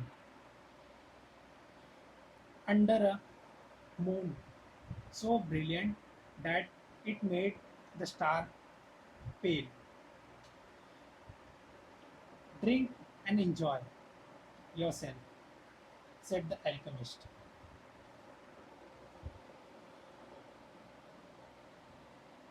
Noticing that the boy was feeling happier, rest well tonight, as if were you were a warrior preparing for combat. Remember that whatever your heart is, there you will find your treasure. You have got to find the treasure. So that what everybody, everything you have learned along the way came can make sense. Tomorrow, sell your camel and buy a horse. Camels are traitorous. They walk thousands of paces and never seem to tire. Then suddenly they kneel and die. But horses tire, but bit by bit, you always know how much you can ask for them. And when it is that they are about to die. The following night, the boy appeared at the alchemist tent with a horse. The alchemist was ready and he mounted his own steed and placed the falcon on his left shoulder. He said to the boy, showed him, showed me where there is life out in the desert, only there who can see such sign of life are able to find treasure. They began to ride over the sand with the moon lighting their way. I don't know if I'll be able to find life in the desert. The boy thought, I don't know the desert that well yet. He wanted to say so to the alchemist, but he was afraid of the men. They reached the rocky place where the boy had seen the hawks in the sky. But now there was only silence in the wind. I don't know how to find life in the desert, the boy said. Boy, the boy said, 112 Paula Coelho. I know that there is life here, but I don't know where to look. Life attracts life, Alchemist answered. And then the boy understood. He loosened the reins on his horse, who galloped forward over the rocks and sand. The alchemist followed as the boy's horse ran from almost half an hour. They could no longer see the palms of the oasis, only the gigantic moon above them, and its silver reflection from the stone of the desert. Suddenly, for no apparent reason, the boy's horse began to slow. There is life here, the boy said to the alchemist. I don't know the language of the desert, but my horse knows the language of life. They dismounted, and alchemist said nothing, advancing slowly. They searched among the stones. The alchemist stopped abruptly and bent to the ground. There was a hole there among the stones. The alchemist put his hand into the hole and then his entire arm up to his shoulder. Something was moving here, and the alchemist's eyes, the boy could see only his eyes, squinted with his effort. His arm seems to be battling with whatever was in the hole. Then, with the motion that startled the boy, he withdrew his arm and leaped to his feet. In his hand, he grabs a snake by the tail. The boy leaped as well, but away from the alchemist. The snake fought frantically, making hissing sound that shattered the silence of the desert. It was a cobra whose venom could kill a person in minutes. Alchemist 113. Watch out for his venom, the boy said. But even though the alchemist had put his hand into the hole and had really already had bitten, his expression was calm. The alchemist is 200 years old. That Englishman had told him. He must know how to deal with the snake of the desert. The boy, the boy watched as his companion went to his horse and withdrew a skim, skimitar, skimitar, skimitar, skimitar. With its blade, he drew a circle in the desert, in the sand, and then he placed the snake within the serpent, relaxed immediately. Now to worry, said the alchemist. He wouldn't leave the circle. You found life in the desert, the moment that I needed. Why was that so important? Because the pyramids were surrounded by the desert. The boy didn't want to talk about the pyramids. His heart was heavy, and he had been miraculously since the previous life. To continue his search for the treasure meant that he had to abandon Fatima. I am going to guide you across the desert, the alchemist said. I want to stay at the oasis. The boy answered, I have found Fatima, and as far as I am concerned, she is worth more than treasure. Fatima is a woman of the desert, said the alchemist.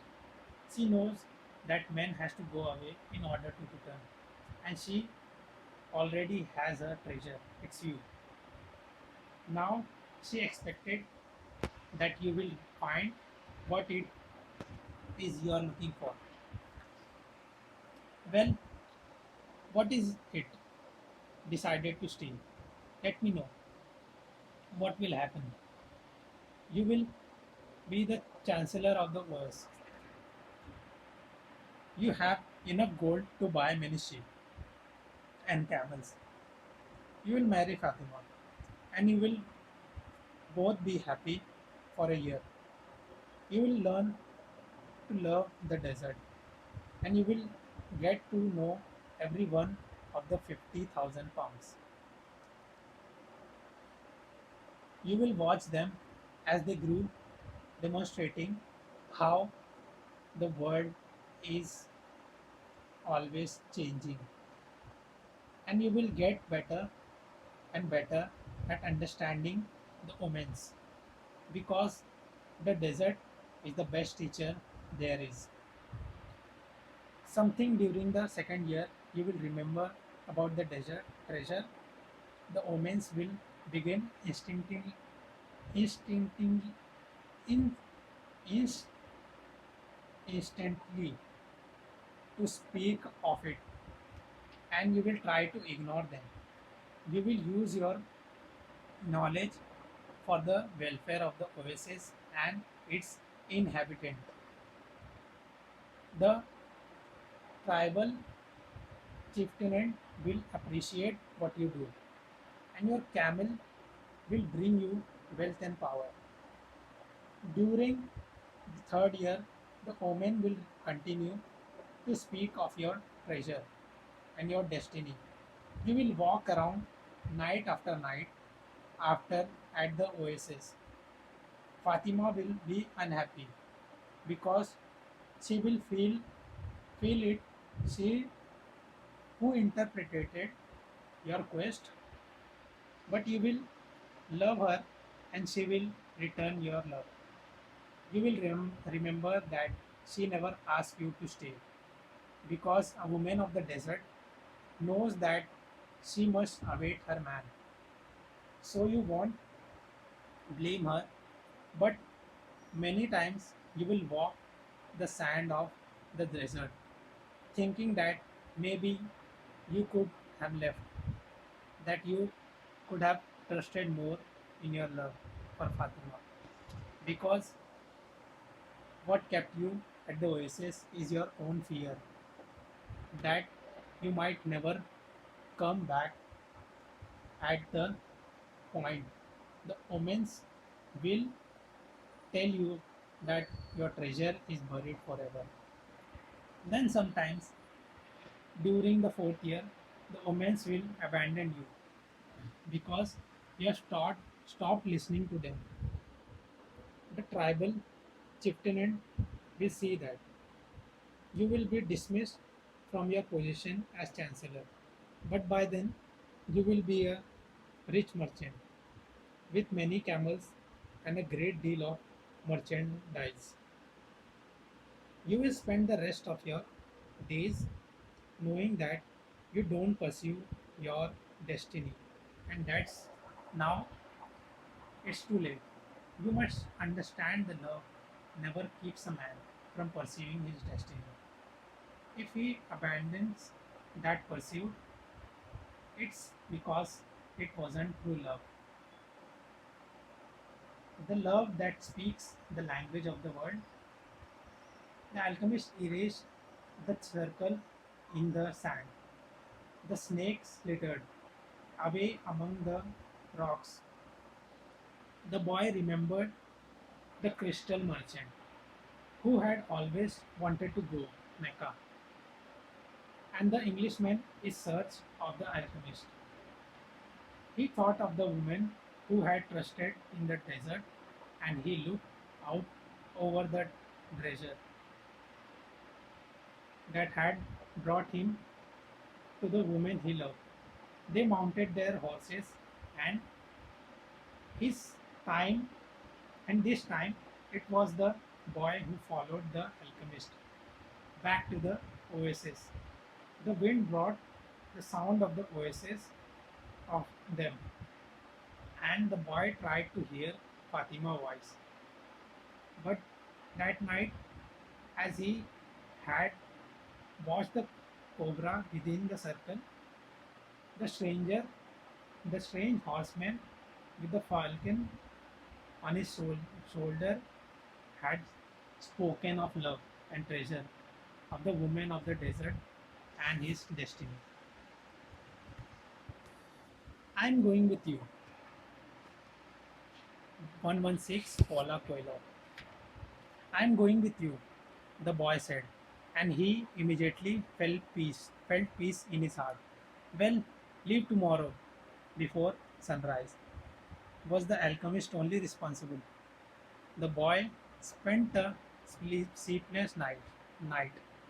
2 hours before dawning, he awoke one of the boys who felt in his tent and asked him to show him where Fatima lived. They went to her tent, and the boy gave his friend enough gold to buy a sheep. Then he asked his friend to go into the tent where Fatima was sleeping and to awaken her and to tell her that he was waiting outside. The young Arab did as he was asked and was given enough gold to buy yet another sheep. Now leaving us alone. Now leave us alone, said the boy to the young Arab. The Arab returned to his tent to sleep, proud to have helped the chancellor of the oasis and happy at having enough money to buy himself some sheep. Fatima appeared at the entrance to the tent. The two walked out among the palms. The boy knew that it was a violation of the tradition, but that didn't matter to him now. I am going away, he said, and I wanted to know that I am coming back and I love you because don't say anything, Fatima interrupted. One is love because one is love. No reason is needed for loving. Alchemist 117. But the boy continued, I had a dream and I met with a king. I sold crystal and crossed the desert, and because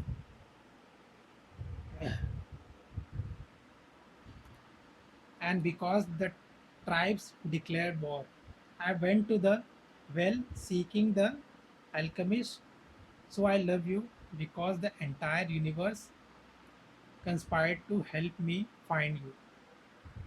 okay, so इधर तक मैं आया हूँ and battery हमारा dead हो गया है. तो I will put the second microphone. So this is the second microphone and I put this to charge. ये चार्ज हो रहा है new battery. So I was here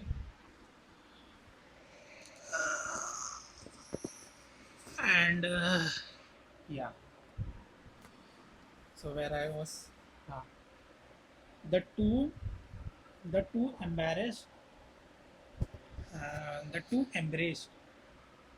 It was the first thing. So let me.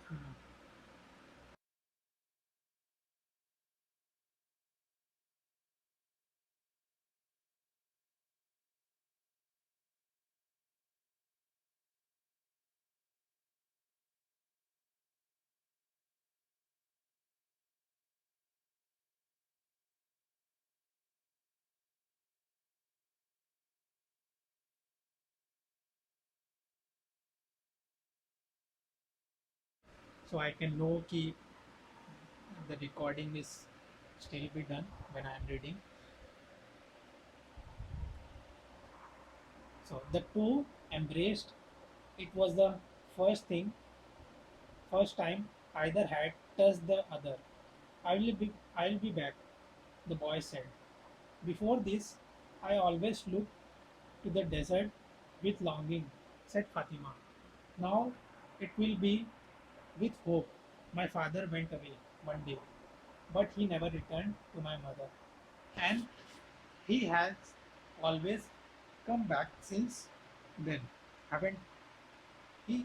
He has always come back since then. They said nothing else. They walked a bit further among the palms, and then the boy left her at the entrance to her tent. I'll return just as your father came back to your mother, he said. He saw that Fatima's eyes were filled with tears. You are crying. I am a woman of the desert, she said, averting her face. But above all, I am a woman. Fatima went back to her tent, and when daylight came, she went out to do the chores she had done for years. But everything had changed. The boy was no longer at the oasis, and the oasis would never again have the same meaning it had had only yesterday. It would no longer be a place with thousand palm trees and three trees, well, where the pilgrims arrived, relieved, relieved at the end of their long journeys. From that day on, the oasis would be an empty place for her. 118. Coelho, Coelho, Coelho, Coelho, Paulo, Paulo. From that one day, it was the desert that would be important. She would look at it every day and would try to guess which star the boy was following in search of his treasure. She would have to send her kisses, kisses on the wind, hoping that the wind would touch the boy's face and would tell him that she was alive, that she was waiting for him, and woman awaits a courageous man in search of his treasure. From that day on, the desert would represent only one thing to her, the hope for his return. So I will put on the light बहुत अंधेरा हो रहा है I think, तो I will continue the reading.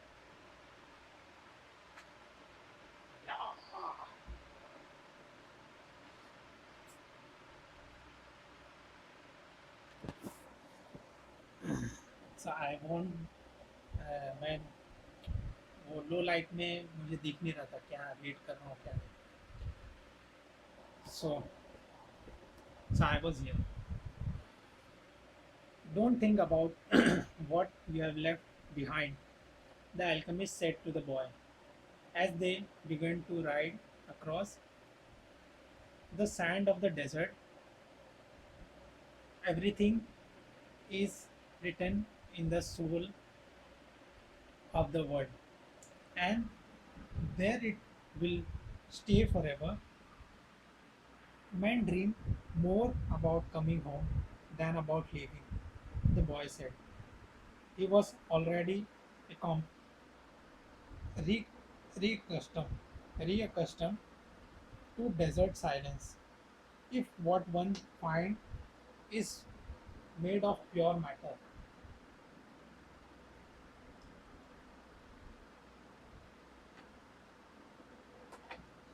it will never spoil, and no one and one can always come back. If what you had found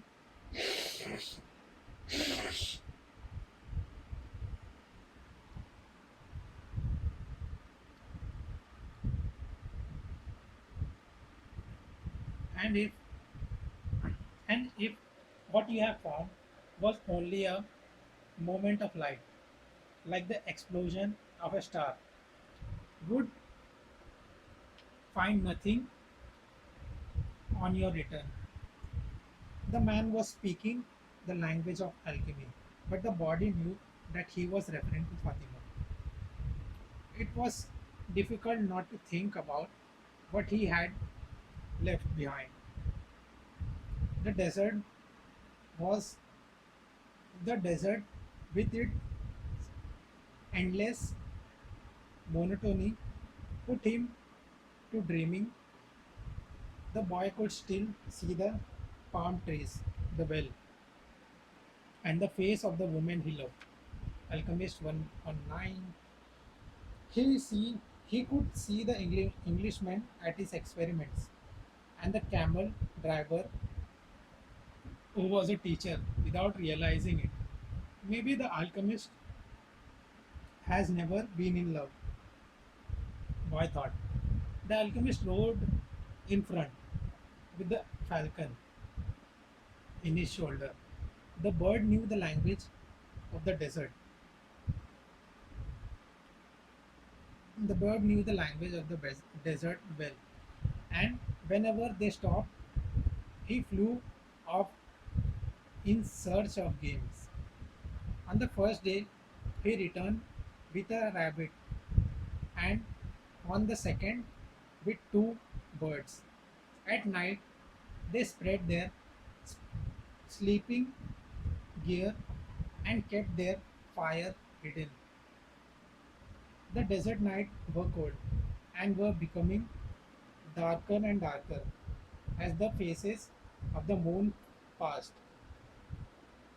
They went on for a week, speaking only of the persecution they need to follow in order to avoid the battle between the tribes.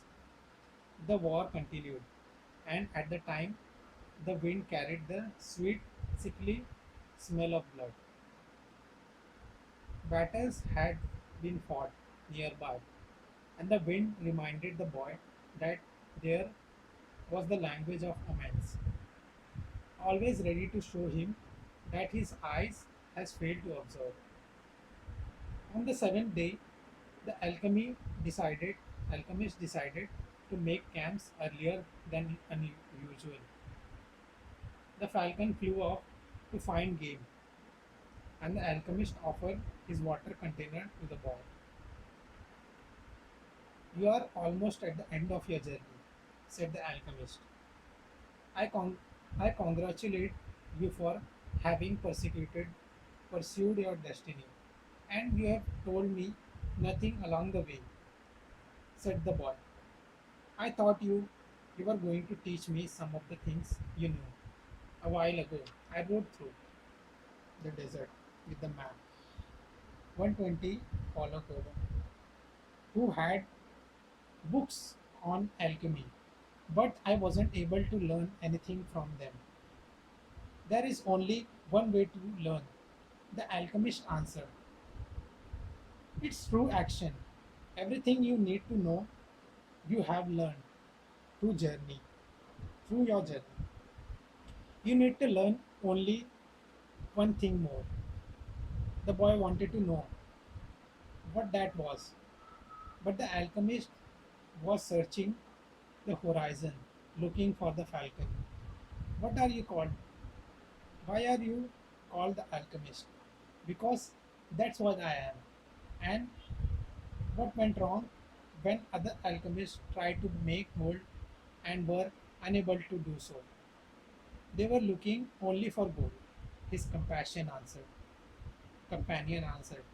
They were seeking the treasure of their destiny without wanting anything to life out the destiny. What is it that I still need to know? The boy asked. But the alchemist continued to to the horizon, and finally the falcon returned to their meal. They dug a hole and lit their fire in it, so that the light of the flames would not be seen. I am not. I am. I am an alchemist, simply because I am an alchemist, he said as he prepared the meal. I learned the science from my grandfather, who learned from his father, and soon on back to the creation of the world. In those times, the masterwork could be written simply on an emerald, but men began to reject simple things, and to write tracts, interpretation, and philosophical studies. They also began to feel that they knew a better way that only other had. Yet the emerald tablets is still alive today. The Alchemist 121. What was written on the emerald tablet? The boy wanted to know. The alchemist began to draw in the sand and completed his drawing in less than 5 minutes. As he drew, the boy thought of the old king, and the plaza where they had met that day. It seemed as if it had taken places years and years ago. This is what was written on the emerald tablet, said the alchemist. When he had finished, the, the boy tried to read what was written in the sand. It's a code, said the boy, a bit disappointed. It looks like what I what I saw in the Englishman's book. No, the alchemist answered. It's like the flight of those two hawks. It's called it can be understood by reason alone. The emerald ticket is a direct passage to the soul of the world. The the wise man understood that this natural world is only an image and a copy of paradise. The existence of this world is simply a guarantee that there exists a world that is perfect. God created the world so that through its visual object, men could understand spiritual teaching and the marvels of his wisdom. That's what I mean by action. Should I understand the emerald tablet? The boy asked. Perhaps if you were in a laboratory of alchemy, this would be the right time to study the best way to understand the emerald tablet, but you are in the desert. One to one, Paulo Coelho. So immerse yourself in it. The desert will give you an understanding of the world. In fact, anything on the face of the earth will do that. You don't even have to understand the desert. All you have to do is contemplate a simple grain of sand, and you will see its all the marvels of creation. How do I immerse myself in the desert? Listen to your heart. It knows all things because it came from the soul of the world, and it will only one day return there. They crossed the desert for another 2 days in silence. The alchemist had become much more cautious because they they were approaching the area where the most violent battles were waged. As they moved along, the boy tried to listen to his heart. It was not easy to do. In earlier times, his heart has always been ready to tell its story. But lately, that's what wasn't true. There had been times when his heart spent hours telling of its sadness, and other times it becomes so emotional over the desert sunrise that the boy had to find his treasure. His heart beats fastest when it spoke to the boy of treasure, and more slowly when the boy started uh, entranced at the endless horizon of the desert. But his heart was never quiet, even when the even when the boy and the alchemist had fallen into silence. Why did you? Why do we have to listen to our hearts? The boy asked when they had made camp that day. The alchemist, 1, 2, 3. Because whenever your heart is, wherever your heart is, that is where you will find your treasure. But my heart is agitated, the boy said.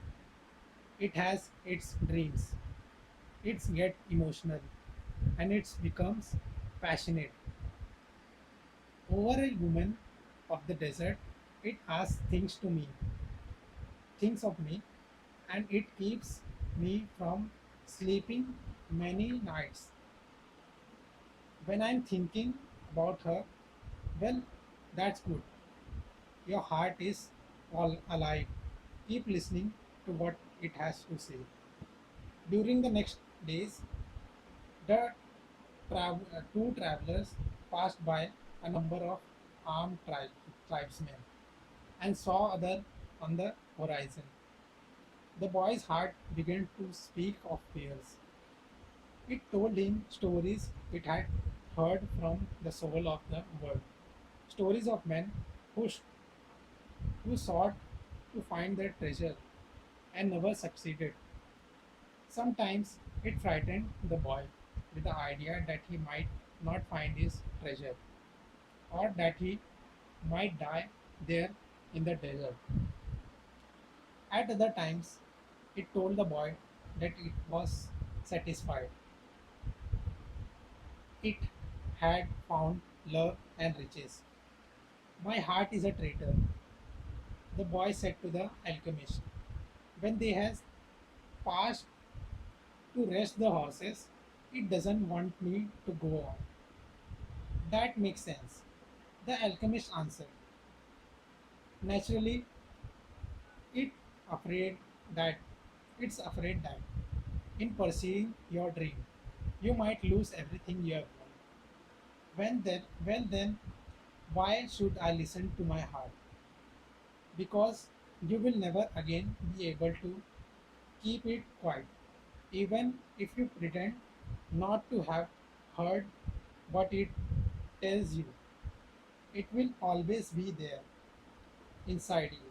repeating to you what you are thinking about life and about the world.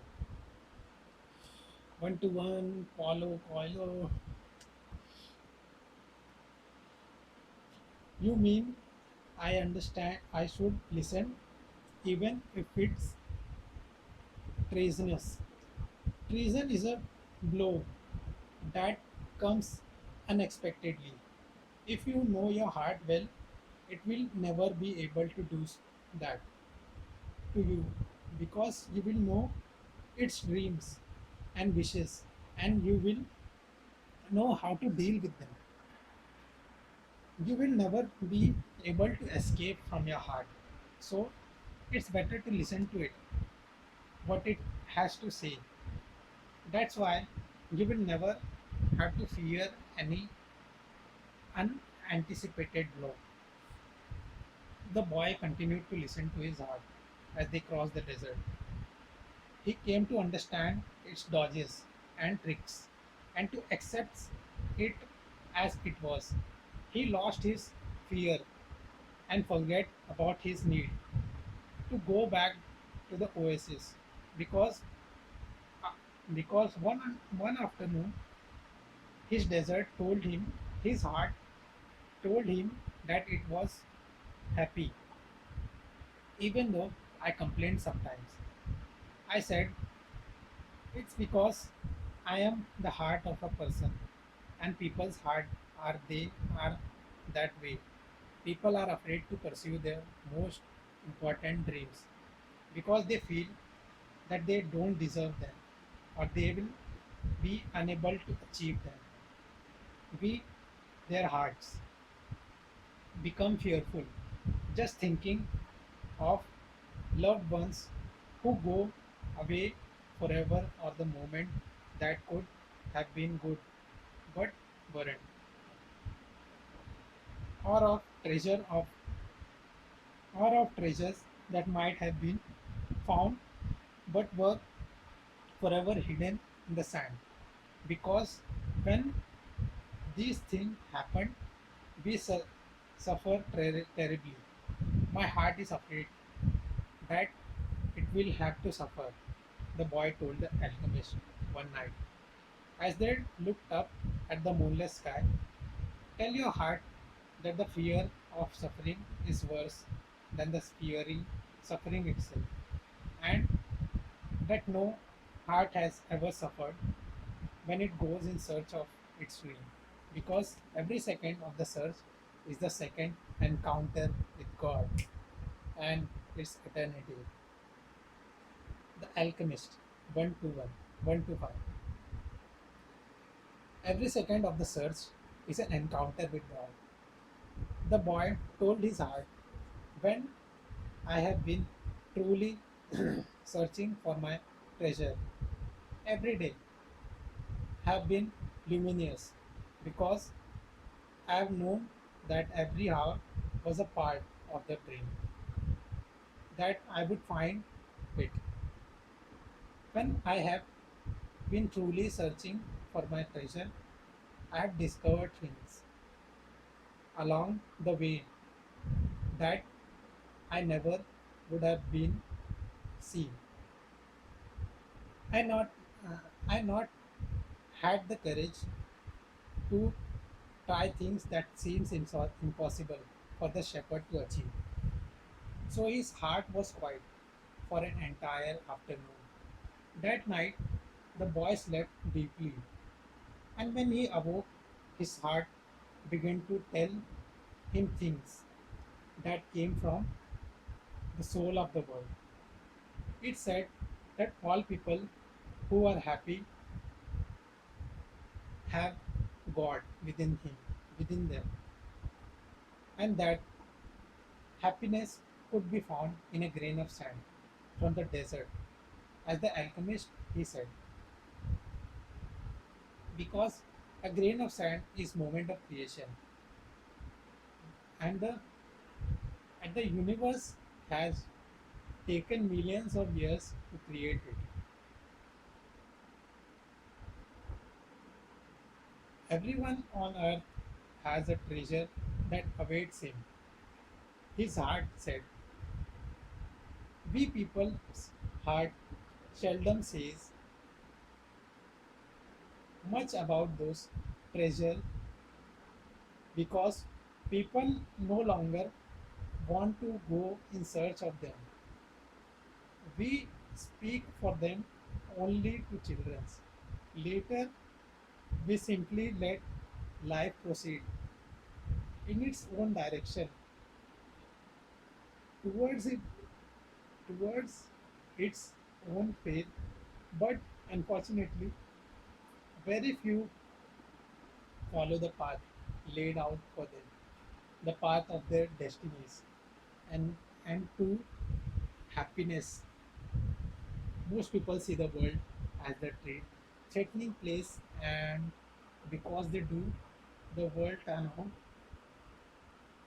turn out indeed to be threatening place.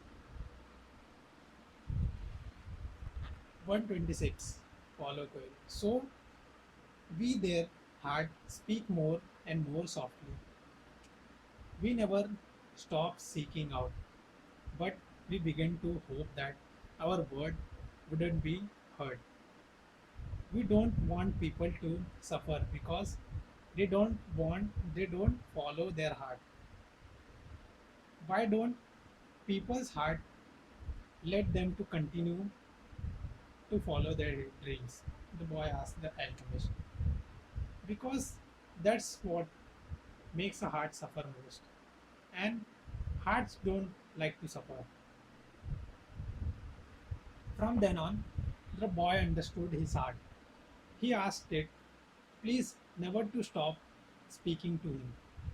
He asked that when he wandered far from his dreams, his heart pressed him and sounded the alarm. The boy swore that every time he heard the alarm, he would heed its message. That night, he told all of his all of this to the alchemist, and the alchemist understand that the world boy's heart had returned to the soul of the world. So what should I do now? Boy asked. Continue with the direction of the pyramids, said the alchemist, and continue to pay heed to the omens. Your heart is still capable of showing you where the treasure is. Is that the one thing I still need to know? No, the alchemist answered. What you still need to know is this. Before a dream is realized, the soul of the world tests everything that that was learned along the way. It does it does this not because it is evil, but so that we can, in addition to realization our dream, master the lesson we have learned as we have moved towards the dream. That's the point at which most people give up. That's the point at which Alchemist 127. The al- it's the point at which, as we say in the language of desert, one dies of thirst just when the palm trees have appeared on the horizon. Ever, every search begins with beginner's luck, and every search ends with the vic- victorious victors being severely tested. Victories being severely tested. The boy rema- the boy remembered as old proverbs from the country. It said that the darkest hour of the night came just before the dawn. On the following day, the first clear sign of danger appeared. Three armed tribesmen approached and asked what the boy and the alchemist were doing there. I am hunting with my falcon, the alchemist answered. We are going to have to search you to see whether you are armed, one of the tribesmen said. The alchemist dismounted slowly, and the boy did the same. Why are you carrying money? Asked the tribesman. When he had searched the boy's bag, I need it to get to the pyramids, he said. Tribesman, who was searching the alchemist's belongings, found a small crystal flask filled with a liquor and a yellow egg glass, yellow glass egg that was slightly larger than a chicken egg. What are these things? He said, yes. 1 to 8 Paulo Coelho. That's the philosopher's stones and elixir of life. It's the master works of alchemist. Whoever swallow the elixirs will never be sick again. And a fragment from the stone turn any melt into gold. The Arab laughed at him, and the alchemist laughed along. They thought his answer was assuming, and they allowed uh, the boy and the alchemist to proceed with all of their ways. Are you crazy? The boy, the boy asked the alchemist. When they had moved on, what did you do? What did you do that for? To show you one of the life's simple lesson. That alchemist answered, when you possess great treasures within you and try to tell others to them, seldom, seldom are you believed. They, they continued along the treasure. They continued along the desert with every day that passed. The boy's heart became more and more silent. It no longer wanted to know about things of the past and future. It was content simply to contemplate the desert and to drink with the boy from uh, uh, from the soul of the world. The boy and his heart had become friends, and neither was capable now of betraying the other. When his heart spoke to him, it was to provide a stimulus to the boy and to give him strength, because the day of silence there in the desert were wearisome. His heart told the boy that his strongest quality were his courage in having given up his sheep and in trying to live out his destiny, and enthusiasm during the time he had worked at the crystal shop. And his heart told him something else that the boy had never noticed. It told the boy of the danger that he had threatened him, but that he had never perceived. His heart said that one time it had hidden the rifle the boy has taken from his father, based on the possibility that the boy might wound himself, and it reminded the boy of the day when he had been ill and vomiting out in the fields, after which he had fallen into the deep sleep. There had been two thieves farther ahead who was planning to steal the boy's sheep and murdered him. But since the boy had passed by, they had decided to move on, thinking that he had changed his mood. Does a man's heart always help him? The boy asked the alchemist. Mostly just the heart of those who are trying to realize their destinies. But they do help children, drunkards, and elderly too. Does that does that mean I'll never run in danger. It means only that heart does what it can, the alchemist said. One afternoon, they passed by the encampment of one of the tribes. At each corner of the camp were Arabs wrapped in beautiful white robes, with arms at the ready. The men were smoking their hookahs and trading stories from the battlefield. No one paid any attention to the two travelers. There is no danger, the boy said. When they had moved on past the camp, campment, the alchemist sounded angry. Trust in your heart, but never forget that you are in the desert. When men are at war with another, the soul of the world can hear the scream of battle. 130 Paulo Coelho. No one fails to suffer the consequences of everything under the sun. All things are one, the boy thought. And then, as if the desert wanted to demonstrate that the alchemist was right, two horsemen appeared from behind the travelers. You can't go any further, one of them said. You are in the area where the tribes are at war.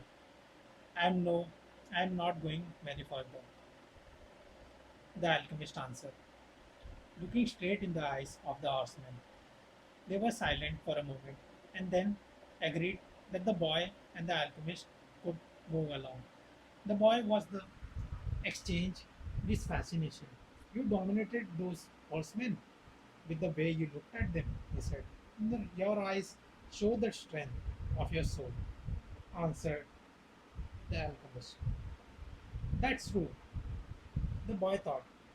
He had noticed that in the midst of the multitude of armed men back in the encampment, there had been one who stared fixed at the two. He had been so far away that his face wasn't even visible.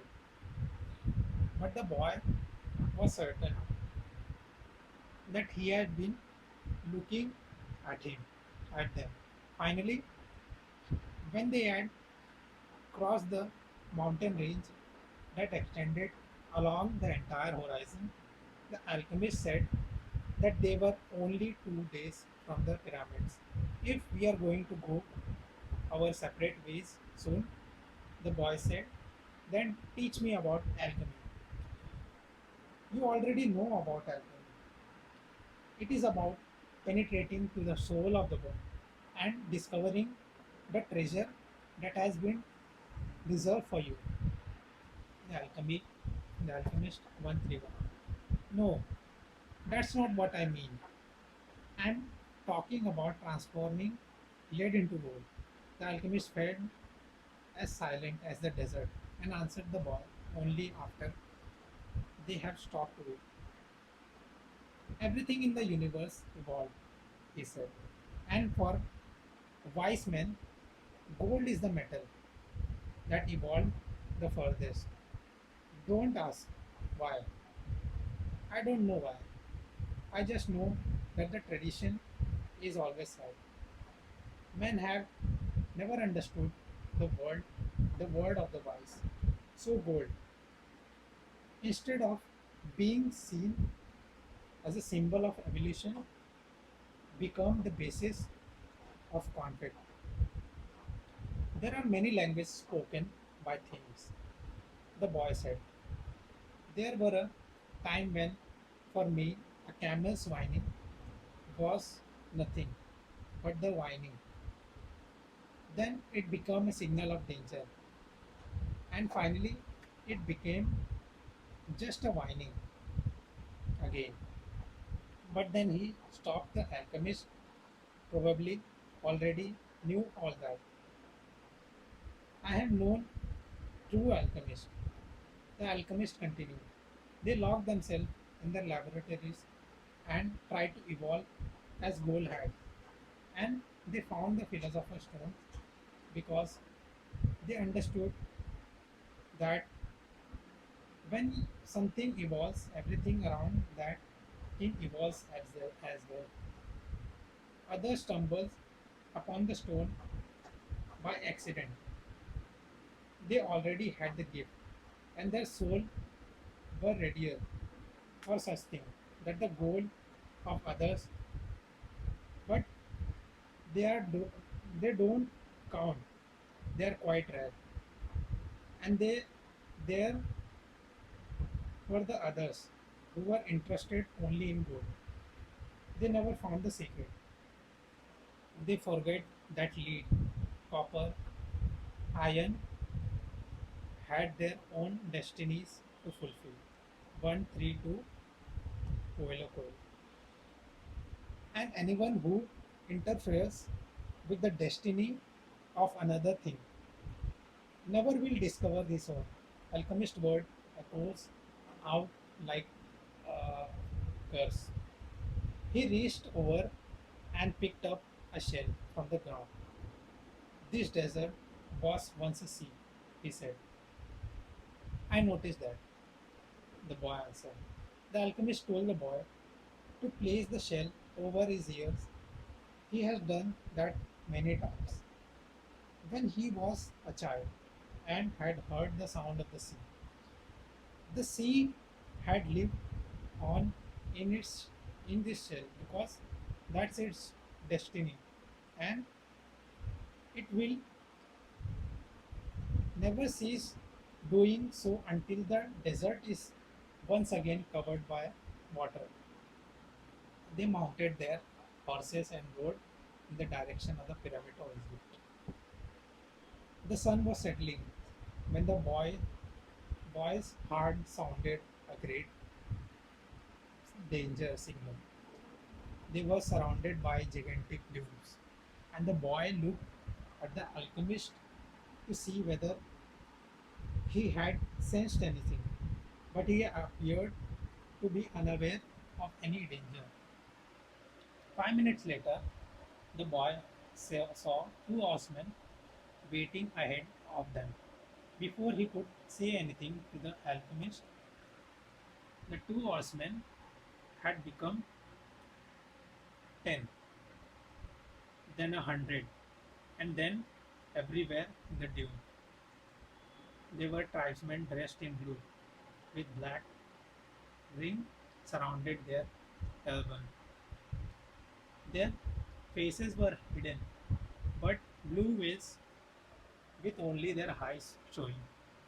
Even from the distance, their eyes con- conveyed the strength of their souls. The alchemist won double thief. The two were taken to the nearby military camp. The soldier showed the boy and the alchemist into a tent where the chief was holding a meeting with his staff. These are the spices, said. These are the spices, said one of the men. We are just travelers, Alchemist answered.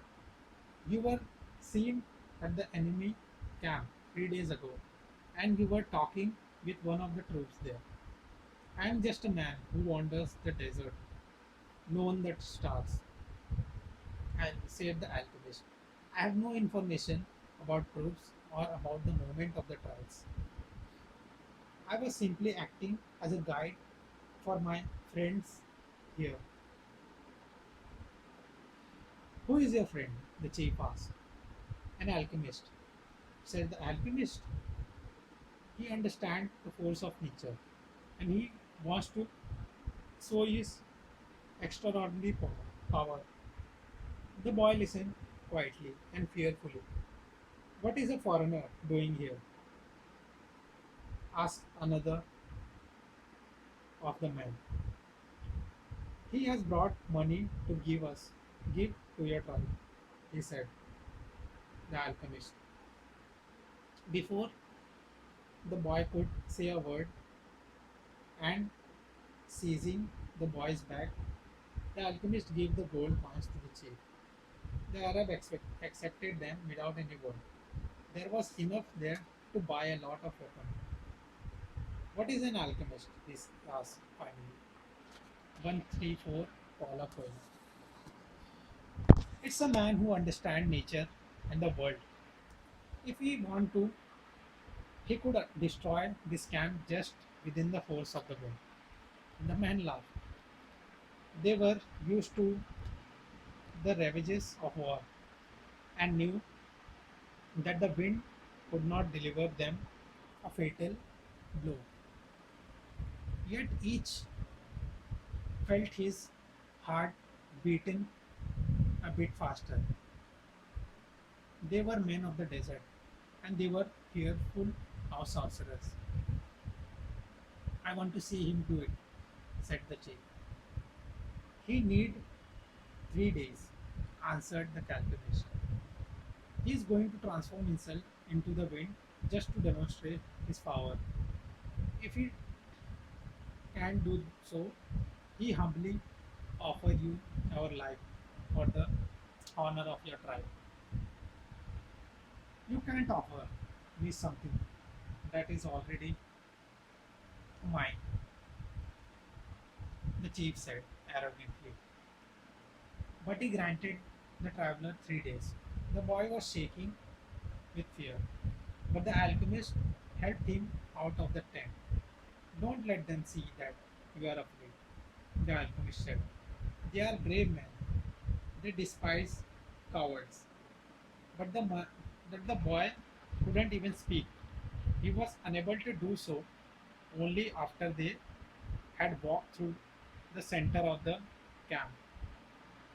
There was no need to imprison them. They, the Arabs, simply conse- confiscated their horses. So once again, the world had demonstrated its many languages. The desert the desert only moments ago has been endless and free, and now it was an impenetrable wall. You gave them everything I had, the boy said. Everything I saved in my life, entire life. The Alchemist 135. Well, what's good would it be to you if you had to die? The Alchemist answered.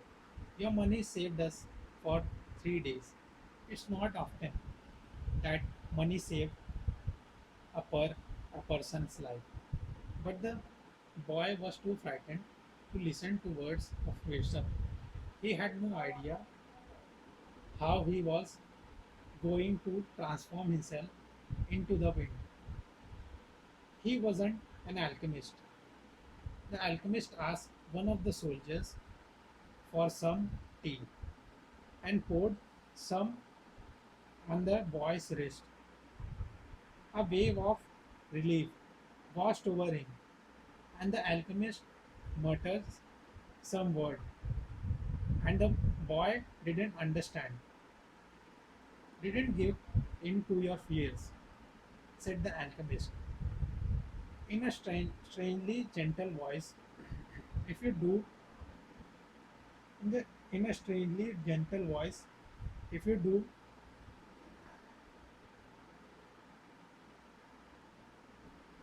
in a strangely gentle voice, if you do, you wouldn't able to talk to your heart. But I have no idea how to turn myself into the wind. If a person is living out his destiny, he knows everything. He needs to know. There is only one thing that makes a dream impossible to achieve, the fear of failure. I am not afraid of falling. It's just that how, I don't know how to turn myself into the wind. Well, you'll have to learn. Your life depends on it. But what if I can? Then you will die in the midst of trying to realize your destiny. That's a lot better than dying like millions of other people who never ever knew what their destinies were. But don't worry, the alchemist continued.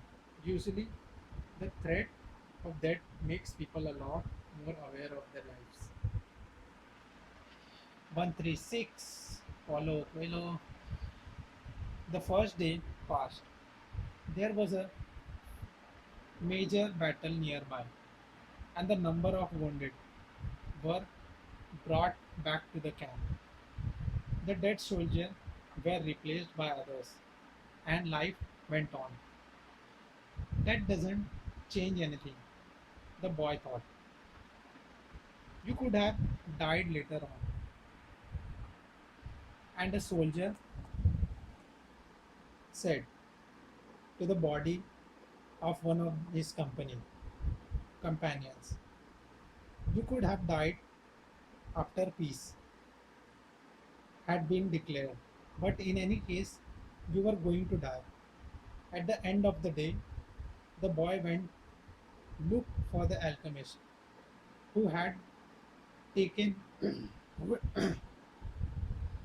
who had taken his falcon out into the desert. I still had no idea how to turn myself into the desert. The boy repeated.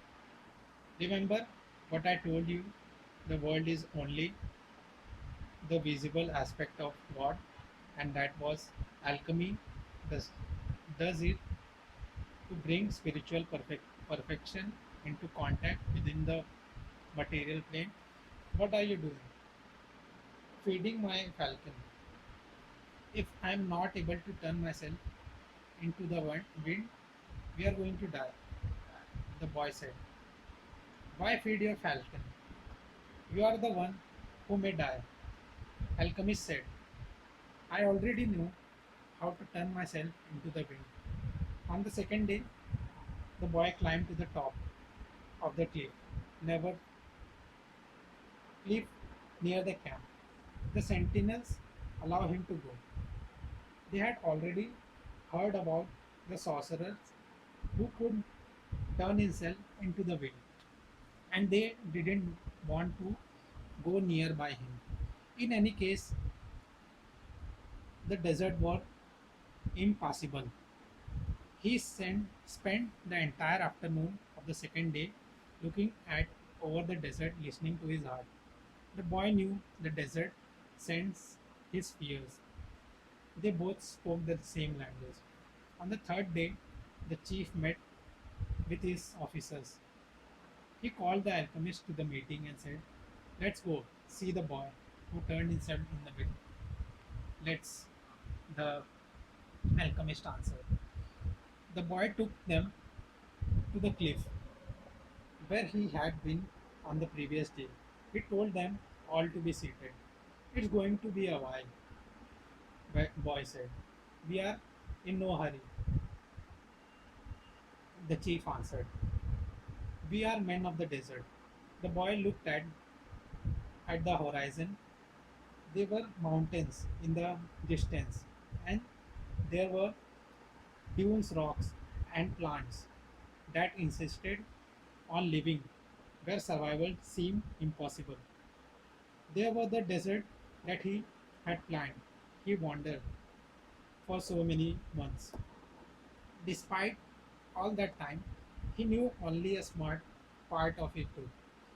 Within that small part, he had found an Englishman, caravans, tribals, wars, and oases with 50,000 palm leaves and 300 wells.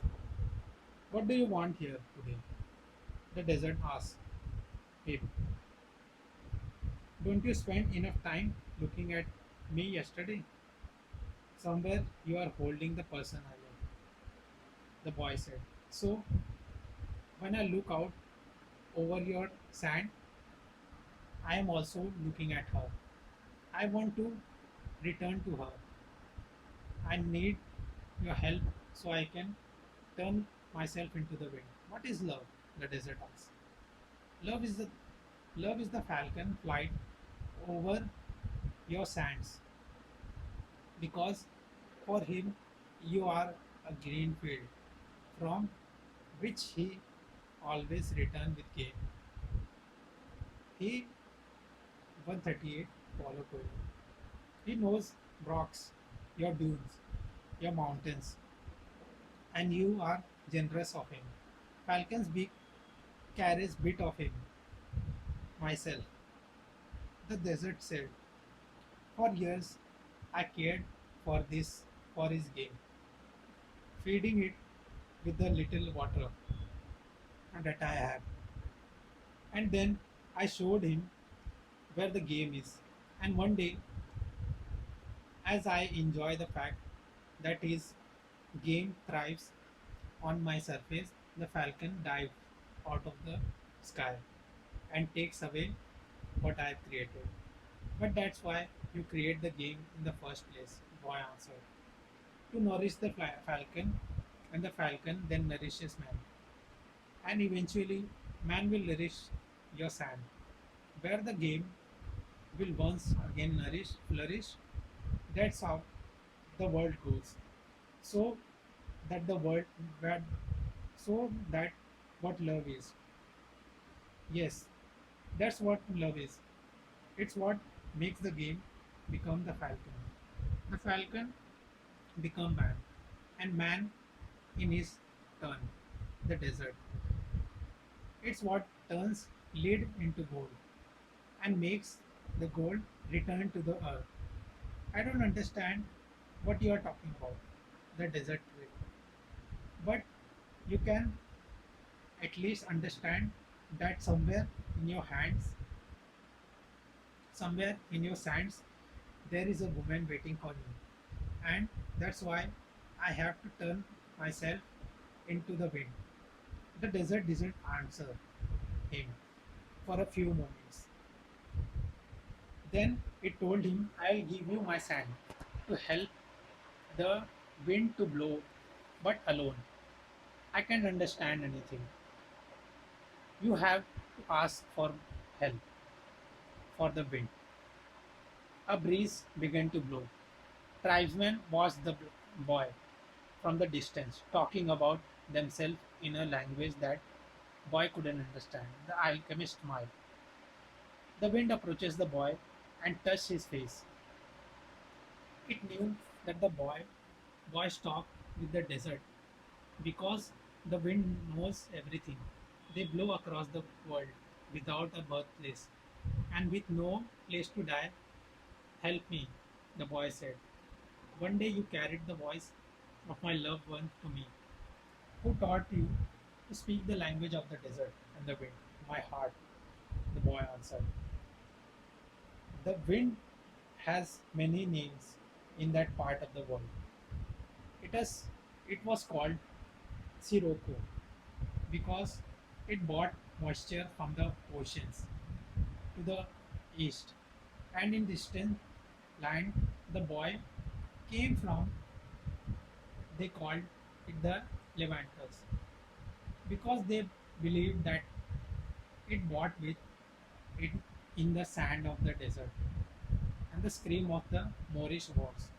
Perhaps in the places beyond the pastures where sheep sleep, men thought that the wind came from Andalusia, but actually the wind came from no place at all, nor did it go to any place. That's why it was stronger than the desert. Someone might one day plant tree in the desert and even raise sheep there, but never would they harness the wind. You can't, you can't be the wind, the wind said. We are two very different things. 140, Paulo Coelho. That's not true, the boy said. I learned the alchemist secret in my travels. I have inside in my me in the I have inside me the wind, the desert, the ocean, the star, and everything created in the universe. We were all made by the same hand, and we have the same soul. I wanted to be like you, able to reach every corner of the world, cross the sea, blow away, blow away the sand that covers my treasure, and carry the voice of the woman I love. I heard what you were talking about the other day with the alchemist. The wind said, he said that everything has its own destiny, but people can turn themselves into the wind. Just teach me to be the wind for a few moments. The boys, the boy said.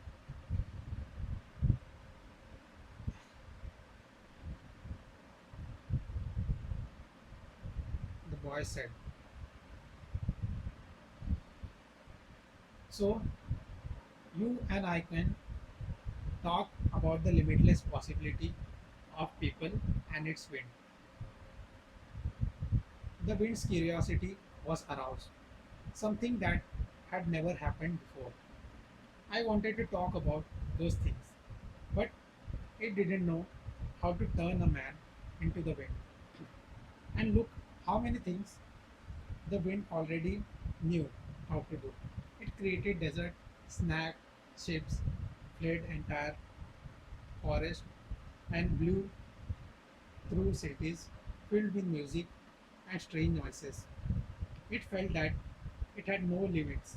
Yet here was the boy saying that there were only things the wind should be able to do. This is what we call love, the boy said, seeing that the wind was close to granting what he requested. When you are loved, you can do anything in creation. When you are loved, there is no need at all to understand what's happening because everything happens within you, and every man can turn themselves into the wind. Alchemist 141. As as long as the wind helps, of course. The wind was proud enough, and it was becoming irritated. And with what the boy was saying, it commenced to blow harder, raising the desert sands. But finally, it has recognized that even making it way around the world, it didn't know how to turn a man into the wind, and it knew nothing about love. In my travels around the world, I have often seen people seeking of love, looking towards the heavenly heavens. The wind said, furious at having to acknowledge its own limitations. Maybe it's better to ask heaven, well, then help me out, help me do that, the boy said. Fill this place with sandstorm so strong that it blots out the sun. Then I can look to heaven without blinding myself. So the wind blew with all its strength. The sky was filled with sand. The sun was turned into a golden disk. At the camp, it was difficult to see anything. The men of the desert were already familiar with the wind. They called it the simum, and it was worse than the storm at sea. Their horses cried out, and all of their weapons were filled with sand. On the heights, one of the commanders turned to the ship and said, maybe we had better end this. They could barely see the boy. Their face was covered with a double cloth and their eyes were showed with fears. Let's stop this, another command said. I want to see the greatness of Allah. The chief said with respect. I want to see how a man turn himself into the wind. But he was but he made a mental note of the name of those two men who has expressed their fears 142 Paulo Coelho. Now has expressed these fears as soon as the wind stopped. He was going to remove them from the command because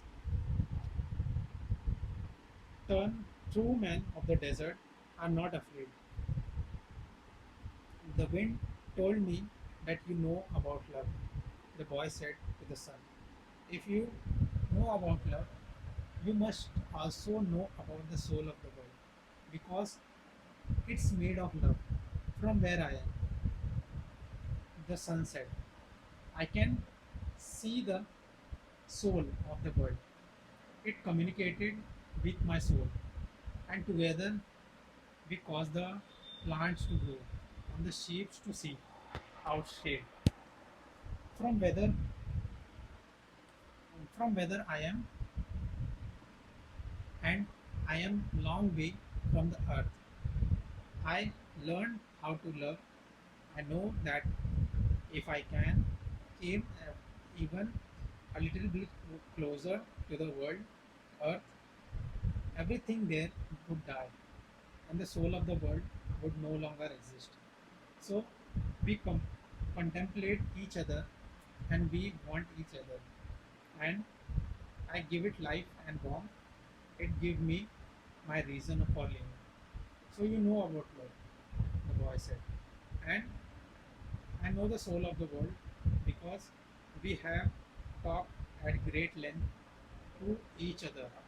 During his endless trip throughout the universe, it it tells me that its greatest problem is that upon until now only the minerals and the vegetables understand that all things are one, that there's no need for iron to be the same as copper or copper the same as gold. Each performs its own exact function as the unique being, and everything would be a symphony of peace. If the hand that wrote all this had stopped at the fifth day of creation, but there was a sixth day, the sun went. You are wise, Alchemist 143. You are wise because you observe everything from the distance. The boy said, but you don't know about love. If there hadn't been a day, sixth day, man would not exist. Copper would always be just copper, and lead just lead. It's it's true that everything has its destiny, but one day that destiny will be realized. So each thing has to transform itself into something better and to acquire new destiny. Someday, hmm, someday, the soul of the world become one thing only. The sun thought about that and decided to shine more brightly. The wind, which was enjoying the conversation, started to blow with greater force so that the sun would not blind the boy. This is why alchemy exists, the boy said, so that everyone will search for his treasure, find it, and then want to be better than he was in his former life. Lead will play its role until the world has no further need for lead, and then lead will have to turn itself into gold. That's why alchemists do. They show that when we strive to become better than we are, everything around us become better too. Well, why do why do you say that I don't know about love? The son asked the boy. Because it's not love to be static like the desert, nor is it love to roam the world like the wind. It is not love to see everything from the distance like you do. Love is the force that transforms and improves the soul of the world, which I first reached through it. I thought the soul of the world was perfect, but later I could see that it was like other aspect of creation. And 144 Paulo Coelho and had its own passions and war. It was it was we who nourish the soul of the world, and the world we live in will be either better or worse, depending on other on whether we become better or worse. That's where the power of love comes in. Because when we love, we always strive to become better than we are. So, what do you Want of me? The son asked. I want you to know, I want you to help me turn myself into the wind. The boy answered, nature knows me as the wisest being in creation. The son said, but I didn't know how to turn you into wind. Then whom should I ask? The, the son thought for a minute. The wind was listening closely and wanted to tell every corner of the world that the sun's wisdom has its limitation, that it was unable to deal with this boy who spoke the language of the world. Speak of the hand that wrote all, said the sun. The wind screamed with delight and blew harder than ever. The tents were being blown from their ties to the world, and the animals were being freed from their teethers. On the cliffs, the men clutched at each other and they sought to keep from being blown away. The boy turned to the hand that wrote all. As he did so, he sensed that the universe had fallen silent, and he decided to not to speak. A current of love rushed from his heart, and the boy began to pray. It was a prayer that he had never said before, because it was a prayer without words or pleas. His prayer didn't thank for his sheep having found new pastures. It didn't ask that the boy was able to sell more Christians, and it didn't bespeak that the woman he had met continued await his return. In the silence, the boy returned. In the silence, the boy returned. The boy understood that the desert, the wind, and the sun were also trying to understand the signs written by the hand, and were seeking to follow their path and to understand what had been written on a single emerald. He was the omen were sa- scattered throughout the earth,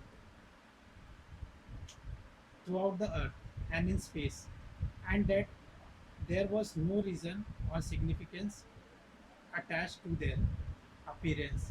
He could see he could see that not the not the desert, nor the wind, nor the sun, nor people knew he what they had been created, but that the hand had a reason for all of this, and that the only the hand could perform miracles or transform the sea into a desert or a man into a wind, because only the hand understood that it was a larger design that had moved the universe to the point at which 6 days of creation has evolved into a masterwork. The boy reached through to the soul of the world and saw that it was the part of the soul of God. And he saw that the soul of God was his own soul, and that he, a boy, could perform miracles. The Simon blew that day, and as it had never blown before for generation after thereafter. The Arabs recounted the legend of the boy who had turned himself into uh, the wind. ना भाई अभी हाँ हो गया 146 Paulo Coelho, almost destroying a military camp in defiance of the most powerful chief in the desert.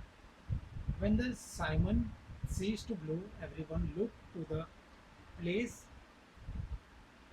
where the boy has been, but he was no longer there.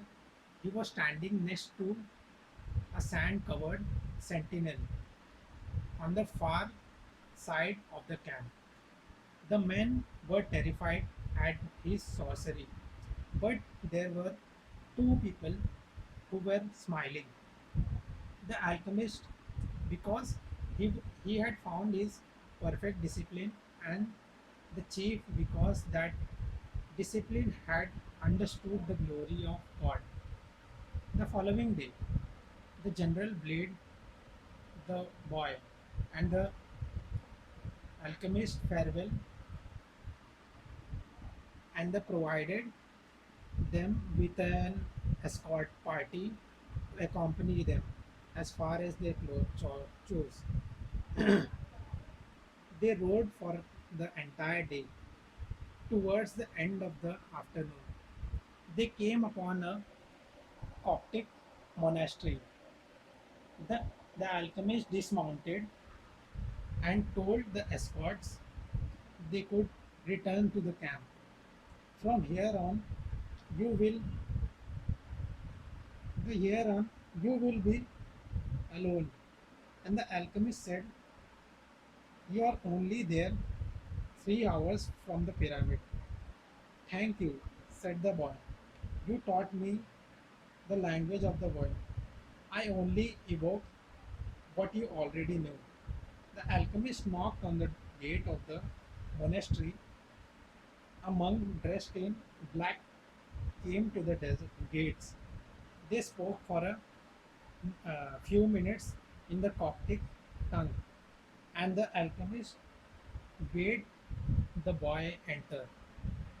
I asked him, Alchemist 147, I asked him to tell, I asked him to let me use the kitchen for a while. The alchemist smiled. They wanted, they went to the kitchen at the back of the monastery. The alchemist lightened the fire. The monk brought him some lead, which the alchemist placed in an iron pan. When the lead had become liquid, the alchemist took from his pouch the strange egg yellow, scraped from it a silver as thin as a hair, wrapped it in wax, and waxed it to the pan in which the lid had melted. The mixture took on a reddish color, almost the color of blood. The alchemist removed the pan from the fire and set it aside to cool. As he did so, he talked with the monk among the tribal war. I think they are going to last for a long time, he said to the monk. The monk was irritated. The caravan has been stopped at Giza for some time, waiting for the war to end. But God's God's will be done, the monk said. Exactly, answered the alchemist. When the pan had cooled, the monk and the boy looked at it. Desert. The lead had dried into the shape of the pan, but it was longer, lead, it was gold. Will I learn to do that someday? The boy asked. This was my destiny, not yours. The alchemist answered. But I wanted to show you that it was possible. They returned to the gates of the monastery. There, the alchemist separated the disc into four parts. This is for you, he said, holding one of the parts out of the monk. It's for your generosity to the pilgrims. 148. Paulo Coelho. But this payment goes well beyond my generosity. The monk responded. The monk responded, don't say that again. Life might be listening and giving you less the next time. The alchemist turned to the boy. This is for you to make up for what you gave to the general. The boy was about to say that it was much more than he had given the general, but he kept quiet because he had heard what the alchemist said to the monk. And this is for me, said the alchemist, keeping one of the parts, because I have to return to the desert where there are tribal wars. He took the fourth part and handed it to the monk. This is for the boy, if he ever needs it, but I'm going in search of my treasure. The boy said, I'm very close to it now, and I am certain you will find it. The alchemist said, they then buy this because you have already lost your savings, because savings twice. Once to the thief, once to the general. It's an it's an old superstitious Arab, uh, I believe in I believe in our proverbs. There is one that saying. There is one that saying, everything that happens once can never happen again, but everything that happens twice will surely happen a thrice time. They mounted their horses. I want to tell you a story about dreams, said the alchemist. The boy brought his horse closer. The alchemist 149. In ancient Rome, at the time of Emperor Tiberius, there lived a good man who had two sons.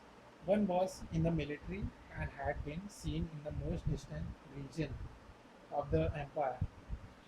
The other son was a poet and delighted all of Rome with his beautiful verses. Mm. Ah, beautiful verses. One night, the father had a dream, and an angel appeared to him and thanked him that word the word of one of his son would be learned and repeated throughout. The world for all generation come. The father woke from his dream gratefully and crying because life is generous. That life was generous and had revealed for him some something any father would have been proud to know. Shortly thereafter, the the father the father died as he tried to save a child who was about to be crushed by the wheels of a chariot. Since he had lived his entire life in a manner that was correct and fair, he went directly to heaven, where he met the angel that had appeared in his dream. You were always a good man, the angel said to him. You lived your life in a loving way and died with dignity. I can now grant you any wishes you desire. Life was good to me, the man said. When you appeared in my dream, I felt that any my effort had been rewarded because my parents' poem will be read by men for generation to come. I don't want anything for myself, but my but any father would be proud of the fame achieved by one whom he had cared for as a child, and and educated educated as he grew up. Sometime as a distance future, I would like to see my son's world. The angel touched the man's shoulder, and they were 150 Paulo Coelho. Uh, Paulo Coelho were both projected far into the future. They were in an immense setting surrounded by thousands of people speaking a stranded language. The man wept with happiness. I knew that my son's poem were immortal.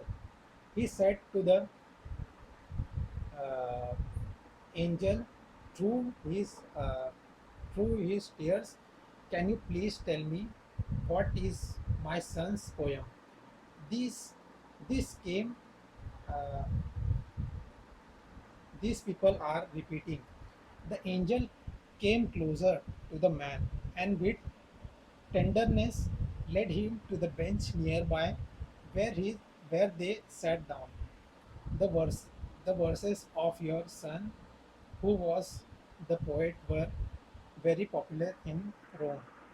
The angel said everyone loved them and every enjoyed them. But when the reign of Tiberius ended, his poem were forgotten. The word you are hearing now are those of your son in the military. The man looked at the angel in surprise.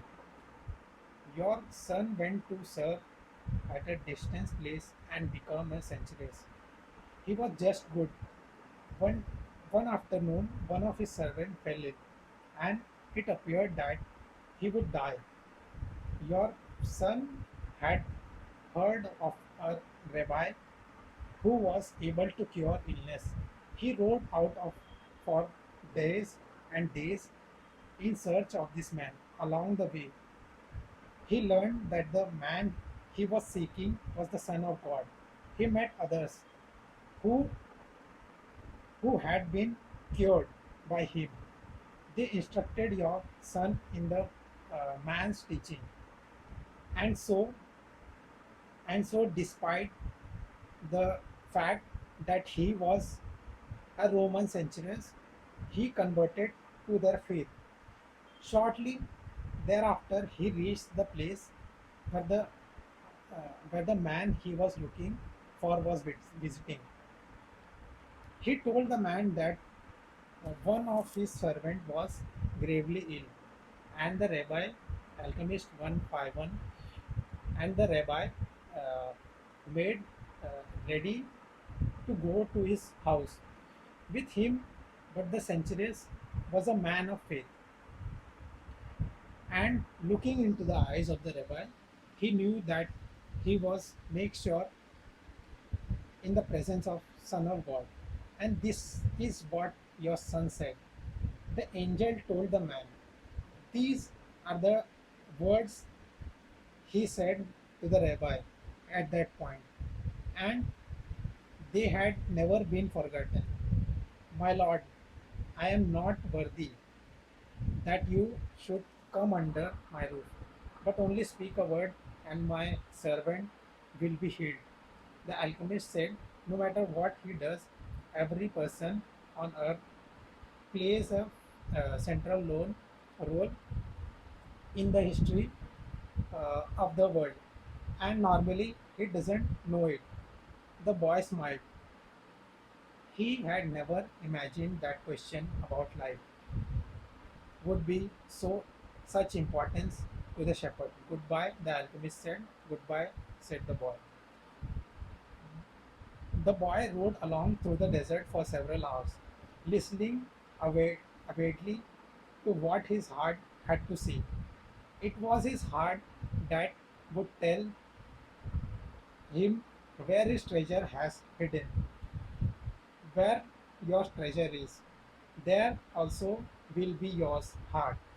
The alchemist had told him, but his heart was speaking of other things with pride. It told the history of the shepherd who had left his folk to follow a dream he had on two paths.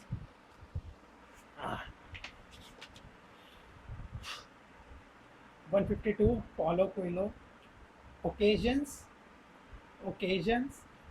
It told of destiny and of the main men who had wandered in search of distant land or beautiful women, comforting the people of their times with their pro-conceived notions. It spoke of journeys, discoveries, book, and changes.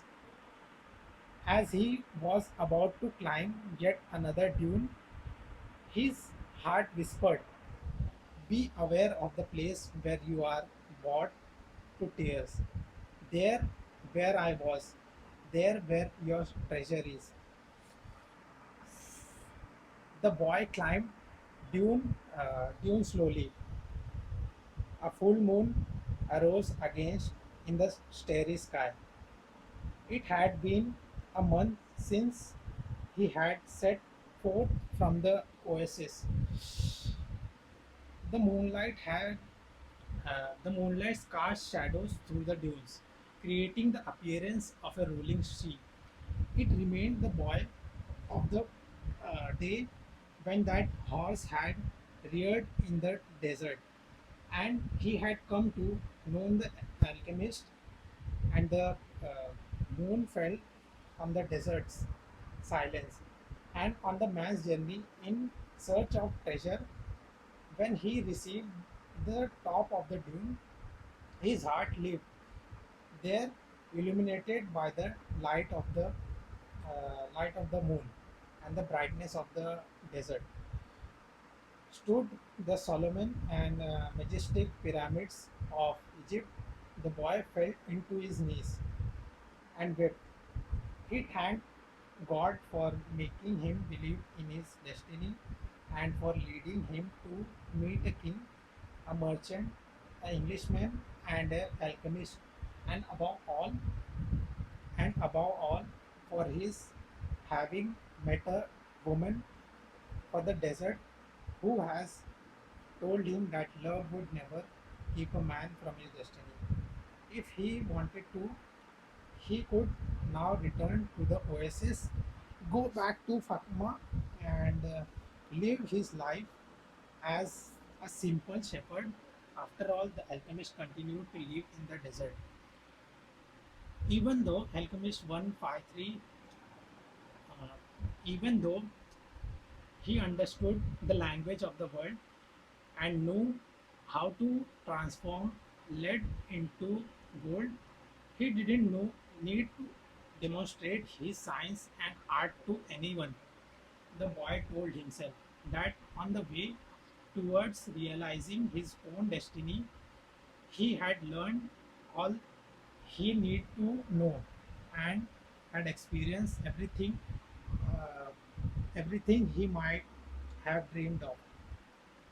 But here he was at the point of finding his treasure, and he remained himself that no project it is completed until its objective has been achieved. The boy looked at the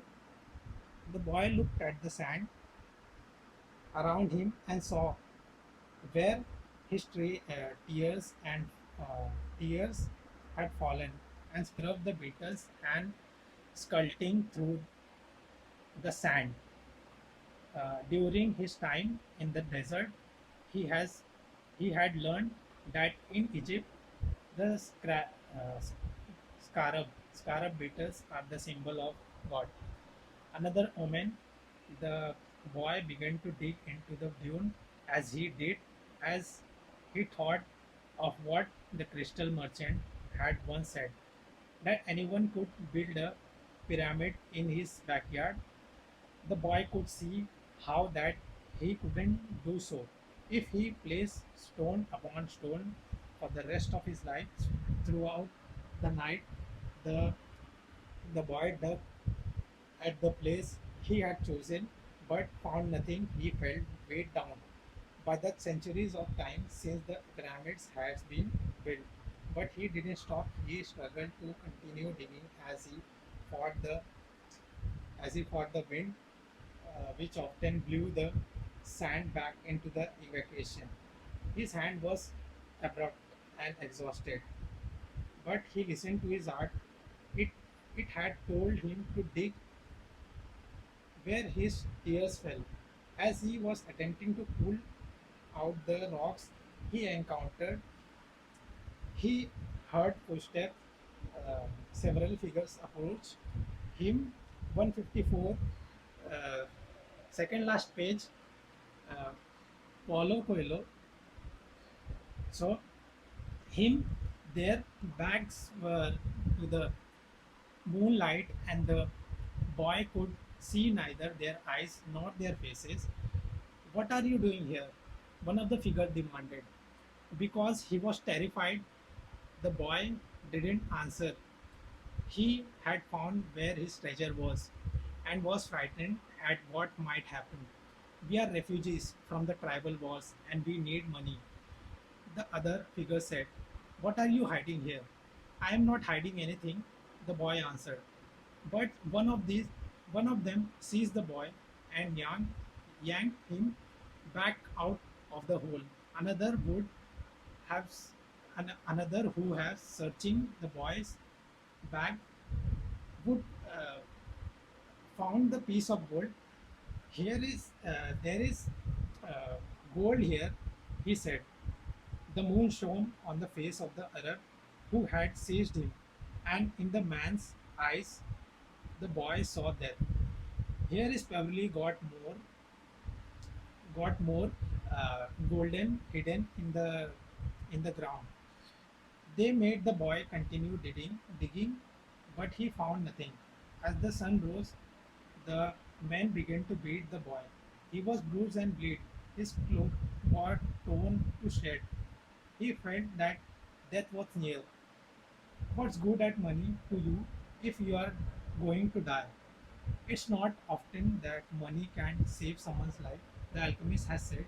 Finally, the boy screamed at the men, "I'm digging for treasure." And although his mouth was bleeding and swollen, he told his attacker that he had twice dreamed of treasure hiding near the hiding near the pyramid of Egypt.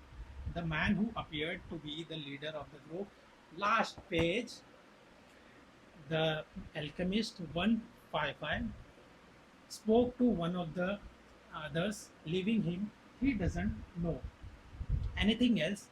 He must have stolen his gold. The boy fell to the sand, nearly unconscious.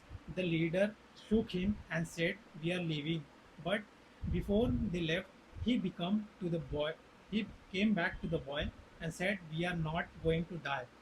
You will live, and you will learn the man who shouldn't be so stupid." 2 years ago, right here on the spot, I have a recurrent dream too. I dreamed that I should travel to the field of Spain and turn from a ruined church where shepherds and their sheep fled. In my dreams, there was a sycamore growing out of the ruins of sac- sacristy, and I was told that if I dug at the roots of the sycamore, I would I would find hidden treasures, but I am not stupid as to cross as to cross an entire desert just because of a recurrent dream, and they disappeared. The boy stood up shakily and looked once more at the pyramids. They seemed to laugh at him, and he laughed back, his heart bursting with joy because now he knows where his treasure was. हो गया. अच्छा, तो इतना तो complete किया, ये हो गया. अभी एपोलॉजी बाकी है, but took it took almost I guess it is 6 o'clock. So 6 o'clock, I have finished the full book. Now I'm going to read the apology, the whole thing. I have promised the whole thing. So apology, this much is apology. So I'm starting the apology now. So apology. Uh, so this is the boy reached the small, abandoned uh, church. Just as night was fallen, the sacromore was still there in the sacristy. The star could still be seen through the half destroyed roof. He remembered the time he had been there with his sheep. It had been a peaceful night, except for the dream. Now, now, now he was he was here, not with his fork, but with a shovel. Uh, he sat looking at the sky for a long time.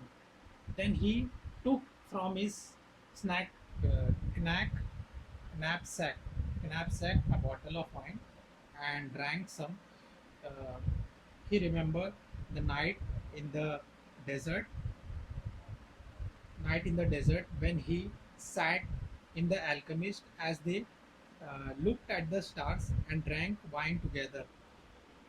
He thought of the many roads he had traveled and of the strange way God had uh, chosen God had chosen to show him his treasure. If he hadn't believed in the significance of recurrent dream, he would not have been met the gypsy woman, the king, the thief, or well, it's a long list. But the path was written in the omen, and there was no way I could go wrong. He said to himself. He fell asleep, and when he woke, the sun was already uh, high. He began to dig at the base of the sycamore. "You old sorcerer," the boy shouted up to the sky. "You know the whole story. You you left you even left a bit of gold at the monster, monastery. As I could go get back 160 Paulo Coelho. As I as I get back to this church, this monk laughed when he uh, saw me. when he saw me come back in letters. Couldn't you have saved me from that? No. He heard a voice on the wind says, if I had told you, you wouldn't have seen the pyramids. They are beautiful, aren't they? The boy smiled and continued digging. Half half an hour later, he shoveled hit something solid. An hours later, he had before him a chest of Spanish gold coins. There were there were also precious stones, gold masks adorned with red and white feathers, and a stone statue embedded with jewels. The spoils of a conquest that the country had long ago forgotten, and that some conquistador had failed to tell his children about. The boy took out Urim and Tumim from his bag. He, he had used the two stones only once. One morning, when he was at the marketplace, his his life and his path had already provided him with enough omen. He placed Urim and Tumim in the chest. They were also part of his new treasure because they were a reminder of the old king whom he whom he would never see again. It's true, life really is generous to those who pursue their destiny. The boy thought. Then he remembered that he had to go to Tarifa so he could get 1/10 of his treasure to the gypsy. As he has promised, those gypsy were really smart. He thought maybe it was because they move around so much. The wind began to blow again. It was the Levantus, the wind that came from Africa. It didn't bring with it the smell of the desert. Alchemist 161, nor the threat of Moorish invasion. Uh, Instead, it brought the scent of a perfume he knew well, and the touch of a kiss that came from slowly until it rested on his lips. The boy smiled, and it was the first time she had done that. I'm coming, Fatima, he said. More about Paulo Coelho.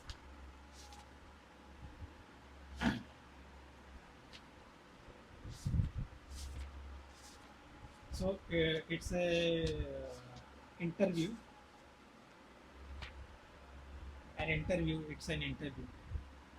an interview with Paulo Coelho by Laura Sheehan for BeliefNet. This article appeared originally on www.beliefnet.com, the leading multi-faith website for religion, spirituality, inspiration, and more, used with permission, all right reserved, with several best-selling uh, novels translated into dozens of languages.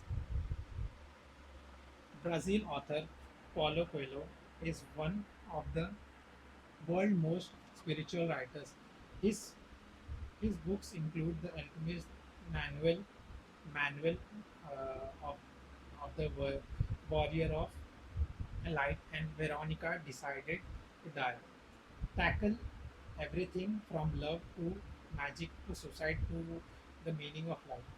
In a phone interview from France, uh, Coelho, Coelho spoke with BeliefNet recently about the spiritual search, his own and his readers. In the Alchemist, you refer to the soul. You refer to the soul of the world. What exactly is that? How is it tied to religion or spirituality? Well, that's distinguish uh, religion from spirituality, I am Catholic, so religion for me is a way of having discipline and collective worship with person who share the same mystery.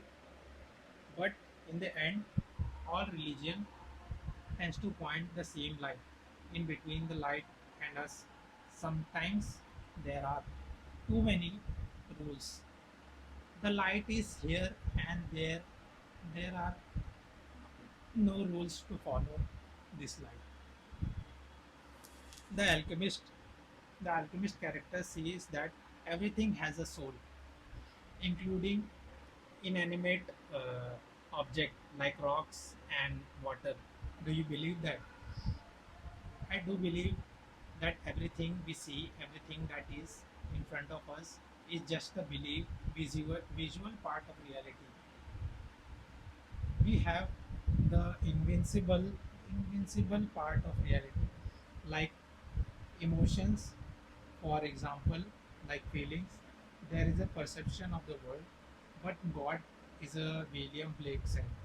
In a grain of sand, in flower, this energy is everywhere. Are all fowls the smell, or are humans foul in any way different? I believe everything is one thing only. That said, there are some questions in my life that I don't know. I have stopped asking at the very beginning of my life. I wanted to have answers for everything, and now I respect the fact that I can't have answers for everything. So this question, uh, this question, I go to the mystery of it and say, I don't know. I only know what I am alive, that I am alive, and there is something that manifests in my life, that it is God, and one day I am going to understand my life, probably in the day that I die or afterwards. But I try to find good question and not good answers. You say we might know more afterwards. You are saying we think certain things might happen in the afterlife. We cannot know anything for sure. But I don't believe in time either. You say when we die, but time is another of these things that we need to help ourselves to go through life. But it doesn't exist. I am talking to you, but the moment that I am talking to you, the universe is being created and destroyed. I am living out of my past and futures. Whatever I do now, even in this conversation, can affect all my past, future and past lives. I don't. I do believe in life after death, but I also don't think that it's that important. What is the important is to understand that we are also living in this life after death. So we have to get rid of the notion of time. We have to try to get rid of the notion of time, and when you have an intense contact of love with nature and other living being like a spark, then you understand that there is no time and that everything is eternal. It sounds like this it sounds like this idea probably helped you overcome come your fear of not existing, which you describe. The introduction of the alchemist. Yes, of course, there was this fear of death, and one day when I made a pilgrimage to Santonio de Compostela, I had to go through an exercise. I had to face my death. Since then, I realized then that uh, I realized that that is not the end of life, but it is also my best friend. See, she is also sitting by my side. Even even while I am talking to you, looking at the mountains here in snow with snow, your death is always sitting by your side, by my side, sitting in the chair right in front of me. I see that as a beautiful woman. What what is she saying? She is saying, "I'm not. I'm going to kiss you." I am. I say to her, "Not now, please." But she says, "Okay now. Uh, okay, not now. But pay attention and try to get to the best of every moment because I am going to take you." And I say, "Okay, thank you for giving me the most important advice in life to live your moment fully." You mentioned that you're Catholic, but you have said elsewhere that your Jesuit Jesuit upbringing was painful in some way. What does you see as the value and the problem with organized religion? The value is that they give you discipline and they give you collective worship and they give you humbleness towards the mysteries. The the danger is that every religion uh, conclude the Catholic one says I have the ultimate truth. Then you said to rely the priest, the mullah, and the why or whoever to be responsible for your acts. In fact, you are the only one who is responsible. Uh, in your book, Veronica decided to die. Veronica is bored with the sameness of every day. How can people break out their sameness? One once someone asked me, "What do you want to be your epitaph?" Epitaph. Epitaph. So I said, Paulo Coelho died while he was alive. The person said, "Why this epitaph? Everybody dies when he or she alive." I said, "No, there is no, there is not true. The same pattern repeating and over again. You are not alive anymore. To die alive is to take risk, to pay your price, to do something that something scares you, but you should do because you may like or you may not like." You also said, you also say people should watch for omens. Can you describe what you mean, omens? Omens are the uh, individual individual language in which God talks to you. Omens are not your omens. They are the strange but very individual language that guides you towards your own destiny. They are not logical. They talk to your heart directly. The only way that you can learn any language is by making mistakes. I make mistakes, and but then I start to connect with the sign that guide me. The silent voice of God that leads me to the peace where I should be.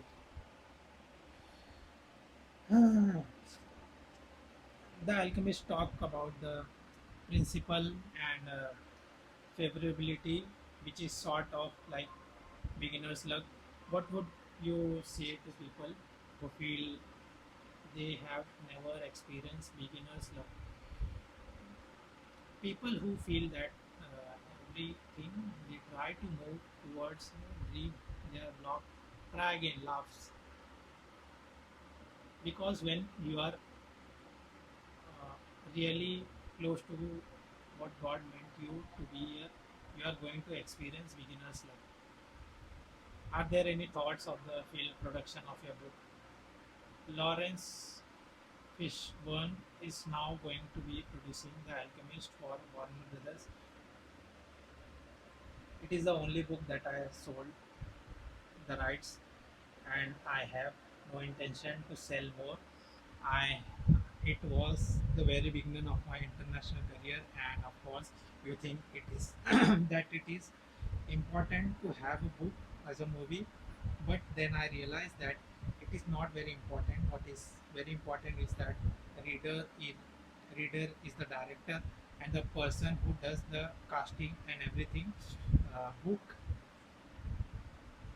uh, book is everything. The book is the film that takes place in the mind of the reader. That's why we go to movies and say, "Oh, the book is better." So since then, for the selling of the rights, no books of mine unless, of course, I have I fall in love with an idea. In 11 minutes, you want to bring sexuality and spirituality to a healthier place. How can this happen? Well, by expecting that sex is a physical manifestation of God and that is not a sin, it is a blessing, and then by understanding that except for two things that I consider to be really sick, rape and ped- pedo pedophilia, philia, pedophilia, rape and pedophilia. You are you are free to be creative. It's up to you how you do this. Sex was always surrounded by taboos, and I don't see it necessarily as a manifestation of evil. I think that sexuality is first and foremost the way that God chooses us to be here on earth, to enjoy this energy of love in the physical plane.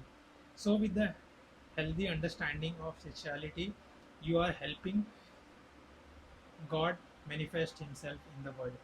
Absolutely not. Only understanding, but practicing. Author's biography. Author's biography. Paulo Coelho. Paulo was born in Rio, August 1947, the son of Coelho, Pedro Poema Coelho de Souza, Souza, Souza, an engineer, and his wife like Ligia, Ligia, a homemaker. Early on, Paulo dreamed of an interesting career, something frowned upon in his middle class household. In the austere, austere surrounding of a strict Jesuit, G, Jesuit, Jesuit, Jesuit school, Paulo discovered this true vocation to be a writer. Paulo's parents, however, had different plans for him. When their attempts to suppress him, devotion to literature failed. They took it as a sign of mental illness. When Paulo was 17, his father had him committed to a mental institution twice, where he endured sessions of electrocution therapy. His parents brought him back there once more after he became involved with the theater group and started to work as a journalist. Paulo was always a conformist and a seeker of the new. When in the excitement of 1968, the guerrilla and hippie movement took hold in the Brazil, ruled by a suppressive military regime, Paulo embraced progressive politics and joined the peace and love generation. He sought spiritual experience, traveling all over Latin America in the footsteps of Carlos Castad- Castaneda. Castaneda. He worked in the theater and dabbled in journalism, launching an alternative magazine called 2001. He began to collaborate with music producer Raul Seixas as a lyricist, transforming the Brazilian rock scene. In 1973, Paula and Raul joined the Alternative Society, an organization that defends the individual rights to free expression, and began publishing a series of comic strips calling for most freedom. Members of the organization were detained and imprisoned. 2 days later, Paula was uh, kidnapped and tortured by a group of paramilitaries.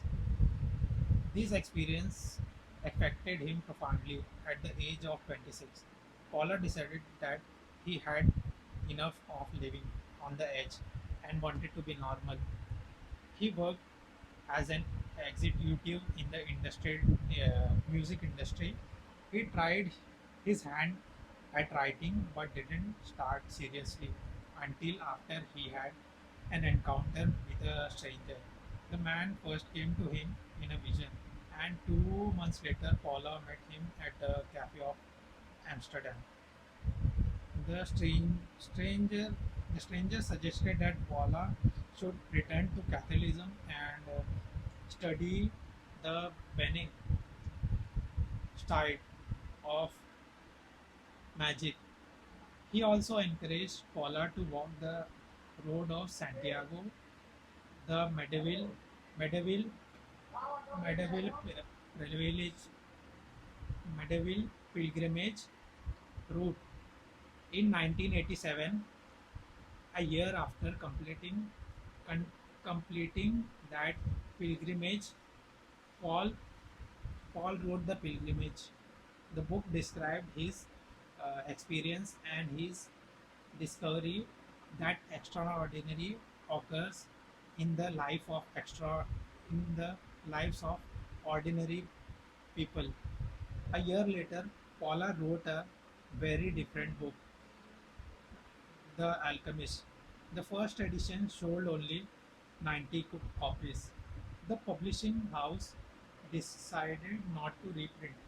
Paula Paula would not surrender his dream. He found another publishing house, a bigger one. He wrote Brida, a work still unpublished in English, which received a lot of attention in the press. And both The Alchemist and Pilgrimage appeared on bestseller list. The Alchemist went on to sell more copies than any other book in Brazilian literary history. Paula's story doesn't end here. He has gone on to write many of other best-selling books that have touched the hearts of people everywhere. By the river Pedra, I sat down and wept.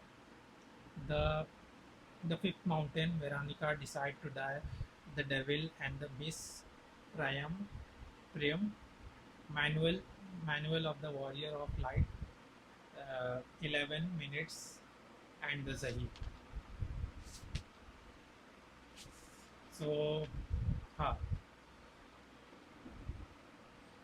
uh, like the flowing river.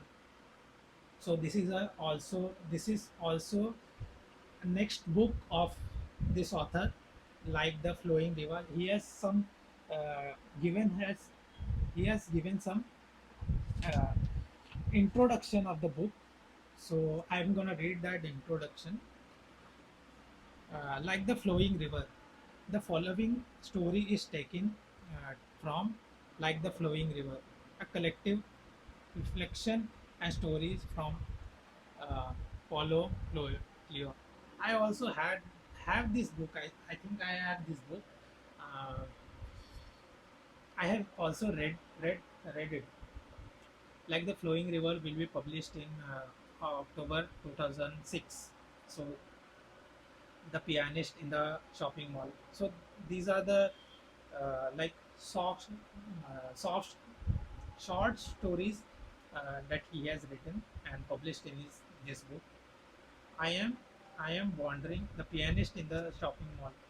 I am wandering uh, distracted distractedly through a shopping mall with my pianist friend Ursula, who was born in Hungary and is now a leading figure in two international orchestra.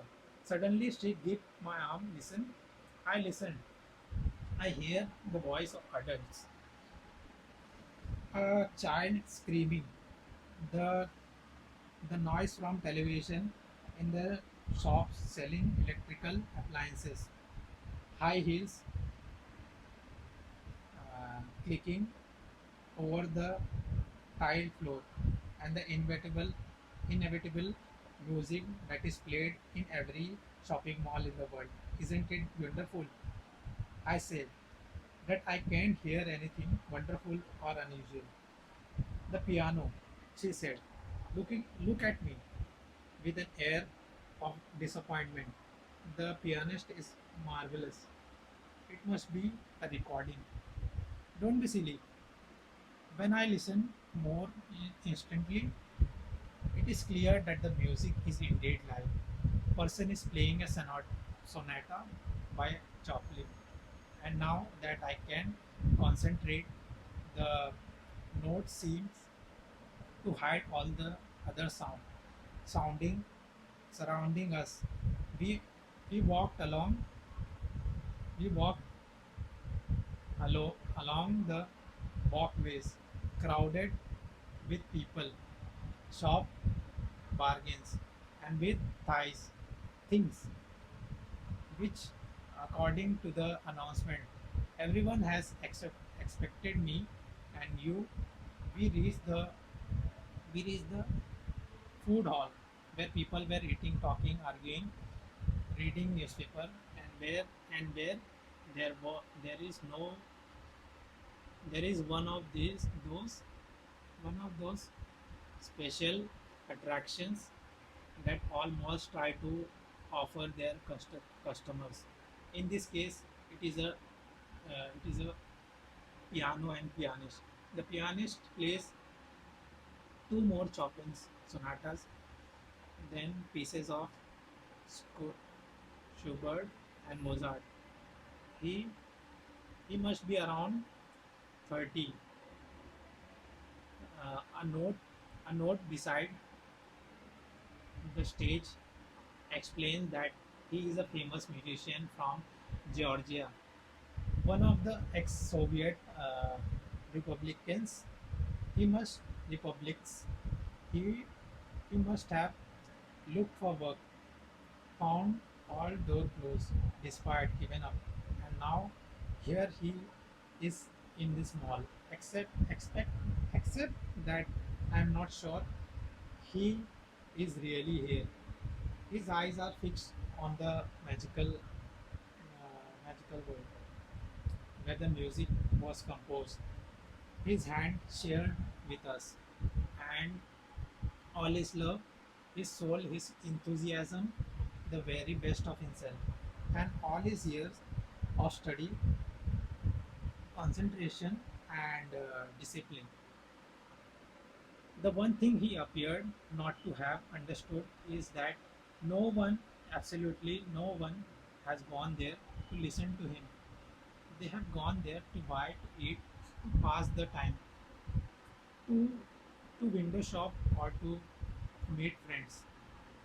A couple of people stopped beside us, talking loudly, and then moved on.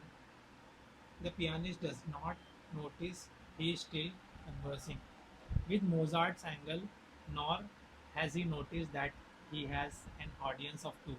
One of them is an extremely gifted novelist and is listening with tears in his eyes.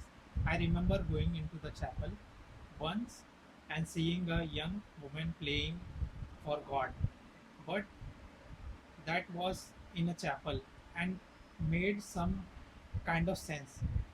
Here, though, no one is listening, possibly not even God. That's a lie. God is listening. God is in the soul and in the hands of his or of his man, because he is giving the very best of himself. Yes, regardless of whatever or not he is noticed, regardless of the money he get paid, he is playing as if he were at the Scala in Milan or the opera in Paris. He is playing because that it his faith, his joy, his reason for living. I am filled by the profound sense of reverence and respect for the man who is at the moment reminding me for a very important lesson that we could we each of us have our personal legend of fulfill, and that is all. It doesn't matter if other people support us or criticize us or ignore us or put up with us. We are doing it because that is our destiny on this earth and the fount of all joy. The pianist ends with another piece of Mozart, and for the first time, he notices our presence. He gives us a discreet, polite nod, and we do the same. Then he returned to his paradise, and it is best to leave him there, untouched by the world or even by our timid flaws. He is serving as an example of to us. Whenever we feel that no one is paying any attention to what we are doing, let us think of that pianist. He was talking to God through this work and nothing else mattered. So this is the end. Life is a journey. Make sure you don't miss a thing. Live it with Paulo Coelho. So I'm also gonna read the advertisements. So this is also crazy. So इतना crazy कर लिया तो थोड़ा और. What are you searching for? A transforming journey on the pilgrim's road to Santiago, and the first of Paul's extraordinary books. The Pilgrimage, Paulo Coelho, The Pilgrimage, Paulo Coelho, Valkyrie, Do You Believe in Yourself? A modern day adventure in the sheer hitting of the Mojave Desert and an exploration of fear and self doubt. The Valkyries. How can you find your heart desires?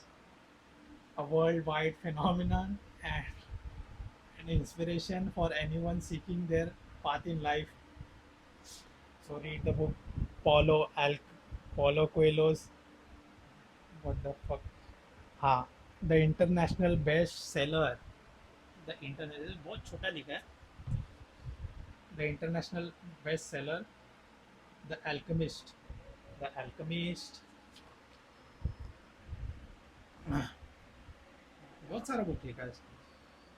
How deeply, how deeply we see amazing in every day. When two young lovers are reunited, then discovered anew the heart, the truth of what lies in their hearts. By the river Pedra, I sat down and wept. Paulo Coelho, By the river Pedra, I sat down and wept. The international the bestseller. Is life always worth living? Paulo Coelho, Veronica decided to die. A fundamental moral question explored as only Paulo Coelho can. Veronica decided to die. However, would you go for your obsession? I have gone far more to reading this whole book. So, how can people have gone much more farther for their obsession? So, a sweeping story of love, loss, and longing that spans the world. Paulo Coelho, author of The Alchemist, Zahir, the Zahir, the novel of obsession, the Zahir.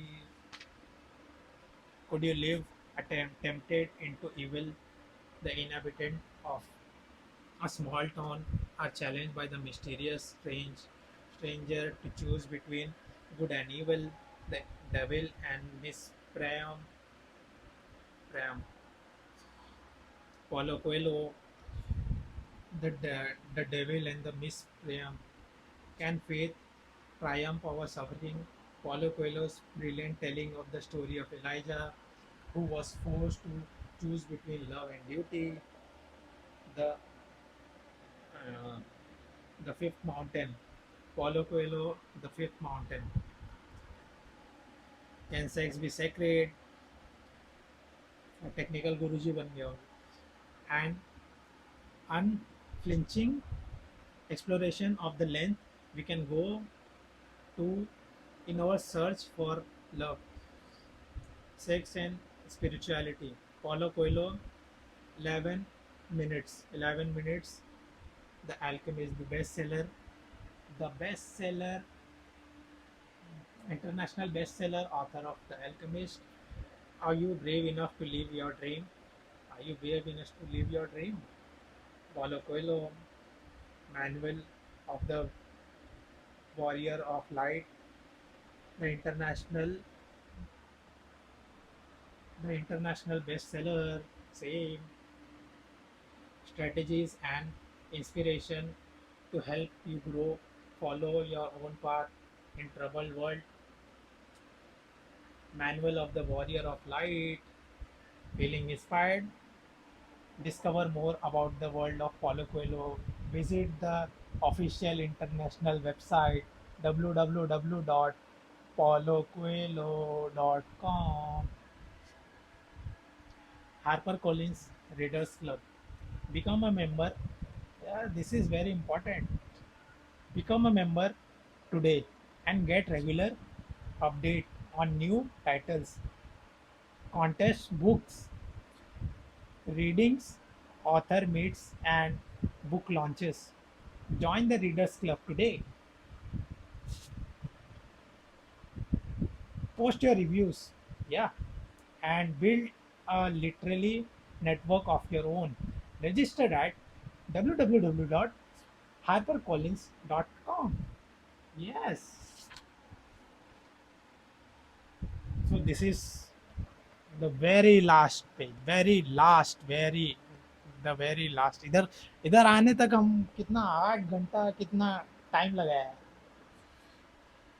The complete Paulo Coelho, the pilgrimage, Paulo Coelho, the Valkyries, Paulo Coelho, Paulo Coelho, the fifth mountain, Paulo Coelho, manual of the warrior of light, Paulo Coelho, Valkyries, Valkyrie decided to die, Paulo Coelho, the devil and Miss Priam, Paulo Coelho, 11 minutes, Paulo Coelho, the Zahir, the Alchemist.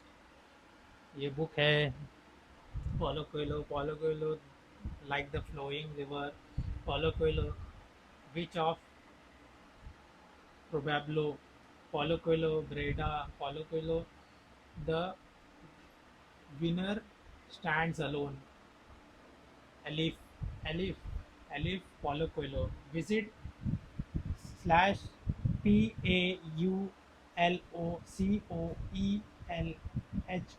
Paulo Coelho.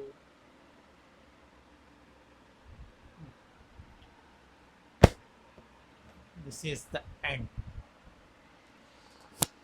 So I have read every word that has written. So I have read every word that has written in this book. Not a number has paired. So I have read the barcode, I have read this, I have read this, I have read introduction and all, and I, I will post the I will post the number of hours that it took me to read the whole book. This and so it has it is very it is seems crazy to do the whole thing, but I took the challenge. It is uh, it is important. It was important for me to take this challenge, or to if I am if I it was the main question, that if I am able to do this challenge continuously, sitting here. uh, so yeah, I did it.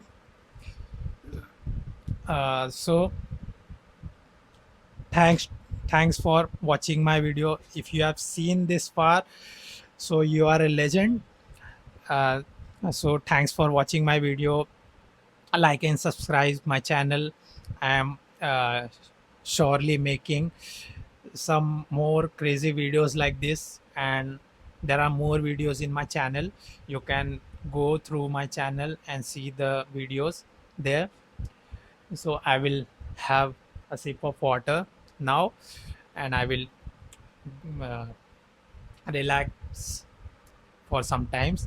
So like and subscribe this video, comment this video, share this video if you like, and see you next time. Bye bye.